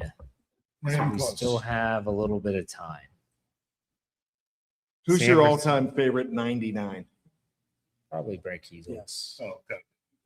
Over Levon Kirkland? Yeah, probably. Yep. Devon Kirkland was an Fear the absolute beard, great man. train. Fear the beard. Good interview too. I mean, we've got an award named after the guy. It's got to be him. That was just no. I do not recognize that award. Because Then you could be the one to tell Shannon that. Shannon just was like, we're doing it. I'm like, no one else had a vote. What would you like to call Not the Brett Kiesel Award. I mean, that was supposed to be an undrafted free agent. Okay. That's what it was supposed to be.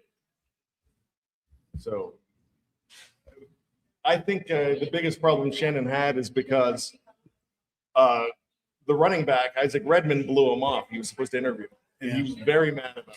So he changed it. I will Right. say, you brought up Levon Kirkland.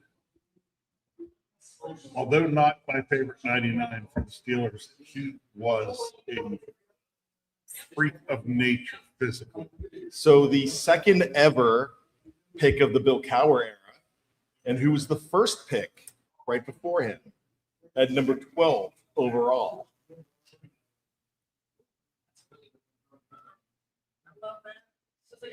Sorry, I missed that. What's that? Okay, Levon Kirkland was the second pick for the Steelers in 1992. See, that's Second pick of the Bill Cowher era. Who was the first ever 12 overall? And here's a guy who ended up leaving the Steelers because his agent put him in on the phone conversation in the negotiations, and he was on the line and wasn't supposed to be, and he wishes he never left the Steelers. You got it? Go ahead. No. Oh, was it? No. Mike Merriweather was 1982, 10 years before, and he was a Chuck Noll pick. It is Leon Searcy, the first pick of the Bill Cowher era.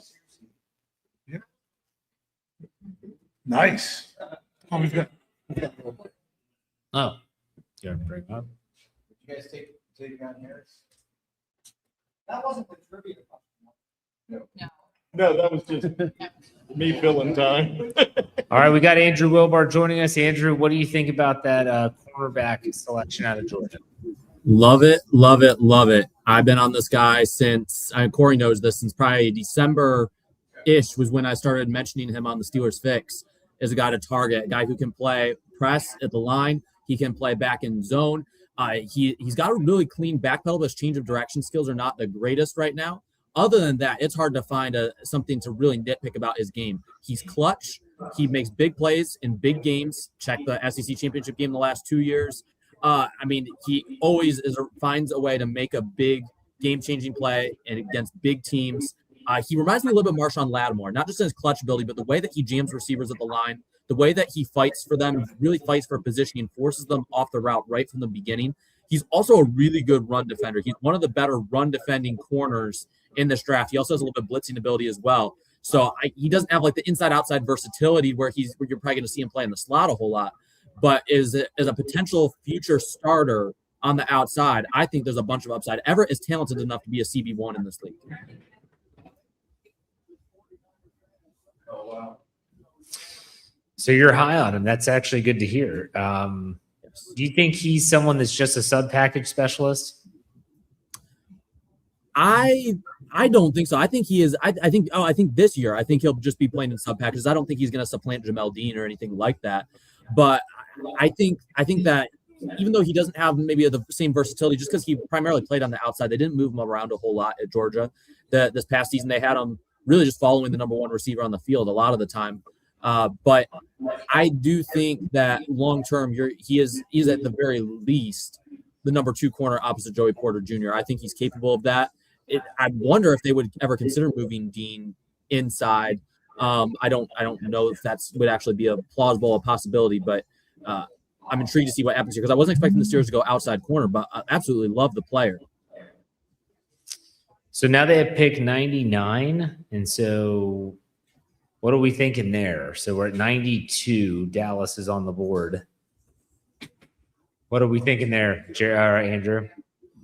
I've got to think Darrell Jackson Jr. probably, since he's still available there. I think that he's a guy the Steelers have shown a lot of interest in during the pre-draft process. The Steelers like the defensive linemen, those longer defensive linemen. There's not that many of them in this draft, to be quite honest. So I think he's definitely an option there. If they were to go at safety, there hasn't been that run on safeties like I had anticipated here. So you've still got pretty much the same options you had before. I would say I don't think they go like tight end or anything like that. I don't think they go anything crazy. But if they do want to go for a position that is, maybe not something that a lot of Steelers fans are thinking about, I think Jeremy had mentioned double dipping at wide receiver. There are still some intriguing names there. Is Deion Burks been taken? I missed a couple picks in there. Is Deion Burks been taken? We've got a lot to catch up on. Burks is still around. Burks is still there. I think We announced anyone after that. No, so Miami with Will Yes, Barrett. Kazmarek. Emmanuel Pregnon goes to Jacksonville at 88. Xavier Thomas from LSU goes to the Bears at 89. Kalen Black, running back from Indiana, goes to the 49ers at 90. The Raiders are the pick is in. I haven't seen who they take yet, though. Andrew, can I ask you a question here on the lack of picking up a guard? There was a lot of people that, especially at the locale here, wanted a guy like Emmanuel Pregnon. Jennings Dunker is still on the board. Does this kind of signal to you that right now the guard situation might be Troy Fautanu? I would agree with it. I think that his upside is tremendous. Going back to when he came out of college, many draft analysts were pegging him as a guard. They thought that was where the most upside would be unlocked. I think the concern is that Fautanu has worked out so well at right tackle. Do you really want to risk moving your Pro Bowler at right tackle and moving him to the inside? But he's certainly capable of it. His skill set is tremendous. He's got that thicker build. I think he'd be a phenomenal fit at guard, and relearning the nuances of the position. I think that's something he can overcome. And Ionitor, to me, was the best lineman available on the board. So just regardless of position, I know position need, all that, but if you're just talking best player available, not with position of need per se, I would say that Ionitor should have been the pick based on the way the Steelers are trying to build this line. If you're moving him to the inside, if you're moving Fautanu inside, I can get behind it. All right. But you had to have that plan in mind when you made that. yes. All right. Jerome Betts joins us. Jeremy, what do you think about these picks so far, especially the most recent cornerback selection? Yeah, I think I don't know if Andrew hit this or not, but I think it tells a big story from my perspective about Jermon McCoy, that the Steelers took a different corner of a very similar mold to him with this pick and left him on the board. A team that is very not usually shy about taking on some injury risk type players. So the medicals must be bad there. But as far as Everett goes, I watch a lot of Georgia. I've got a family that is Georgia fans, and he's just one of those types of SEC corners that plays physical, plays to the ball, always around the football, making plays. I think, he's not going to be any type of takeaway artist or anything like that, but a guy who can kind of lock things down on one side and just play the position with a high floor. I think that he's that type of guy. So there is some upside beyond that as well, but I'm overall very happy with the selection. I do think, though, you look at a guy like McCoy, who was projected as high as like 15 or in the teens of this draft, still falling. That tells me a huge story about his medicals. All right, real quick, the Raiders at 91 take Trey Zoom, the third inside offensive lineman from Texas A&M. The Cowboys at 92 have selected Michigan pass rusher Jayshon Barham. No, my boy.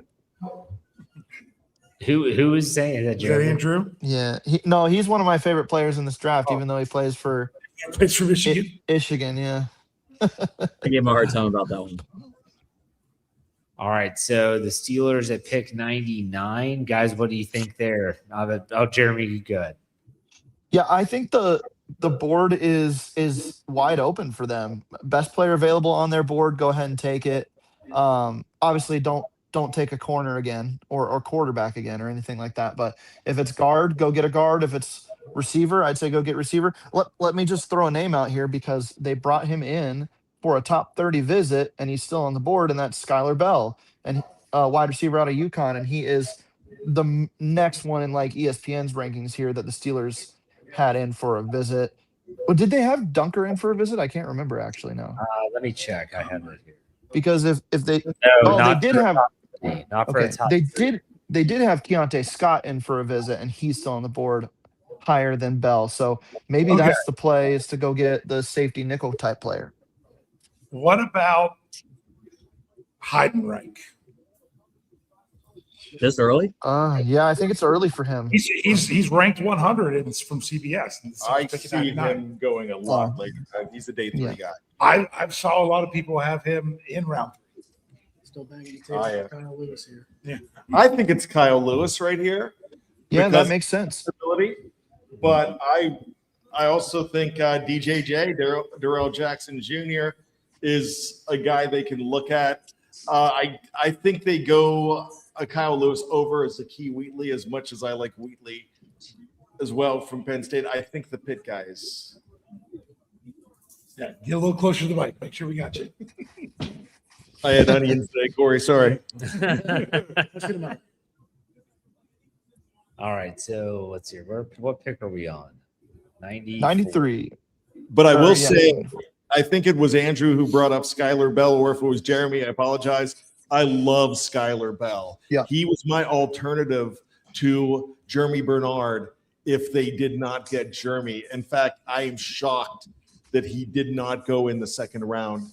The rap on him is the fact that he played at UConn, and UConn does not have good passing. They don't have good quarterbacks, but that shows me that you have a player in Skylar Bell that could excel without great quarterback play. Well, he excelled so much that he was a Bolitnikoff finalist. Yeah, that shows me what you can do without players around you. That's a star in the making for me. The Rams took Keegan Trost, don't know, inside of lineman at Mizzou, Missouri. Sean McVay looks happier today than he did in round 1. He and Les Snead must have had a talk out. He must have hugged it out. That doesn't take Ty Simpson off the roster, though. That's right. Yeah, the problem with Sean McVay right now, his hands are tied.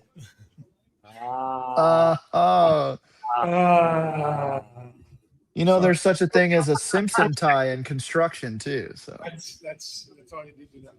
The Dolphins pick is in. The Patriots at 95 are now on the clock.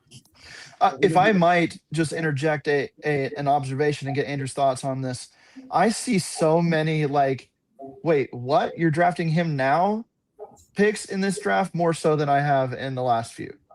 It took a while for it to happen, but it did finally come, especially with these tight ends. Marlon Klein, Will Kazmarek, some of these tight ends that have gone off the board. I was not expecting this run. I get that there's some guys getting tight ends and a second tight end before day 3, or did you think there was a chance that it could be that long until the next one was off, and then you had that massive run in round 2?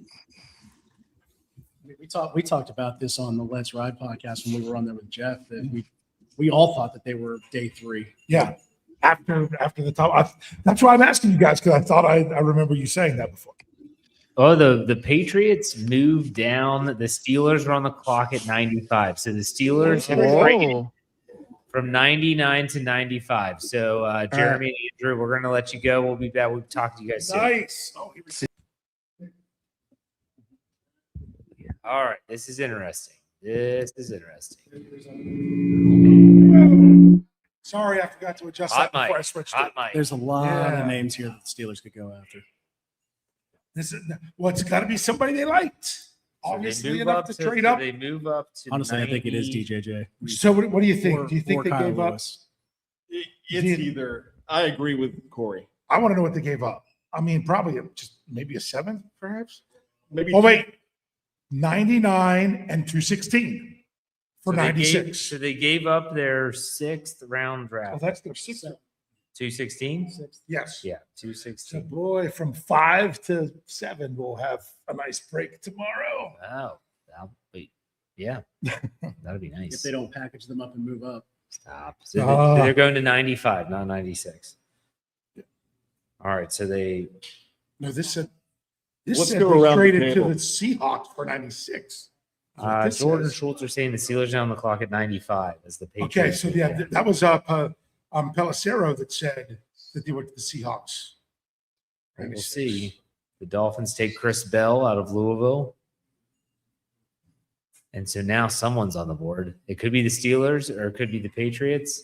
Chris Bell's No, a nice pick. it looks like it looks like a lot of the beat reporters are saying it's 96 that the Steelers moved to. Okay. That it's not. Who said it was the Patriots? That was Jordan Schultz. Which would make sense because the Seahawks Well, he didn't hasn't have a lot gotten of much picks. wrong. No.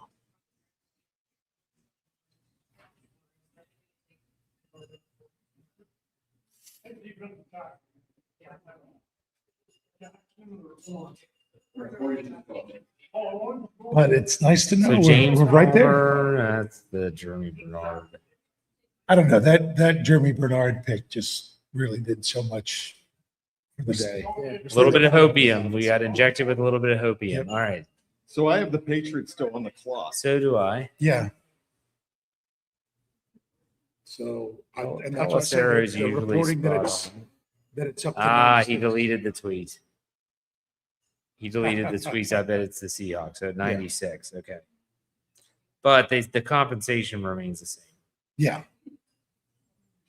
It's Seattle. They didn't need 4 picks in the last 2 rounds. I would have preferred them Get rid of all your to sevens. get rid of a Yeah. 7. That'd be great. for us. Patriots are taking Notre Dame tight end Eli Raridon. Okay, so that means that the Steelers are not on the board 96. Is Raridon, is he Notre Dame or Yes. is Notre Dame. How many tight ends with this round? A lot. 6, 7. Notre Dame has a good hunchback on the clock? So they are making. I missed it with the under. They are making 4. No, I'm not. Just I'm acknowledge. acknowledging it, but still ignoring it. Completely smooth it over. That they are making 4 picks, even though they traded up twice. They did so without losing any of their picks today. That's huge. Huge. We always talked about the sweet spot being about 10 picks. It's just funny because Kabali says you can never be mad about drafting an offensive lineman. Dunker. Something what he says other with that. Dunker. Farmer. Yeah. I hope Jeff's got to wear the mullet. The mullet. See Jeff with hair. I'd be okay with Dunker. I'd be okay with There's Lewis. a lot of things I'd be okay with. yeah. What if they took McCoy? Knowing he's not going to play this year. After going cornerback. I just keep back-to-back thinking of picks. Corey Trice. Yeah. They could have their lockers next to each other.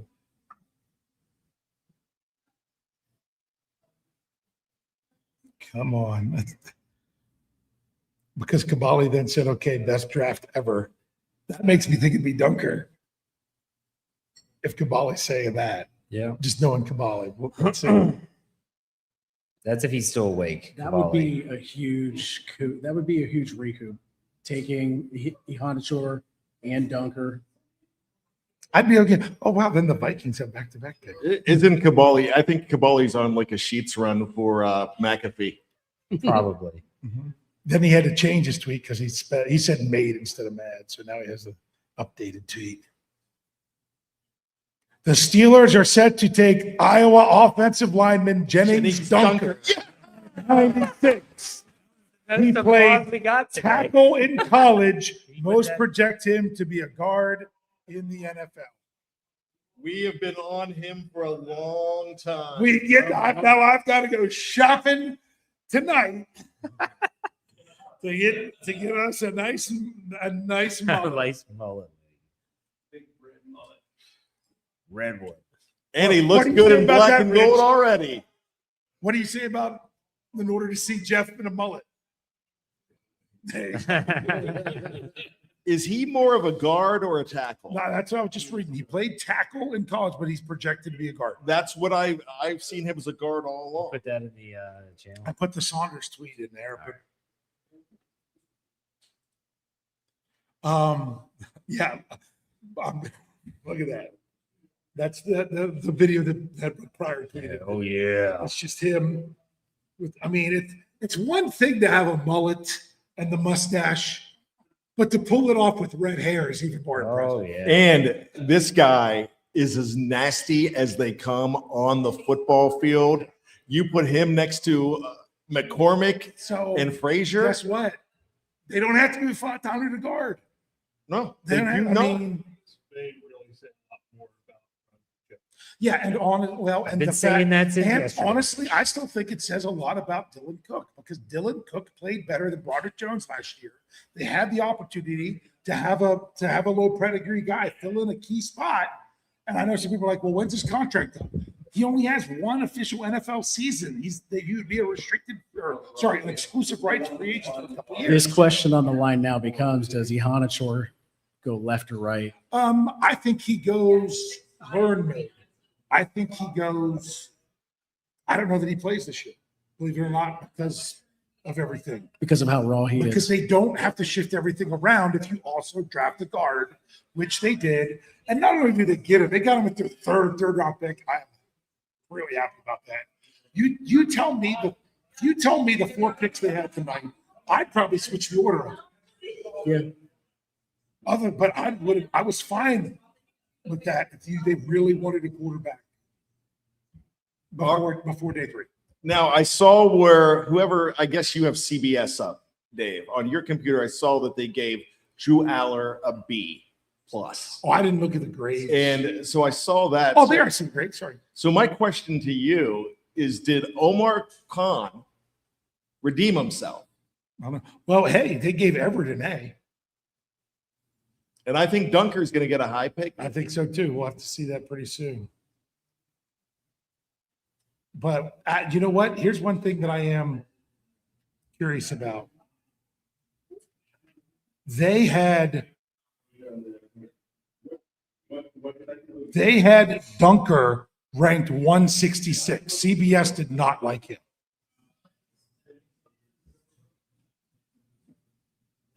What's up, bro? Dave, another important question. Okay. We're going to shop for the mullet. Does the mustache go with that too? We'll have to see. All right.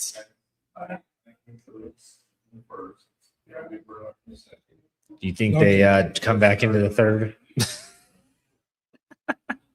No. I know. If you want, If they got rid of all their sevens, I would be so happy. I'm going to give you a But better they tweet in case you wanted it. As long as it's All right, we've got giveaways to do. here we do. All right, let's give you some information on Mr. Dunker, the redheaded mullet man from Iowa. He's 6'5", 319 pounds. Will eventually become an average starter, according to Lance Airline of the NFL.com website. NFL comparison, Mason McCormick. Woohoo. Overview. So they get a tackle There whose you go. comparison was Fatanu and a guard whose comparison was Mason McCormick. The overview. Dunker is a 3-year starter with a pro-ready frame but limited athleticism that is likely to push him inside to guard. He plays with average pad level, heavy hands, and enough upper body power to displace defenders if he plays with more consistent hand placement. His lateral quickness is average, and his movements in space are mechanical, leading to difficulty making needed adjustments. The move inside should accentuate his play strength and allow him to get on top of opponents more quickly, but sub-package rushers and gaming fronts could be an ongoing challenge. Ladies and gentlemen, your latest Steeler, Jennings Dunker. I didn't even have a chance. Big Bro's already taken it. Grab the bull by the horns. He's got the red mullet ready for him.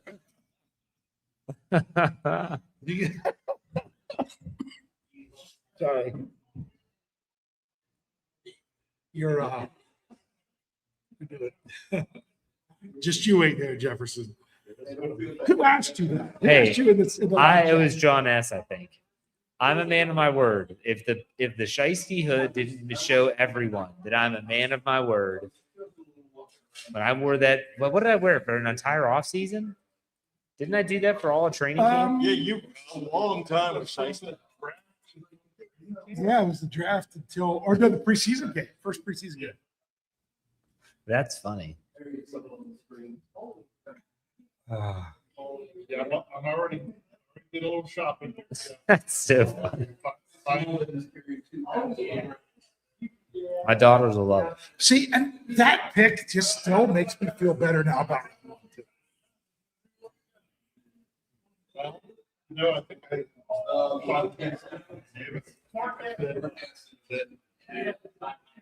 goal tonight was to get the picks that the Steelers had to make the first round pick make more sense. So when you looked at rounds 1 through 3 as a whole, you'd be happy about it. Yeah. All right. So what is Crazy the cabal is actually. what exactly said that about do we make of day 2? Let's talk day 2. Let's talk wrap up here for a second. What do you all think about day 2, the picks that were made? Dave, I'll let you go first. Well, I mean, you could really nitpick some of the stuff. You either liked the Allen pick or you hated it. You could not like that it was the first pick in the 3rd round rather than waiting on it. But I mean, my goodness, I'm not surprised they went quarterback. And some people thought it was a waste. But this now means you will have 2 quarterbacks going into 2027 on the roster. And neither one of them are of a pedigree that they're guaranteed to be any kind of starter. You would still have the freedom to do other things, but both of them have the opportunity to develop and be something. Now, would I have preferred to do that with my 5th selection rather than my 3rd one? Yeah, but you know what? I was really happy with what they did with the next 2. And they got a cornerback that I didn't know anything about, but checked a lot of boxes.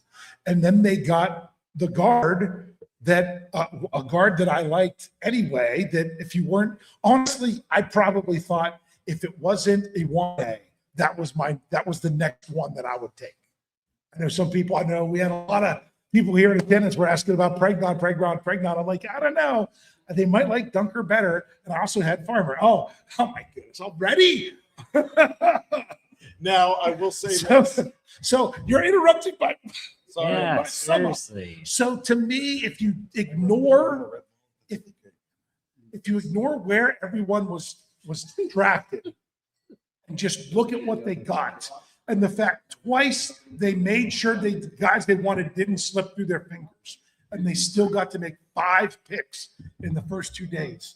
I'm very happy with what they came away with and that they made the moves to do that. They must have been listening to Jeff. Yeah. If you like the guy, Get your guy. take your guy. Go get your guy. Corey, what's your takeaway on day 2?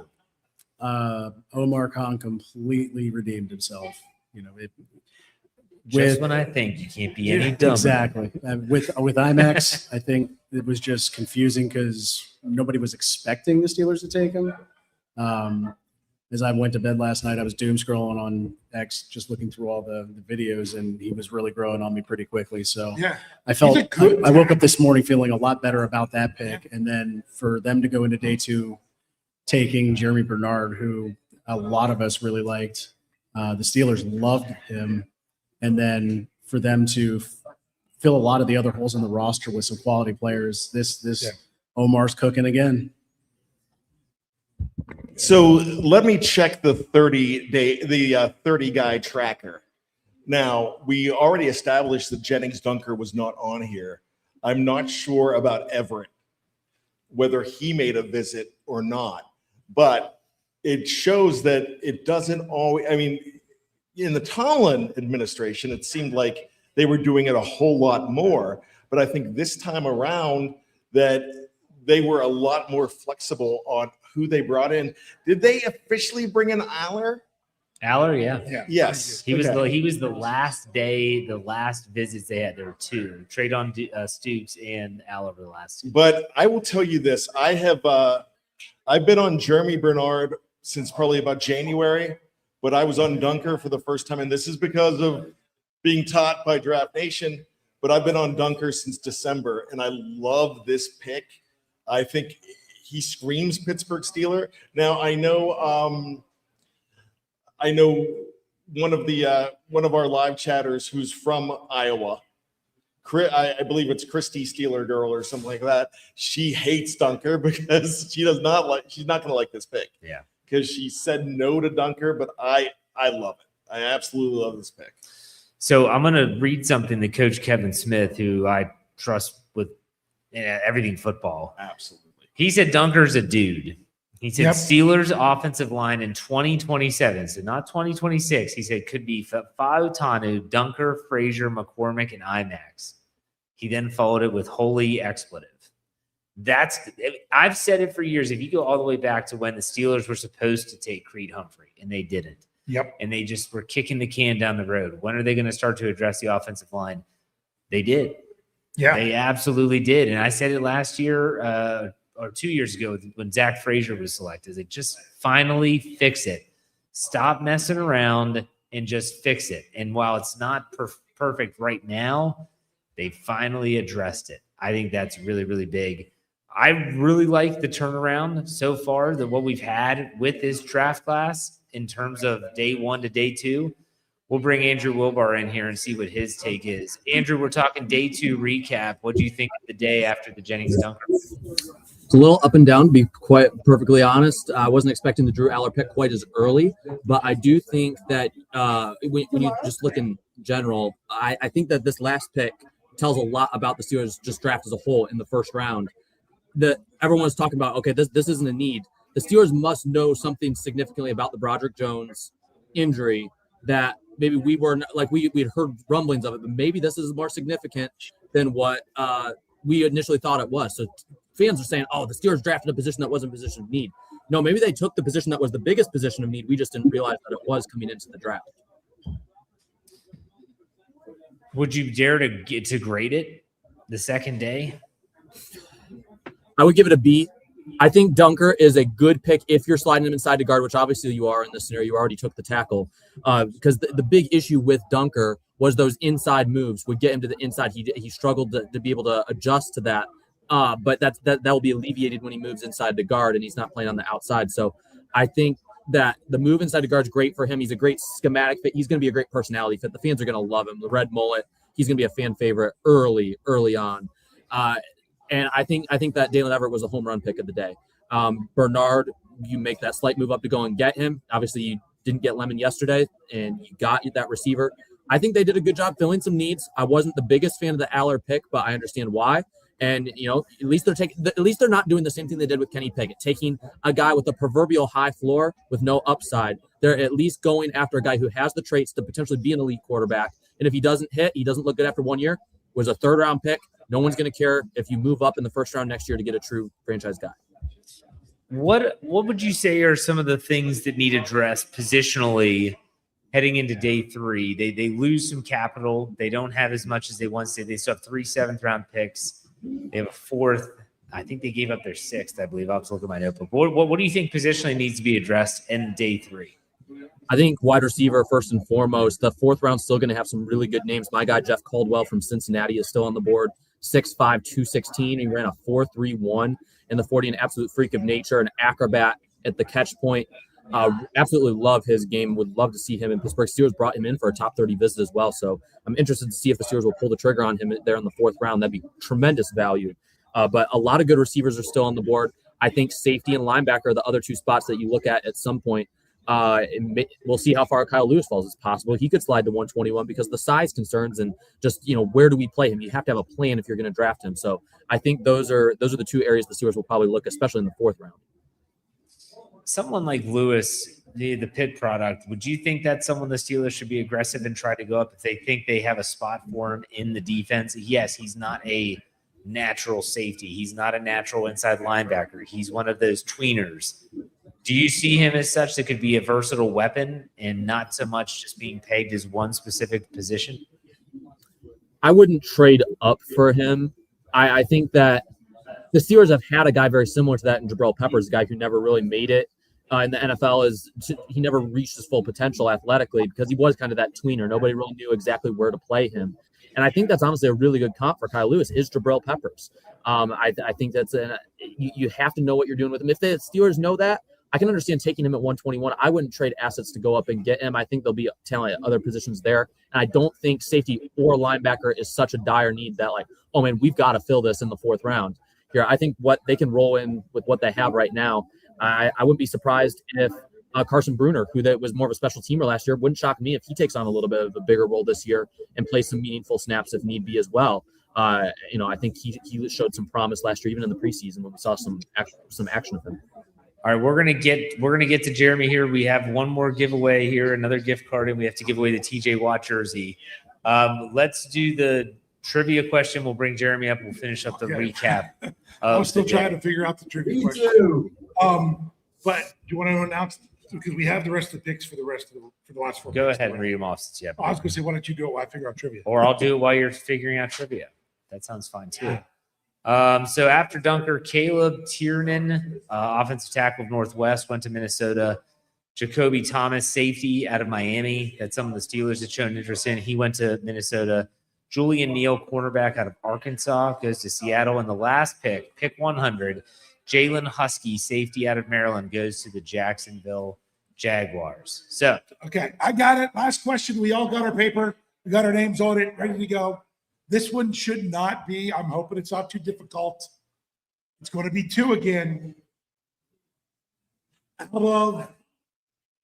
of respect for the pick of Bunker out of Iowa, who were the 2 players the Steelers drafted from Iowa last year?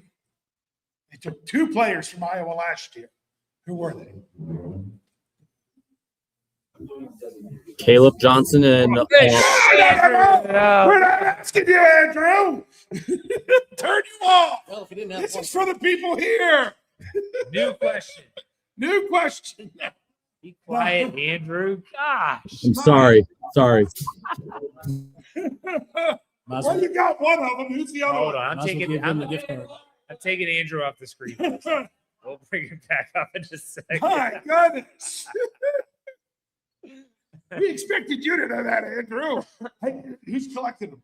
Do we have papers? Anyone holding them up? Anyone turning theirs in? I thought you were doing a new question. No, just go with it. He gave you one of them, so you should only need the other. Andrew.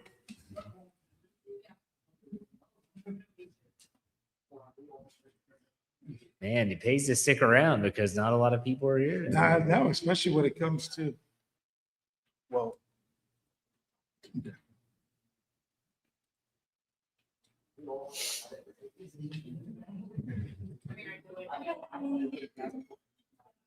All righty.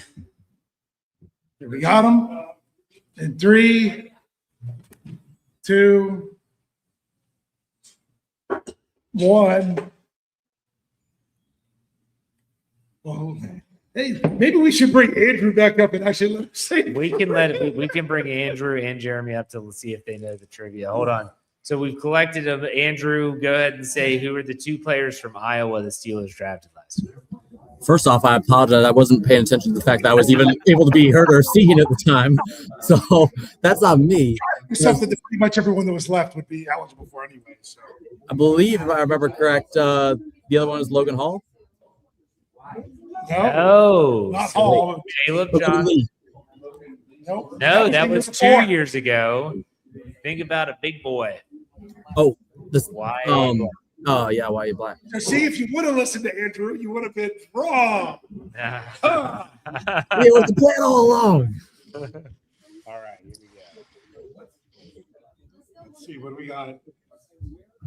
Oh, that's won like $200. There you go, Dane. He beats Annie for Yeah.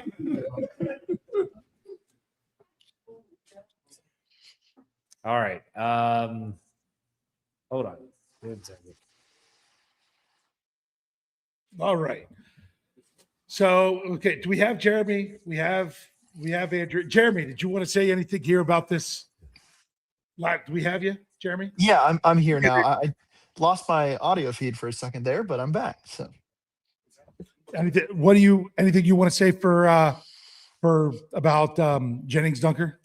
yeah, so I think that this is, in my opinion, this is the death knell for Broderick Jones' future in Pittsburgh. And you might say, well, this is a guard pick, not a tackle pick. So how can that be? Well, now the conversation about Troy Fautano moving inside the guard feels null and void. And maybe not for this year, because obviously these are rookies, but for the future, this is a pick to fortify the interior of your offensive line with a very specific style of player, much like a Mason McCormick that the Steelers brought in a couple years ago. So this is to me the hey Broderick, you're going to be our cost-controlled swing tackle this year, or maybe you start if Ahanator is not ready. But we're moving on from you, buddy, and we wish you well. So that's my take on this pick. And as soon as the Steelers traded up ahead of both Minnesota selections, I was like, this has to be for an offensive lineman, since the Vikings had not addressed it yet. And I want to make something very clear about Broderick Jones. I don't feel like if he is getting that message that it is due to his performance, it's probably a health thing, you know. And I hope it's not a Ryan. I hope it's not a Ryan Watts medical retirement that we saw just a couple years ago. I think that his play wasn't particularly great, but at the same time, I don't think his play was poor enough that we would be talking about all these changes in such a rapid amount of time. So, all right, Jeremy, I'm going to ask you the same question I asked Andrew before we get to our final giveaways and call it at night. What would you grade day 2? Day 2 is a solid A for me. I think that they, well, okay, I'm sorry. The Drew Aller pick, I wasn't thinking about that one. So I'm gonna go B, leaning B plus, because I was very concerned that the Ahanator pick meant that you're moving a really good tackle into guard, and that frustrated me a lot. But now that you make the Tunker pick, it seems like the plan has fallen into place a little bit better. Even though they reached on Aller, I can see why you would be intrigued by his traits. All right. Jeremy, thank you for your work on the podcast side for doing the Breaking News podcast. I'm sure we'll be in touch tomorrow. Andrew, same. Thanks for your contributions. We will be back, not here live at Veva's. We will be back tomorrow. Guys, thank you for your time. You guys have a good night. Now, I want to give a quick shout out and a thank you to Veva's on Potomac, Meinl Schmidt Distillery, the Dugout Sports Bar, all of it here in Hagerstown, Maryland. Make sure you check them out, meinldistillery.com. Go to steelcurtainnetwork.com. Check out the ad banners and make sure you get yourself some of this nice whiskey, bourbon, all this good stuff at Meinl Distillery. Also, Crawford's Gift Shop, that gave away all those gift cards at crawfordsgiftshop.com. Having a great sale right now, but we have some giveaways to do. Brian, I'm going to throw it over to you. All right. First of all, we are going to start off with our Paisley Remarge raffle. And what we're giving away, we're giving the jersey that you can get autographed. It doesn't have a name, doesn't have a number, but it's plain, and you can go ahead and get so many autographs on there. You're getting the BJ Finney Worn by Me pants and BJ Finney. I may have stretched them out a bit, but there's something special. We have the Rocky Blyer and the Dan Kreider, two fantastic fullbacks for the Pittsburgh Steelers that won Super Bowls, and we have those as well to go ahead and give out. So this is a great prize package. But what we did tonight for Paisley Remarge, we raised $482. Nice. And this is something that we put together at the very last minute. Yes. So I do have a question. Does one person get everything, or is it 4 different people winning? I tell you what, you guys are in, I think everything. But what do you guys think? I was just curious. That's why I asked. We can go break it up. Let's do 4 winners. Let's go ahead and do 4 winners. Make sure we label. Yeah. Make sure you label everything. The thing is, for this one, everyone that paid for it, they put their name in it. This wasn't the be present here for this thing. So you can't just, so you can't say that whoever gets drawn chooses which thing they want. Yeah. So yeah. We gotta pick what it is. Go ahead and let's start off with we'll go with the Rocky Blyer helmet, since that's the big ticket item as far as I'm concerned. Okay. And that goes to have the short girl. We can't see the bucket. Reach in there.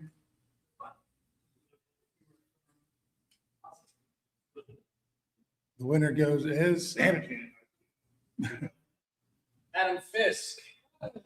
Hey, Eddie's here. There we go. And how fitting the Rocky Blyer helmet goes to a military man. Absolutely. That's awesome. Let's go ahead and we are going to do the Package jersey. jersey and the pants together. So we'll do 3 winners. We'll do the jersey and the pants. Jersey pants together. Yes. The apparel.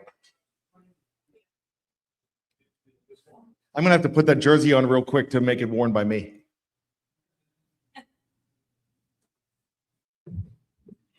Darren Sable. Darren Sable, the last person that's going to want those pants. See you wear those pants. Yes, and he's recalled how graphic I looked in them. Okay. And let's go with the Dan Kreider mini helmet.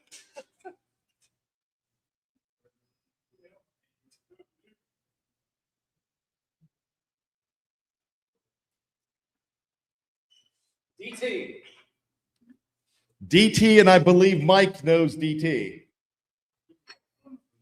Yep. Okay. We have a phone number. All right. we have So, one more. yeah, he told me- So put the ticket next to the helmet. So $482. That's awesome.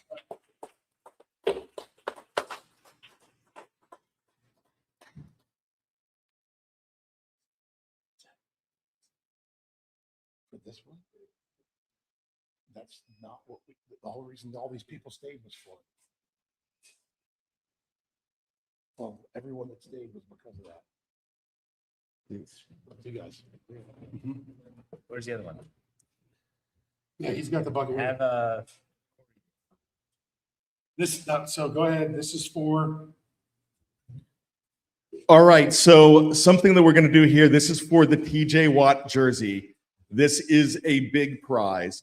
There's a lot of people that, because this ran late, left their phone number and asked if they can go ahead and still be in the drawing. We talked to the establishment. They said it's okay. I just want to go ahead and ask the crowd if you're cool with that.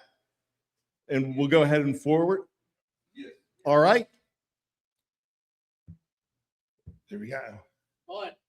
Bud! Oh my gosh. Mrs. Bud is actually Hey, more we know. happy. We know what this Tell us means. what it- We know what this means. We know what this means. Yes. We know what this means.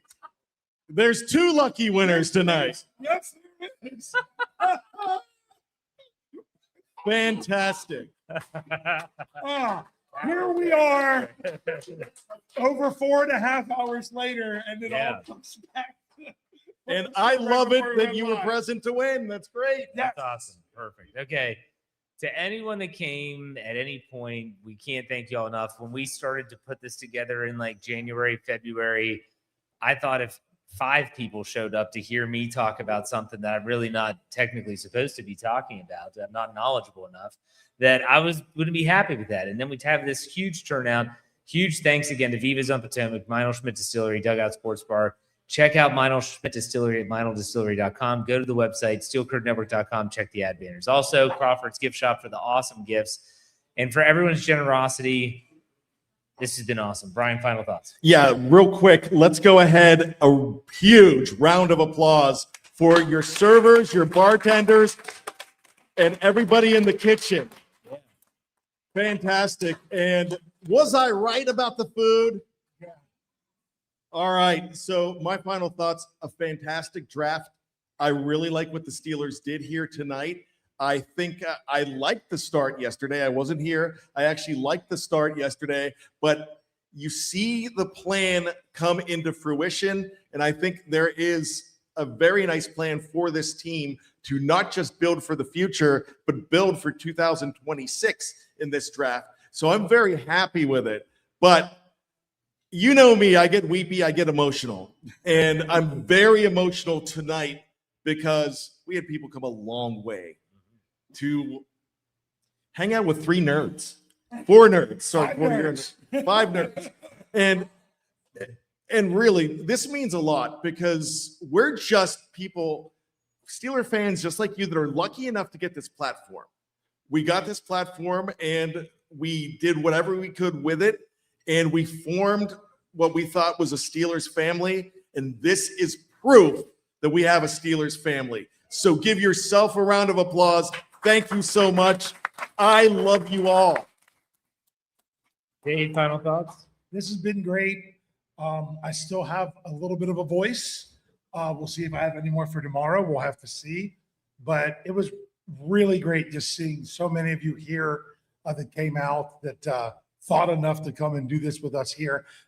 So thankful for Veva's for having us here in this great venue to do this, and even more grateful that Steelers got 5 new players. And although I was not happy at this time last night when I was getting home, I'm like, maybe it'll make sense after day 2 or even day 3. It already makes a lot of sense after day 2, and I'm very happy with everything. And you know what? We're allowed to be that way as fans. So we don't, for someone that writes the knee-jerk reaction articles in Big Bro, we don't always have to hold you to your knee-jerk reaction right away, that we realize that things can change. But once again, just thanks you everyone for being here, and let's go ahead and put it on the calendar for next year. That is the plan. Corey, thank you for coming. Rich, thanks for coming and contributing. Everyone, thank you very much. We will be back tomorrow for day 3. It's not going to look the same. It's going to look like a traditional live stream, but we will be live streaming the entire day 3. Make sure you join us. Check out steelcurtainnetwork.com. But that's a wrap. Thank you all, everyone. Day 2 in the books. Take it.